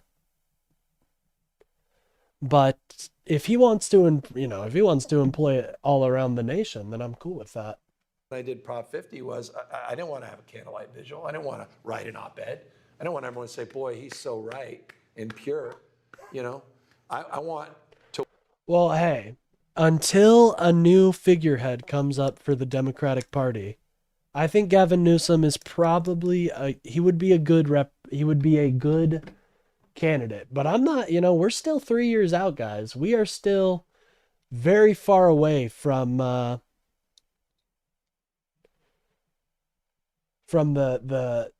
presidential election. To win.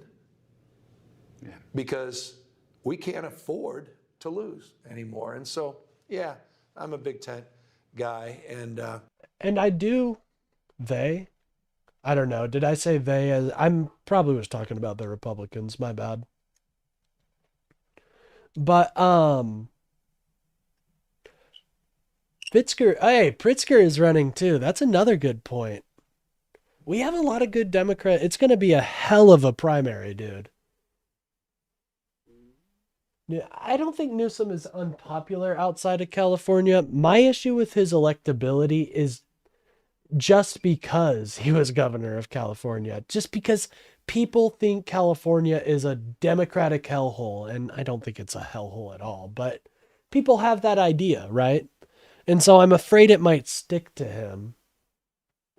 But I think it would be a strong candidate.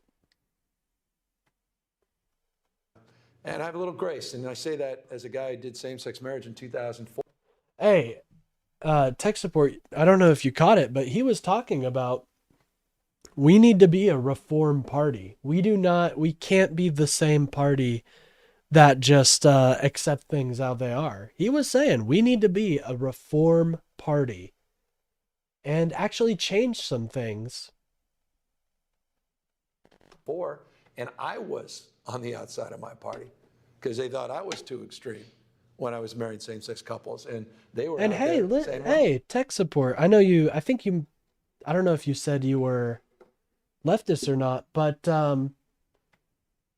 I think he's speaking to you right here, man. He's like, hey, I was outside of my party when I thought this, and now look, it's totally accepted and totally fine. I think that's, if I was on the left and I heard that, that seems like an olive branch to me. well, maybe we'll talk about civil unions. I don't. No, I think he is saying something. See what he's saying? Like, he knows what it's like to be outside of your party and for your party to be not accepting of your ideas, but it's not a reason to leave it and join the other side. I'm not saying you would, not at all. But it's not a reason to abandon your party. It's a reason to try to push your party in your direction. I think They that's were out there powerful, man. saying, well, maybe we'll talk about civil unions. I don't dismiss those that believe. I that does speak to me because, and I hope some more people on the left see this, you know, that's interesting. Maybe I'm being a little partial because I am part of the LGBT, but, he has been always for the LGBT. He's been one of our biggest advocates. Separate was equal. That was the argument. I disagree. I think Gavin will push the change we need. I mean, he hates Trump and he wants to I'm sure he sounds good, but there's no substance. I disagree. I think he's got something here. Still some of the leaders in our Democratic Party, they didn't believe in marriage equality. But just don't, the midterm, or not the midterms, but the election is so far away. But if it does come down to it, please, I beg you, support Gavin over the Republican candidate. Please, if you can just do that, then I would appreciate it. Is he Medicare for all? I think Gavin has floated a public option. They believe separate was equal. We're here in the South. That's pretty remarkable when it comes And in California, yes. to marriage. So I'm not castigating them. I'm not throwing them out. They eventually came around. Some may. No, him and Trump are not in the same group. That's where I'm going to push back. Disagree. Doesn't mean we can't work on all those other issues. So goes my point. There we go. See, I agree with him. I think, I don't think we should be attacking our leftmost brothers. I think it's cringe and I think it's cringed. And I think, people like tech support, they just they're pushing the goalpost. And I love that, dude. We need people pushing the goalpost. We don't want to be stagnant and dead. But for those of you pushing the goalpost, or pushing the party in a direction, change doesn't happen overnight. You need to remember that. Change does not happen overnight. I wish it did, but when it happens overnight, it's messy and people get hurt. But if you're willing to understand that things don't happen overnight and we're not your enemies, then I think we can do a lot of really positive change, man. Thank you very much for your time, Governor. Thanks for being here. Nice to meet you. Thank you, guys. I know that was cringy, wasn't it? No, it's not cringy. That's funny. Aw. I think that was cute. Mr. Beat being like, I know that was cringy, but that was cute. I like Mr. Beat. Go check him out. He's a really cool guy. He's fighting to uncap the House right now. I know I said I'd get off, but I mean, I did kind of want to go through some of these videos I had here. So let's do that. Fuck it. One moment. I do need to go get some items from the door. But thank you guys so much for liking and subscribing. It means the world to me. And yeah, I'll be right back. Holding this hearing Couldn't be more important, it couldn't be more timely, and thank you for all your work on this subject. We're lucky to have a former Secretary of State from California in the Senate. And Attorney General Bonta, thank you for all the litigation you brought on this topic and so many others to defend our state from some of the harmful policies of this administration. Greatly, greatly appreciated. I do have to take issue, Mr. Richard, with something you said. When you said that the Speaker's comments, which you quoted, must reflect a misunderstanding that he has of how the voting works and how absentee ballots may differ from same-day voting, or early absentees may differ from late absentees. There's no misunderstanding. Everyone in this building understands how elections work. We depend on them. We understand exactly how absentee ballots can differ. So when the Speaker says that it must be fraud, he can't prove it, it must be fraud, he's just lying to the country. And this is what has really differentiated this decade from the decade. If you absolutely cannot work, then I believe in some sort of safe, then that makes you not starve, but you can't work. You should not be fed. No, not at all. Some people can't work, man. You know, some people, have you ever heard the idea of the village idiot?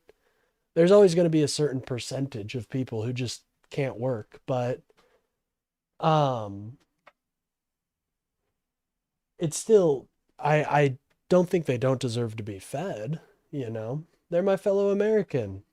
Decades that preceded it, people's willingness to simply lie about our elections, to cast doubt on our elections for political purposes. I chaired the hearing of the January 6th committee that was focused on the efforts by the administration in 2020 to pressure state and local elected officials and poll workers. We focused very heavily. Well, some people can't get other work, you know. Some people can't get good jobs. And people have fallen hard times. Honestly, SNAP is a bit of a miracle program. If you look at the amount of people on SNAP, it's literally exactly who needs to be receiving those benefits. And so I don't think these government programs are bad at all. As a matter of fact, I think when you have a full stomach, a warm bed, and don't have to worry about your health, I think you're much more primed to do better things and increase everybody else's lives. That's a skill issue. Well, why don't you put these guys in some training? Why not get, you know, when you're training, you don't fucking not eat. You know, you gotta boost their stats, man. If you're right and it's a skill issue, then you gotta give them some modifiers so they can beat the boss. On Georgia, on the courage of Brad Raffensperger. And a full stomach and a well-rested modifier. Those things are very fucking beneficial, man. Raffensperger not to find 11,780 votes that did not exist. And the courage of Gabe Sterling, who warned that people would get killed, and sadly people did get killed. Election workers like Ruby. Well, we're better than human history. We are the best in human history, man. So we are going to do it better than everybody else. Bigger, better. We're going to do it all. Freeman and Shay Moss, who demonstrated great courage when their lives were turned upside down. Like, I will never advocate for America to do the mediocre. Fuck that, dude. We don't do that here. We are not mediocre. We do the fucking best. That's why I'm like, when I hear bringing back manufacturing, I pause a minute and I think, like, we already make badass shit here. We make fucking jet engines. We make so much cool shit here. Oh, Newsom on AIPAC? Interesting. We want to remove We'll watch this here in a moment after Schiff is done speaking. And in Arizona, Speaker Rusty Bowers, who testified that when he was pressured. Yeah, there's a small minority. You're talking about the village idiot. And You're always going to have the village idiot, man. It's actually a statistical impossibility to not have one Israeli idiot. By Giuliani to... Did I just say Israeli idiot? Oh my God, bro. I was reading the word Israeli on my fucking screen, okay? So, I meant to say the village idiot. To overturn the results there, that he took an oath to the Constitution, and he had a responsibility to God not to violate his principles. My question, I guess, and I'll start with the two of you in Georgia and Arizona, is that bulwark we had in 2000 of state and local elected officials, many of them, like yourself, Republicans, Mr. Richer, protected our elections because they were devoted to the law. My question is... Freudian slip. No! No, That's so funny. Have you seen in your states to essentially purge those people? Trump billies are outnumbered. That is true. I do think. But you don't know what's going on in the Appalachia forest, man. I swear, they need to send a cleanup crew quick. By the way, if you guys are enjoying the stream, don't forget to like and subscribe. We're only 1 like away from 20. And that's an absolutely huge number to hit. So keep it up, guys. I really appreciate it. In Arizona, I understand that the legislature is considering a bill that would authorize ICE at polling stations, even require it. So how has the safeguard of independent elections officials been battered over the last year or years? And then I have a question for our remaining witnesses after that. Interesting. Thank you, Senator. My name is Commissioner Mo Ivory. And I will say that I think there are 2 instances. Our state election board in Georgia has taken steps to pass legislation that takes the Secretary of State out of the position of chief officer of the state elections and allows them to appoint their own superintendent to do such. So that is one area where they're taking away the power. Oh, you've been into hiking recently, AB? That's sick, bro. I love hiking. Hiking is like one of my favorite pastimes. Gets your blood flowing, gets your vibes right, and you get closer to nature.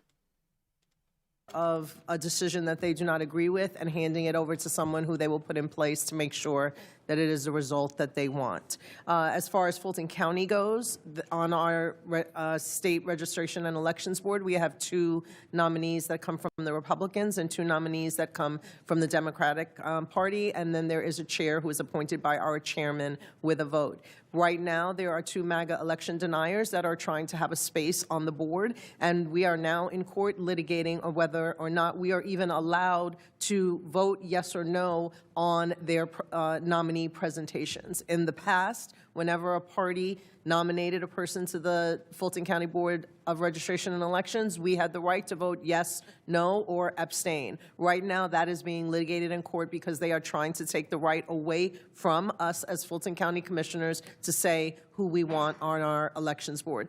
In the Oh, what? Are we talking about Kansas? Oh, I can hike in super flat Kansas. Hey, we've got hills. When you look, okay. Well, technically, yes, we are flatter than a pancake. By the way, we hit 20 likes. Thank you guys so much. That means the world to me. While we are technically flatter than a pancake's actually not that flat, okay? It's got divots. It's got all sorts of molecular stuff. So, you know, we are pretty flat, though. Can't lie. You guys, the wind is unbelievable some days. I've been like shifted off of my feet by the wind. I've been blown back.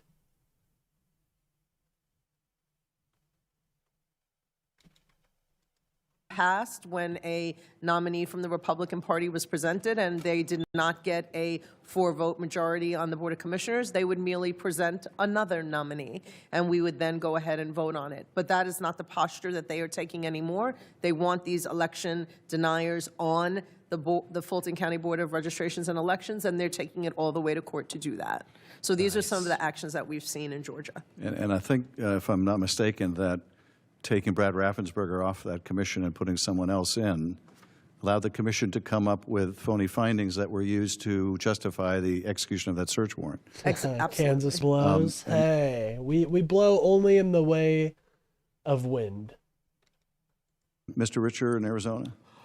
It's no secret that telling the truth about the 2020 election is not a terribly popular position to take in a Republican primary. There's a reason I'm here with you guys today instead of administering the Tempe mayoral that's going on right now in Maricopa County, and that's true of Speaker Bowers as well, who was unsuccessful in his reelection in the Republican primary. So things have changed, and certainly that sentiment is pervasive within many who are running for office now. I still have great confidence in our state laws, in our state courts, and in just the sheer number of people who are involved in the election. You joke, Sandy, but tobacco's pretty fucking expensive. Cigarettes are fucking incredible. I don't smoke ciggies, but they are expensive as hell. Administration process. I think that elections will be administered lawfully and fairly. I still think that the greater risk of disruption and harm to the process comes from the national level, comes from leading federal spokespeople, and comes potentially from the federal government itself, which I think could be the new chapter that was perhaps presaged by the recent activities in Fulton County. If I could just ask the two remaining witnesses very briefly, what efforts are you making in California? What efforts can be made to try to insulate local elections officials from pressure from their own states, or in California, where the state can help local elections officials should the federal government seek to intervene in a particular House race, for example? Well, we got a preview in last November's election when we had Prop 50 on the ballot. And yeah, Kansas doesn't have an NFL team.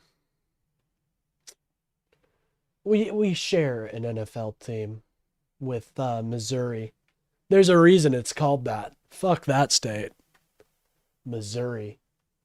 Misery. You literally named your state after the experience you feel when you live in it. Misery. Unlike the chattered out Kansas. Missouri had to steal all of our, city. It's called Kansas City. Why is it in Missouri? Losers. The United States Department of Justice, led by, in the Civil Rights Division, led by Harmeet Dillon, sent so-called elections auditors to come to an election in California where there was only one thing on the ballot. It was a statewide election on a statewide proposition. And what we did was we sent observers to each of the polling stations to make sure there was no unlawful conduct, no intimidation, no voter suppression or disenfranchisement efforts by the United States federal government. Unfortunately, we didn't have a lot of faith and trust in their presence. As it turned out, gratefully, there was no. Yeah, exactly. They already have St. Louis. Why do they need Kansas City? Why do they need it?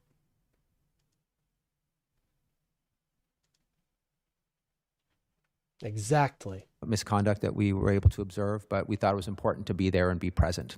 And we are also, I'll say, the Democratic Attorneys General, 24 of us now, are gaming out all of the potential scenarios that we can think of for how our elections will be attacked or undermined, from having ICE or military at or near polling stations. And there's a federal law that specifically prohibits that, but the law has not been an obstacle for this federal administration. What we would do, what kind of papers we would file with the court, what kind of order we would seek, interference with by the United States Post Office on vote by mail, attacks of the vote-by-mail system more broadly. We've done tabletop exercises and looked at all the ruthless ways a federal administration intent on undermining the will of the voters could do so. So we think we owe that to our constituents, and so we've been gaming out the different scenarios and preparing action in response.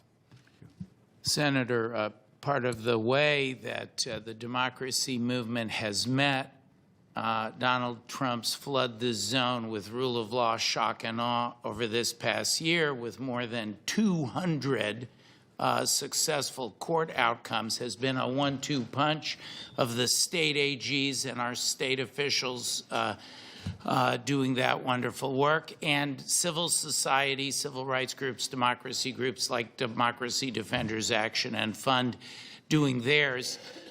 We also were fully Why did they start deployed attacking me? everywhere there was a DOJ observer on November 4th. We It's because sometimes that's their representing sole job. clients like the Oops. city of Los Angeles, pro bono, sometimes private actors. We were deployed as well. We offer representation, again, pro bono, to everyone from governors on down, including all the way to local election officials.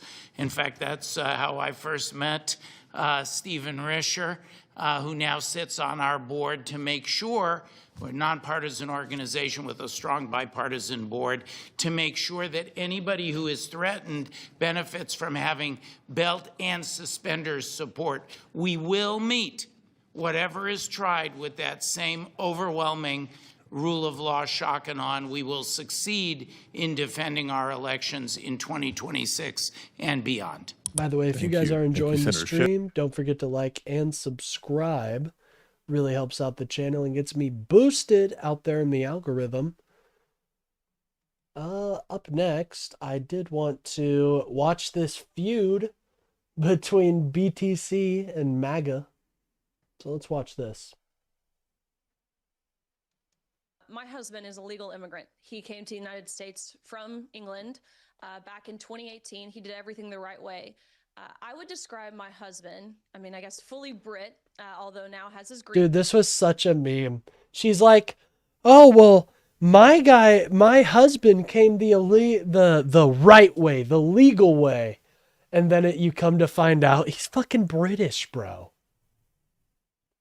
Like, I wonder why he had an easier time in the system. I would describe him as more American than a lot of Americans who are currently citizens. He loves this country. He understands the freedoms that we have. He sees the trajectory of England, quite frankly. He is so By the way, grateful to be why is Miranda Cosgrove have a blonde wig on? Can we be serious for a moment here? This is the co-host of Steve Bannon's War Room. Why does it look like Miranda Cosgrove with a wig? your point, I do think our legal immigration system certainly needs reform. I think that process needs to Dude, be still sped up not and made more efficient. documented.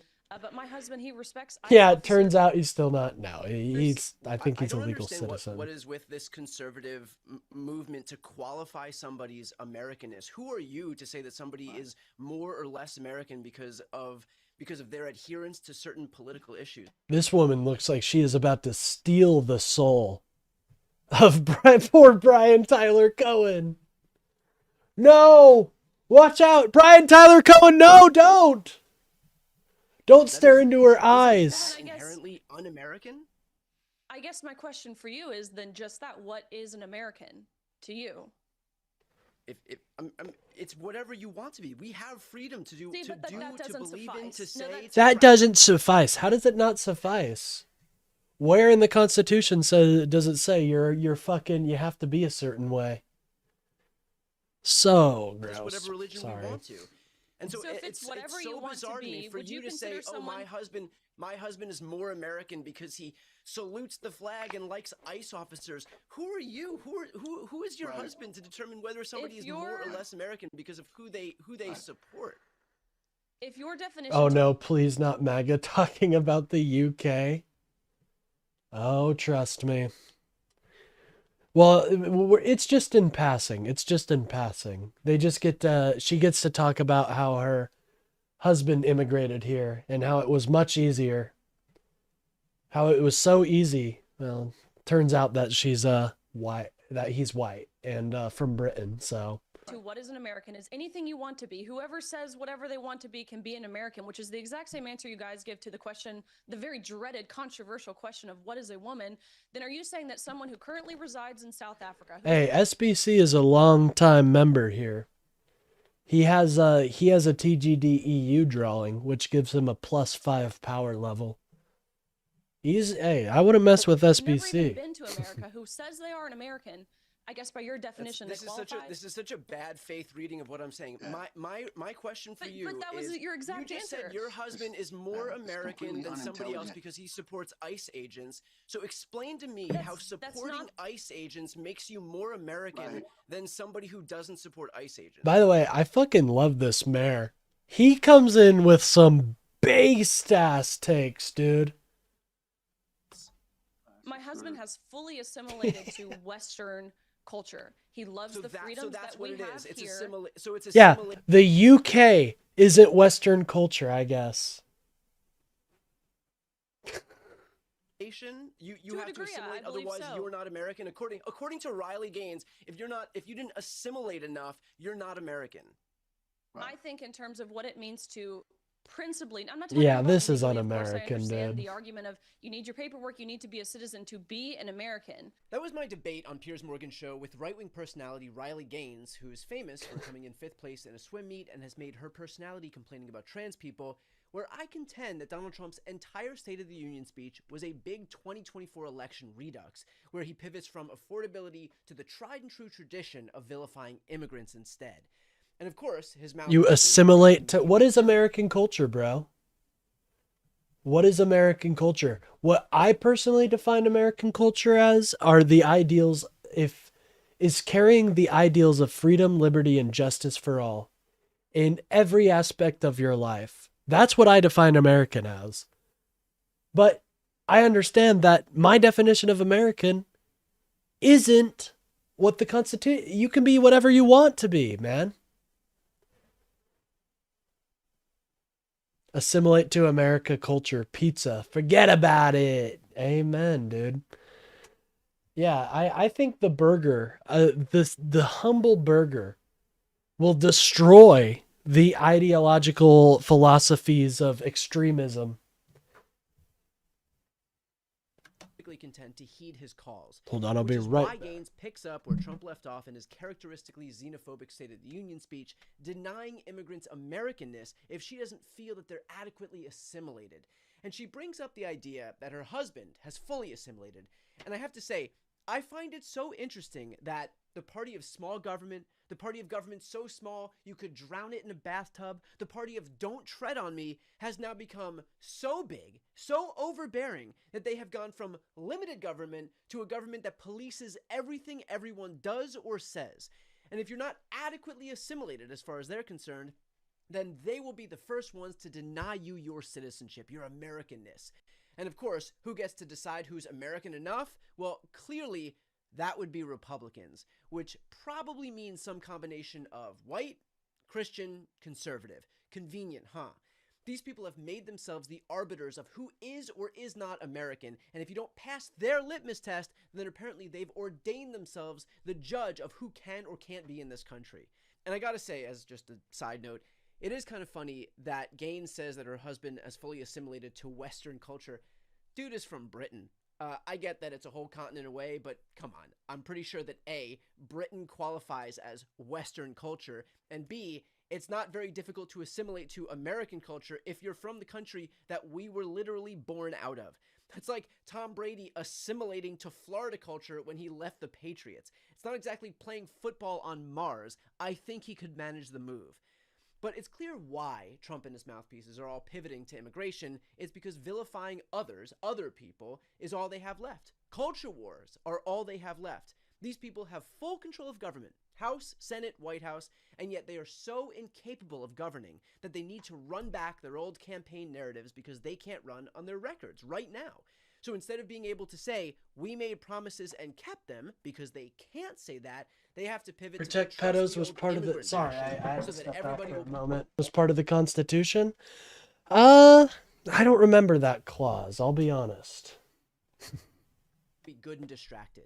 In fact, that's not the only distraction. We are on the brink of war with Iran for some reason, all at the hands of a president who swore up and down during the campaign that the time for foreign intervention and forever wars abroad was over. And that's a point Is that I it brought up the on adopting Thursday's of show as Christian well. values as well as Enlightenment reasoning? I don't think it's that, because America has evolved so much more. Like, we've had a history beyond that. So you can't just look at what the founders wanted. You have to look at what the founders wanted as well as what people who have shaped this country throughout its history have wanted. And to be honest, most of our founding fathers, they were quote unquote Christian. Like, you kind of had to be a Christian back then, but they were not living the most Christianly lives in the world. You know what I mean? They were definitely up to some interesting stuff. Was to be a large attack on Iran, if you're a MAGA voter and you're looking at that, you're thinking, well, I thought we weren't going to get involved in foreign wars. I thought that was the whole point of America First. If it was to unravel an attack on Iran, and once you start these kind of wars, it's very hard to predict the way they go. If it was to unravel, that alone could unseat Donald Trump. Well, if I could respond to that, Piers, of course that that is not going to serve as a red line. They were just people? Yeah, I agree. But they were people who had interesting ideas, right? For these Republicans, because they'll come in claiming that they want America first, and then Trump saber rattles against Iran, which I thought 5 minutes ago he just decimated their nuclear capabilities, and now 5 minutes later we're in a situation where we're going to have to see the same exact thing. That didn't push, some of these Republicans, including, I'm sure, my fellow co-panelists here, away from Donald Trump. The fact that he went into Venezuela so that he could heap oil onto American oil companies in a George W. Bush redux, that didn't push these Republicans away. Saber-rattling against Panama and Colombia and any other countries. Look, the reality is that Donald Trump will engage in these distractions, but he wouldn't need to engage in these distractions if, to your earlier point, he was able to deliver what he promised, which was a more affordable America. He's not. He is the sole impediment to delivering affordability because he wanted to engage in a trade war that serves as a consumption tax on Americans. He wanted to cut Medicaid and ACA subsidies that makes healthcare more affordable in America. He wanted to cut food assistance that makes food more affordable in America. The thing standing in the way of Trump delivering his promises is Donald Trump himself. And so he'll engage in plenty of distractions, but the reality is that all of the foreign wars in the world, all of the wagging the... My nicotine finally came in. And let me tell you, it's good to not be constant. Yeah, anyways, let's continue. Wagging the dog in the world is not going to... No, American oil companies did not want to invest in Venezuela. And we see that with their actions. Over Americans' eyes when they were told that they were voting for something and instead got something entirely different. So look, the reality is that all of this is the same tired old playbook by a political party that is too unwilling to govern in accordance with their promises, and so they have to pivot to culture war issues and distractions every single time. It is why we have migrant caravans. It's why we have immigrants eating cats and dogs. It's why we have saber rattling in the Middle East and South America and everywhere else Donald Trump can find on a map. By the way, if you guys are enjoying the stream, don't forget to like and subscribe. It really helps out the channel. And if you feel like donating, here, let me... Just one moment while I send the link in chat. But if you feel like donating... That's not my link. Sorry, guys. Oopsie. There we go. There's my link. Sorry, it took me a bit of a minute to find the link. It's like looking for I don't know, looking for your vape when you lost it. Anyways,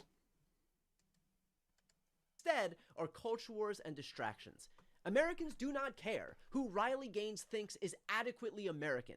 They care about being able to afford their homes, their rent, their bills, their food, and their medicine. Republicans have failed on every single one of those fronts. That's what people care about.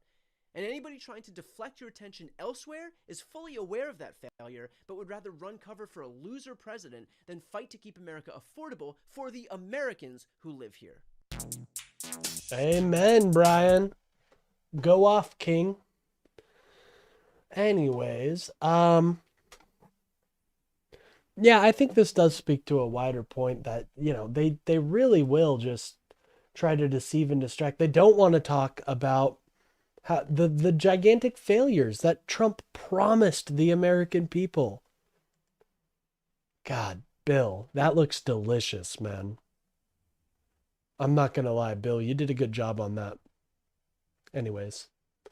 Up next, we have so this is what I was talking about when I was talking to the caller earlier. Cool guy, by the way, shout out. But this is what I was talking about how there are documents that were removed from the database, and now it seems that there's firings happening. I don't know. We'll have to take a look. Are reporting that the FBI has just fired at least 7 FBI agents and support staff as a result of their role in the classified documents case. This is involving records Donald Trump kept at his club at Mar-a-Lago. Oh, okay, never mind. As according to 3 people. This is not what I thought it was. Oopsie, my apologies. We'll still watch it though. But I do want some more, I kind of want some more news on those files, because those are really damning. House lawmakers speak after Hillary Clinton. Oh, okay, that was today, actually. I thought that was tomorrow. Oops. Thank you. I'm Ranking Member Robert Kirk. So this is after House lawmakers have spoke to Hillary Clinton. Let's see what they have to say. Chia for Oversight Democrats. I'm going to make some brief statements, as will my colleagues, and then perhaps a question or two, and then we're going to get back to the deposition. As a reminder, this deposition has now gone on for about 2 hours, 2 hours plus 2.5 hours, and so it will continue throughout the day. And so, going to be also respectful of not being specific, but we do have some overall statements to make. And a lot of this obviously ties into what the Secretary has already put out herself in her opening statement. Just want to begin by just clarifying and putting emphasis on something that's very important, and it's something the Secretary herself has said.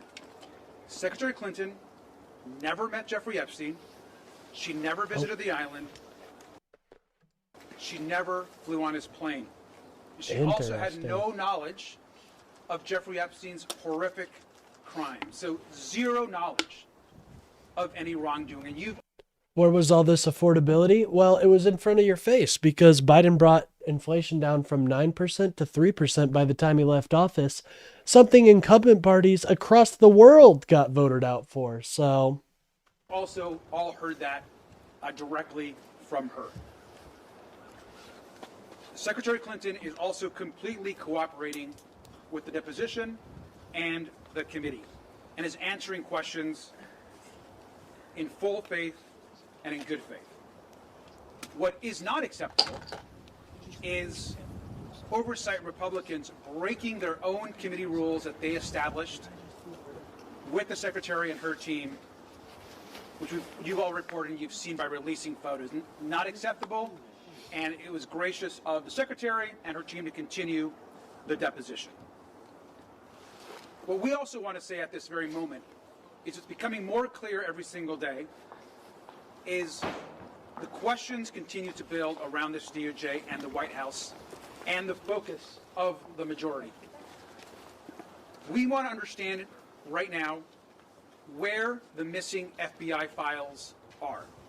Mm-hmm. These are files that accuse the President of the United States about serious accusations around sexual abuse. And the fact that they're not in the files and have been apparently either removed How is or Trump doing discarded way as presidents. And we're demanding immediately that we ask President Trump to testify in front of our committee and be deposed in front of oversight Republicans and Democrats. Oh, shit. There we go. We're demanding that this man testify in front of Congress. Ooh, this is good. Let's see it. Let's hear it, Donald. You say you're innocent. Shouldn't be that hard to prove it. Immediately, he is the person that appears almost more than anyone else in the committee, and it needs to happen right now. Mr. Chairman, do you distinguish at all between president and a former president and a sitting president? I mean, is there something in there? Because they will say, wait a minute, we know what the court ruled on his immunity. We should depose the person that is mentioned in the Epstein files almost more than any other person next to Ghislaine Maxwell, and that's Donald Trump.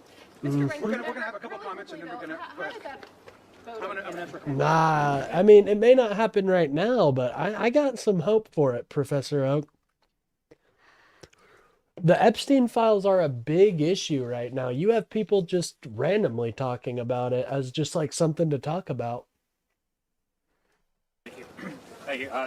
House Republicans need to get serious about this investigation. I understand now fully why Secretary Clinton wanted to make this deposition and her hearing public, because the reality is we're talking to the wrong person today. Who we should be talking to instead of people who are actually mentioned in the files, people who have made misleading statements about their relationship with Jeffrey Epstein. Earlier today, Chairman Comer someone like Howard Lutnick? Secretary Lutnick. Well, let's get him in. Let's talk to Secretary Lutnick instead. Let's talk to someone who is neighbors with Jeffrey Epstein, who are actually associated with Jeffrey Epstein, not someone who had never, ever met Jeffrey Epstein to their knowledge. And so let's try to talk about people who will help us with our investigation, and let's release the 2.5 million files so we can know who else to talk to, and so we can do right by the victims and actually bring justice. Thank you. Thank you. I'm Congresswoman Yasmin Ansari, representing Arizona's 3rd District. I am extremely appalled by the Republican chairman's behavior today and by the behavior of the entire committee and how unserious they are about this investigation. Let's remind the country about what we are actually talking about. Jeffrey Epstein, Ghislaine Maxwell, and a list of many rich and powerful people from around the United States and around the world abused and raped more than 1,000 people who were children, many of whom were children at the time. And today we are sitting through an incredibly Photo you sent me of the mask? Lutnick had a mask? Oh, yeah. Yes. Hey, guys. So, you know, just to really rail home that old Luddy is involved, this was a mask that was on one of the walls for the torture rooms. Striking resemblance, honestly. I don't know how they got... I mean, what a coincidence, right? unserious clown show of a deposition where members of Congress and the Republican Party are more concerned about getting their photo off of Secretary Clinton than actually getting to the truth and holding anyone accountable. I also want to talk about the reporting from this week and the fact that we now know that the Department of Justice, in their ongoing cover-up, the most egregious cover-up in American history, intentionally seem to have redacted more or withheld more than 50 pages of allegations from a minor against President Trump. Ooh. Do not forget that Kash Patel went in front of the Senate Judiciary Committee and said under oath that the FBI had no credible allegations of any other people being involved in this child sex trafficking Mask of Howard's DeVille. These documents that the Department of Justice intentionally has withheld from the American public in regard to the allegations against President Trump came from the FBI. The FBI had interviewed this witness 4 times. You do not do that if it is not serious. So Kash Patel needs to be immediately brought back before the Oversight Committee. He needs to answer these questions again, and we need answers immediately. Again, America is watching. Young people in this country are watching to see if powerful people will continue to protect other powerful people and whether or not Congress will actually hold these perpetrators accountable. Thank you. Oh, shit. Wesley Bell, Missouri's 1st Congressional District. And as a former prosecutor, I've been involved in leading investigations in serious offenses, and this ain't it.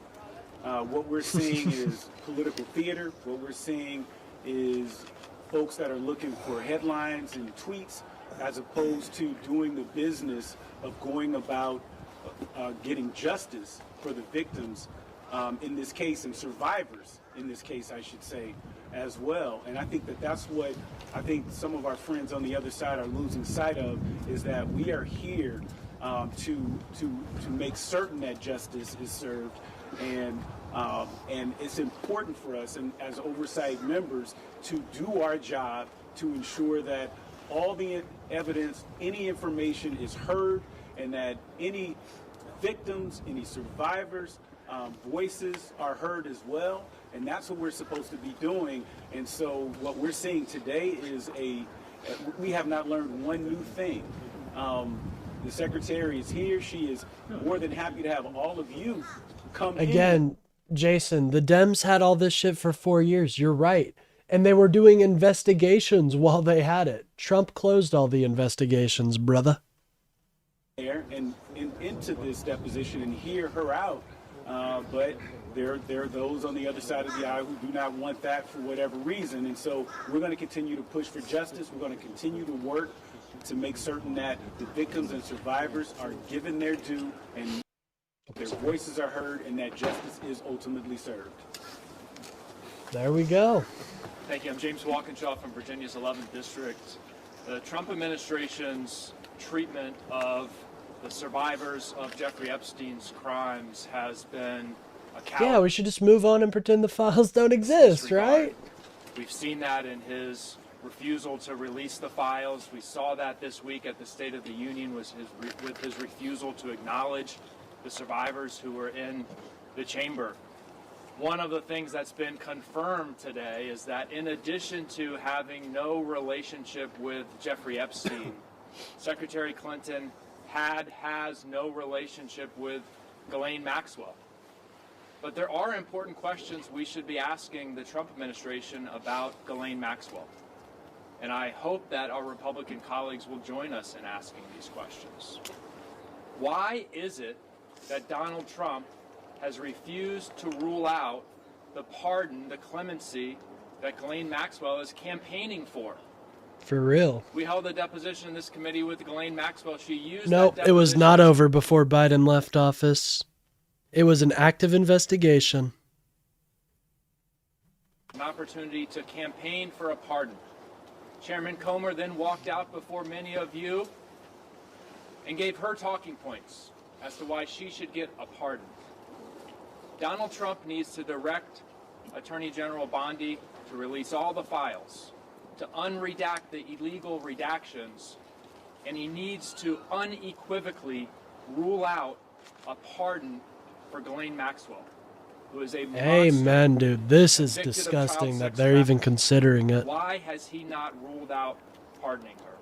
Why did the Deputy Attorney General spend hours with her, and then why was she transferred to a cushy, lower security prison? Those are important questions we should be asking. You're really living up to your name, Tarded, because, we should just let prisoners go if they give us names. You're okay with letting a convicted sex offender out onto the streets, somebody who literally recruited for agencies to exploit minors. You're okay with them going just because they give you some names? Sad. About Ghislaine Maxwell. We no longer have to ask. We already know, we got names.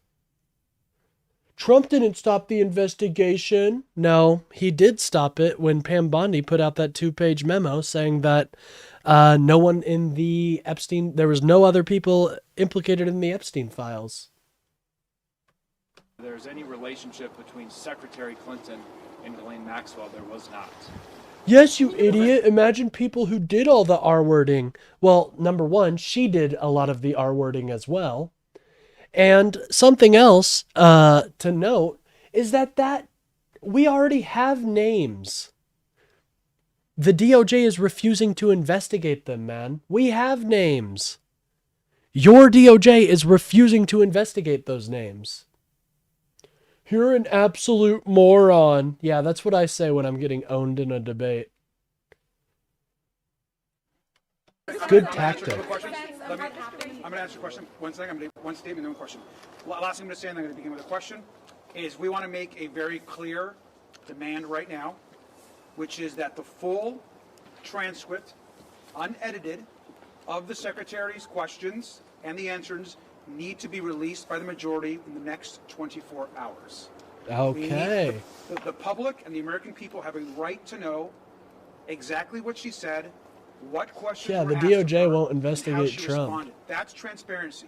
She herself requested that the press and the public be allowed. They into- are under investigation, you loser. They have an active court case. No, they don't. Stop lying, bro.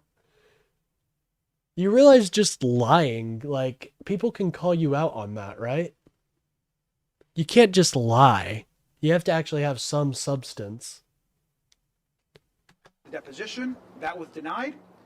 And so at a very By the way, minimum, if you guys are enjoying the stream, don't forget to like and subscribe. I'll probably be wrapping it up after this video because I am kind of tired, but they need to immediately release. I've the full really transcript. appreciated all the love and support you guys gave me today. It means a lot. The press would be allowed in, and the public as well. That's been the request. Thank you, Mr. Ranking Member. How did that leaked photo get out, and do you believe there should be any repercussions? Well, the repercussions should come from the majority and from Chairman Comer. I mean, it was very clear that leaked photo was sent out by a member. I think it's not hard to figure out what member that was by looking at the photo. And the fact it was not just one photo, it was one photo and then a second post that also included a photo as well. And so that was completely against the rules. I think we're grateful that the Secretary continued the deposition, but not acceptable.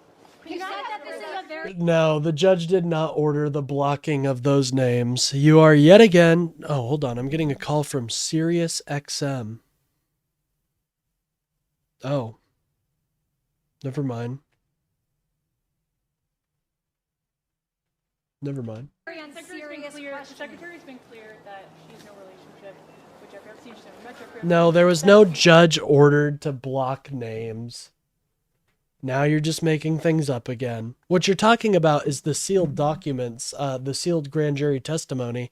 But that's a very small part of, that's a very small amount of what is actually required by the Epstein Transparency Act and what is in the DOJ's vaults. She has had encounters with Ghislaine Maxwell. She clarified what those meetings were like. Did she talk about Ghislaine Maxwell attending her daughter's wedding? Did you get any new insight into those interactions?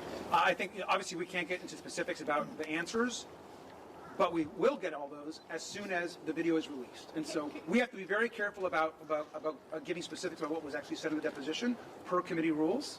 So which is why we're demanding right now that James Comer and the Republicans release the full transcript where all the questions that were asked will be fully answered by Secretary Clinton. What I can say is that she, again, never met Jeffrey Epstein, never went to the island, never went to the plane, and had no knowledge of any of his crimes. This is completely unacceptable. When it comes to Howard Lutnick, when Comer went in, he said it's a possibility. When I asked him if Lutnick would be subpoenaed, Mace then said she had an email printed out that she wanted to ask Clinton about. What was that line of questioning like in the room, and was there any discussion about moving forward on a request or a subpoena for Lutnick? We've made the request of Howard Lutnick. It is unacceptable that we have the Commerce Secretary who has lied and lied and lied about his relationships with Jeffrey Epstein, the fact that he went to the island, he went on the plane, he went into business with Jeffrey Epstein, and yet sat there in a chair with a reporter and lied to the American people. He should resign today. He should be removed from office, and at minimum, should come before the committee. I think everyone's been clear that we need to hear from Howard Lutnick. Can you give us a line in the room, the questioning in the room? I'm not. I want all of the Secretary's responses to be released immediately, or I want the press to be allowed in to get details. Can you on give us that. a sense of what it was like in the room? Is this a very tense deposition? And also, can you give a little bit more color of what exactly happened when this moment on social media is shared? Was there back and forth about I'm sorry, I gotta weigh into the conversation here. Biden would be throwing haymakers like nobody's business. Trump wouldn't know what to do with that sodium-enriched body. His ass would be on the ground heaving before Biden even got a couple shots in. Okay? Biden beat cancer. Think about that. That body is strong. Inside the room? So yeah, what I can say is obviously everybody was very taken aback by the committee rules being essentially not enforced. Yeah, but it wasn't in the public consciousness, Bud Russell. What are you talking about?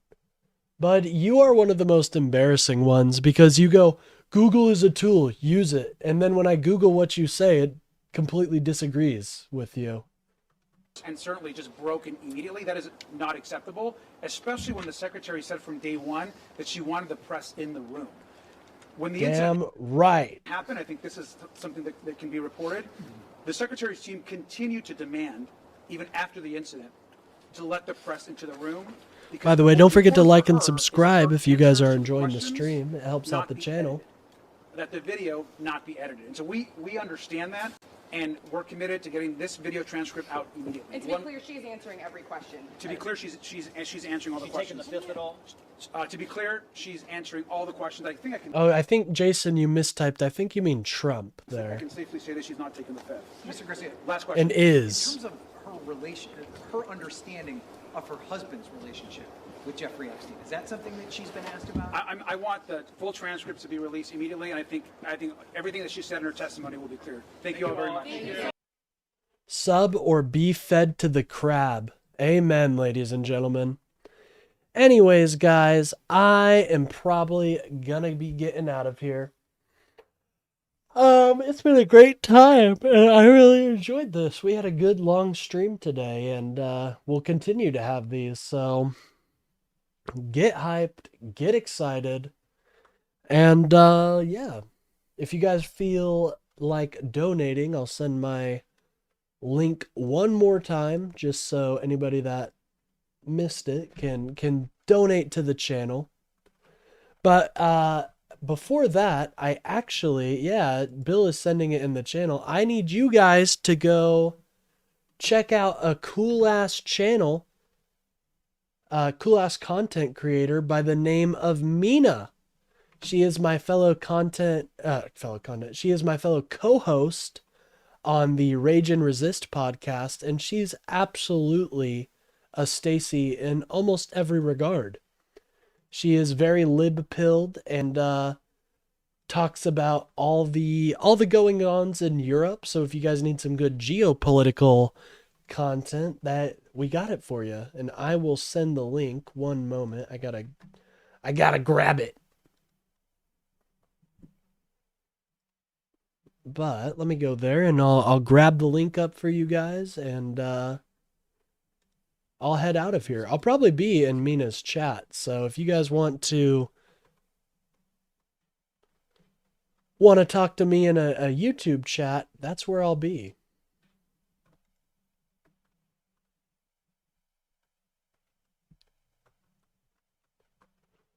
There we go. Go check out Mina, guys. She is super cool. And based as hell. Anyways, guys, I'm going to be getting out of here. Don't forget to like and subscribe, and continue being the based lib chads I know you guys all are. Anyways, peace out. Maybe. We're always waiting for the commercials, let me tell you. Oh shit, we hit 390 subs. Thank you guys so much. We're getting super close to that 400 number. Let's go. Alright, I'll see you guys tomorrow. I know you're not a lib. All are based Antifa. This is Antifa headquarters. I'll see you later, tech support. Good talking to you guys.